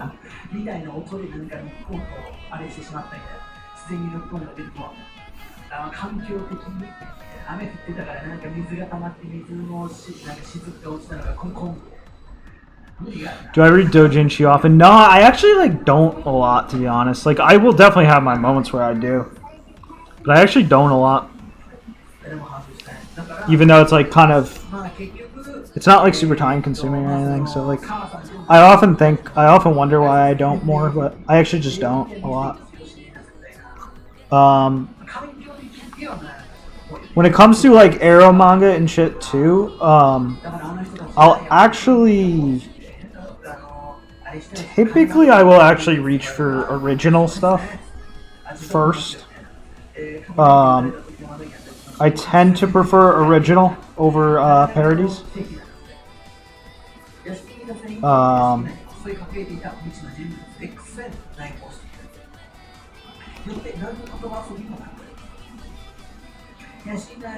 Like every once in a while I'll grab like, I don't even know, actually don't even know, does it, I heard they booted up a new digital only brand, but like I'll grab like Elo periodically and like kind of run through and like look at the ones that interest me. Honestly, the main reason I don't do it a lot is because it can get kind of rabbit holey. One minute I'm looking at something, and then I can look up the artist, and then I can find that I want to read like everything they wrote, and then like it can be really hard to pull yourself away because it's quick to read one chapter, but if you read, or you read one story, but if you read 20, now that's like, you know, that's like half your day. That's the main thing that usually keeps me from doing it more often, probably, but every here and there. There's a lot of good shit. There's a lot of, I'm always shocked at how much good shit there is. Like lots of like really good artists writing like genuinely like fun and well thought out little short stories and stuff.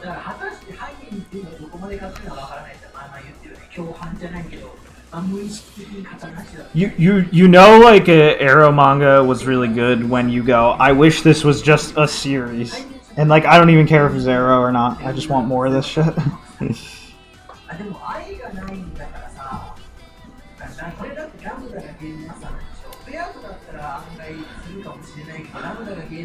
I know two YouTubers from that crowd that transitioned into making art. One half-assed Otis stuff and writing, heavily influenced by Ball. The other is a furry. Make of that what you will. That is fucking funny. That's fucking funny as fuck.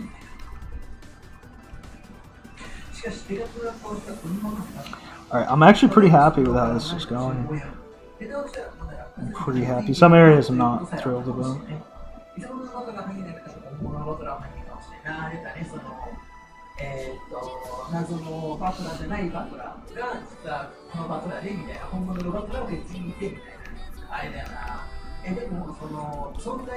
Let's fix this here. Yeah, there's like a lot. It's funny because だから、まあ、その本物のバトラーだと思う、まあ、こうは生まれない。 the that crowd was really, I say was, but kind of still is. The reason I talk about them kind of past tense is because they're, you know, their whole thing is kind of broken apart at this point.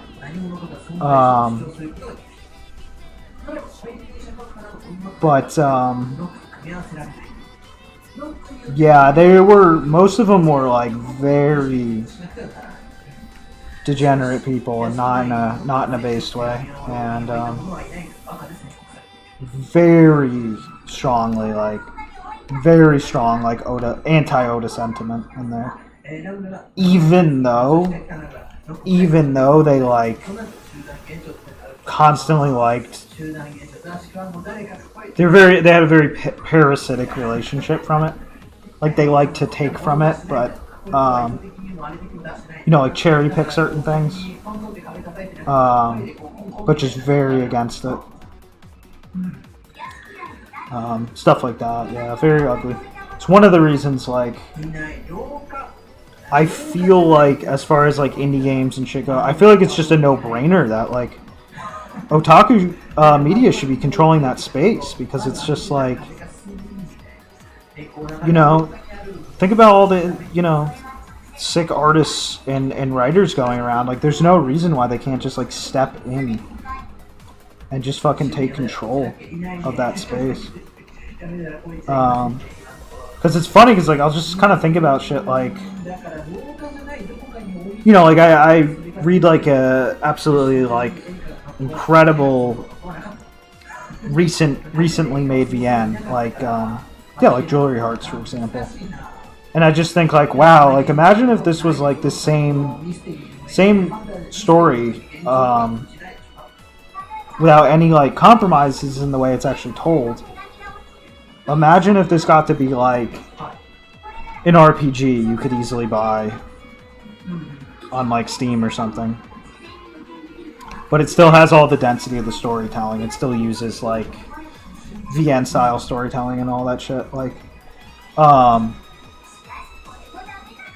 you know, suddenly now a game that, if it advertises itself well, can be played by, you know, more gamer types. Now suddenly you just dropped like an actual, you know, given the game is also made well, you just dropped like a groundbreaking fucking story on that market that would certainly generate a lot of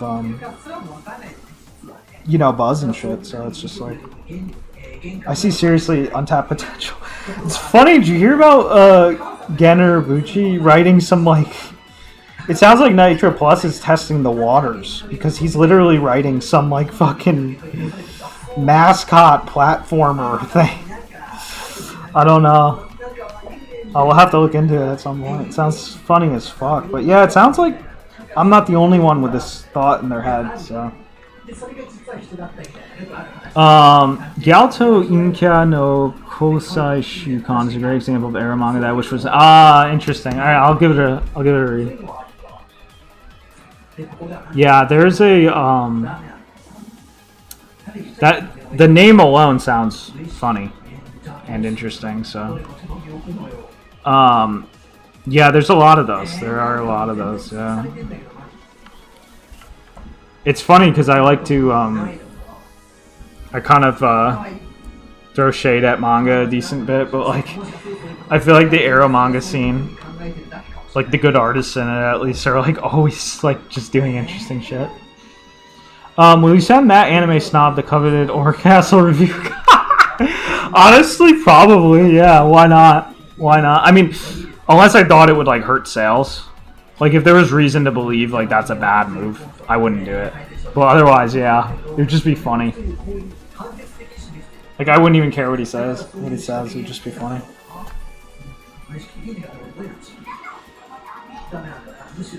Maybe not. Maybe I wouldn't do it. I don't know. I'd have to like really think about it. Like, if that's like a dumb move or not. Okay, so the hair just needs this area a little bit of this area, a little bit of this area, and yeah, and then we're good to go. So let's try to get that done like right now, and then I'll hop off, 2階だろ、食堂って2階だっけ？誰かはしごでなんかほんと手裏剣みたいな感じ and maybe be on tomorrow, hopefully. はまあ開いてるけど、I'm not positive. 誰がその何がそれをする I'll try to get on there. It's easy to just slip in 4 or 5 hours here and there. This is a really boring part of the illustration process too. Well, it's like fun in that it's nice to see the thing look nice, and I'm learning a lot about taking things to finish these days and stuff. So it's like engaging, but I guess I should say it's tedious. So it's more fun to do this on stream than off stream. 屋敷内に存在しなかったとか、まあそれは全然あり得る。だけどだからだからそのこの人たちが I might just take this whole thing to finish on stream. そんな言葉をすぎ It will be a fun record to keep too of like, oh, this was the first time I took an illustration to finish in a thoroughly systemized way. It'll be nostalgic in 5 years.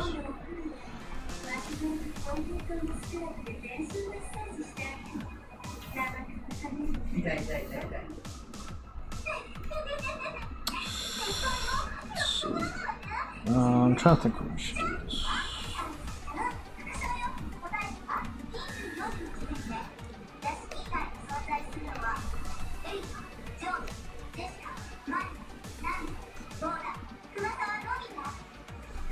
Yeah, I think that's fine. Alright, so this area is good to go. I think this area could use a little bit of thickness. Manga as a medium peaked with Shimeji simulation. 出た出た出た出た出た。私の天井を手紙貼り付け処理説。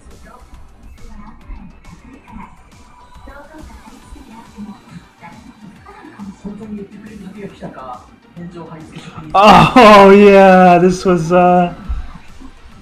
Tsukumizu's thing. Yeah, I wanted to read this. I'll make a note to read this.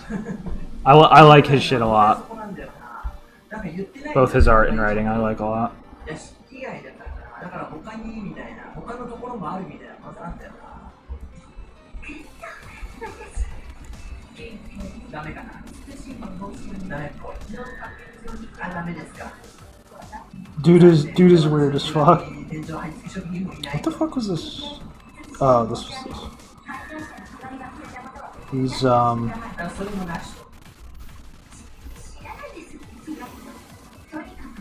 you can tell he's the type that like if he didn't have like the ability to like draw and shit and even like write decently,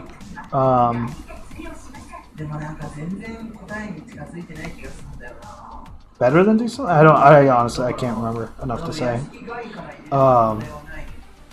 Well, it's just that the ability to draw and write, he can at least write and draw. And you can tell he'd probably have killed himself a long time ago.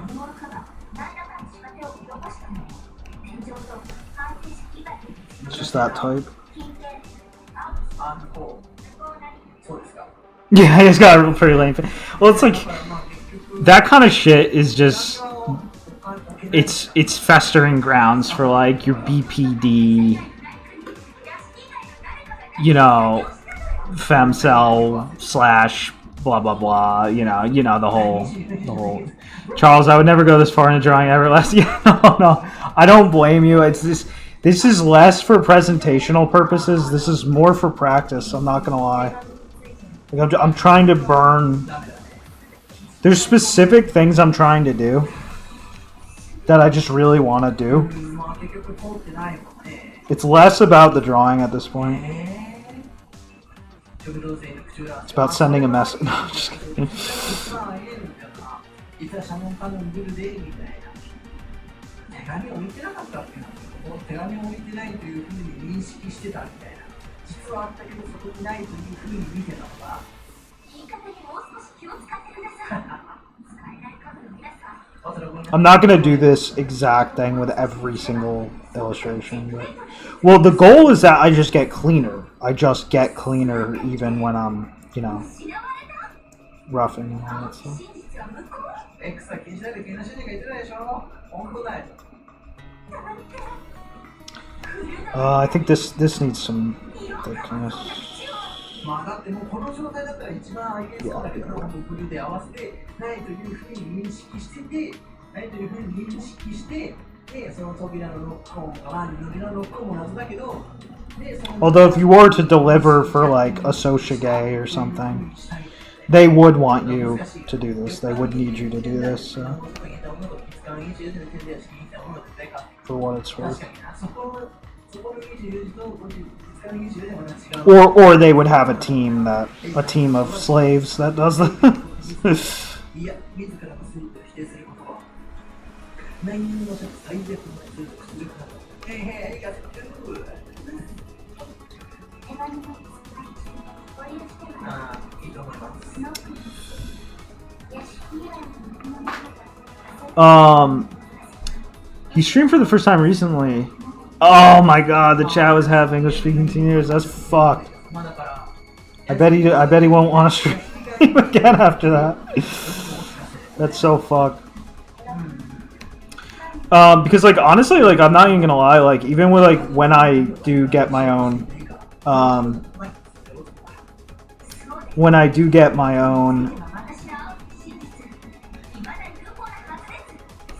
game out, I'm thoroughly prepared to not always love the type of person it might attract in some cases, but 屋敷以外の人物はカセットテープなどで録音を聞かせる仕掛けを施した it's better to have fans that you don't absolutely love than 誰っぽいな to have no fans at all. But 本当に可愛い子に出てるのか本当にけなげだわとりあえず there's just certain genres and just styles that are just kind of doomed to always bring in a, you know, a less optimal crowd. It's just kind of like the response. It's the risk you take when you expose yourself to any old heads that watch like cringy old YouTube skits know what I'm quoting right now. It's the risk you take when you expose yourself to another human being. 全てはまあそうだねまあ誰もってことだよね Yeah, you really can't control it, exactly. Because on top of it too, like when you're a creator and stuff, a lot of people think creators 環境を make shit they like the most, and it's like up to them, like whatever they make. Like they're always the biggest fan of what they make. But that's just not true. That's not how it works. Like you don't really choose what you make in the sense that like you can't choose things like how tall you are, or like your hair color or all that shit like when you're born. And it's not to that extent, but like there's a large degree of like certain things just speak to you as a creator and you just like have to do things that way. Versus like I like it. Like this is my favorite thing. They're usually not in sync. Some people are lucky and they are in sync, but for many people they're not like the exact same thing. So it's like sometimes yeah, sometimes there can just be a big difference between, you know, you as a creator and I'm not saying any of this reflects on Tsukumizu, but for all I know, he is doing his favorite shit all the time. But just speaking for myself, like, I'll never, like, look back at shit I've made and be like, oh yeah, man, this is just me packing all my favorite shit into one spot. You know, shit like that. I know Jun Maeda feels that way. You know, he writes to... First and foremost, he writes to write good shit. You know, he's less concerned if he enjoys it, what he's writing afterward. He kind of talked about that when he was talking about how he enjoyed the full freedom of writing like just a novel separate from any like responsibilities on a product, because he didn't have to care about whether or not it was like, you know, how are people going to take it, how is it going to, you know, what sort of utility obligations does it have? Does it have to make, you know, he was saying it was refreshing to not have to worry about like how emotional the story makes people and stuff. He could just write exactly what he wanted and stuff. You know? I definitely get that.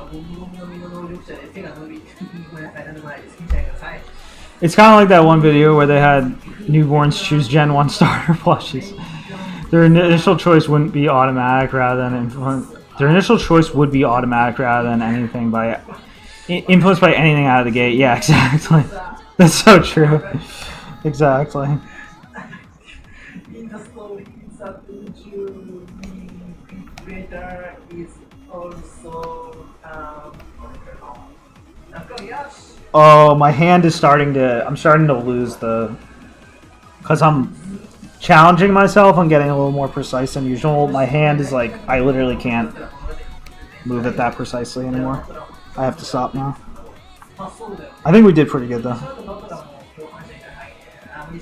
You probably can't tell the difference from the beginning, but I promise you, it does look better than than 2 hours ago. Oh.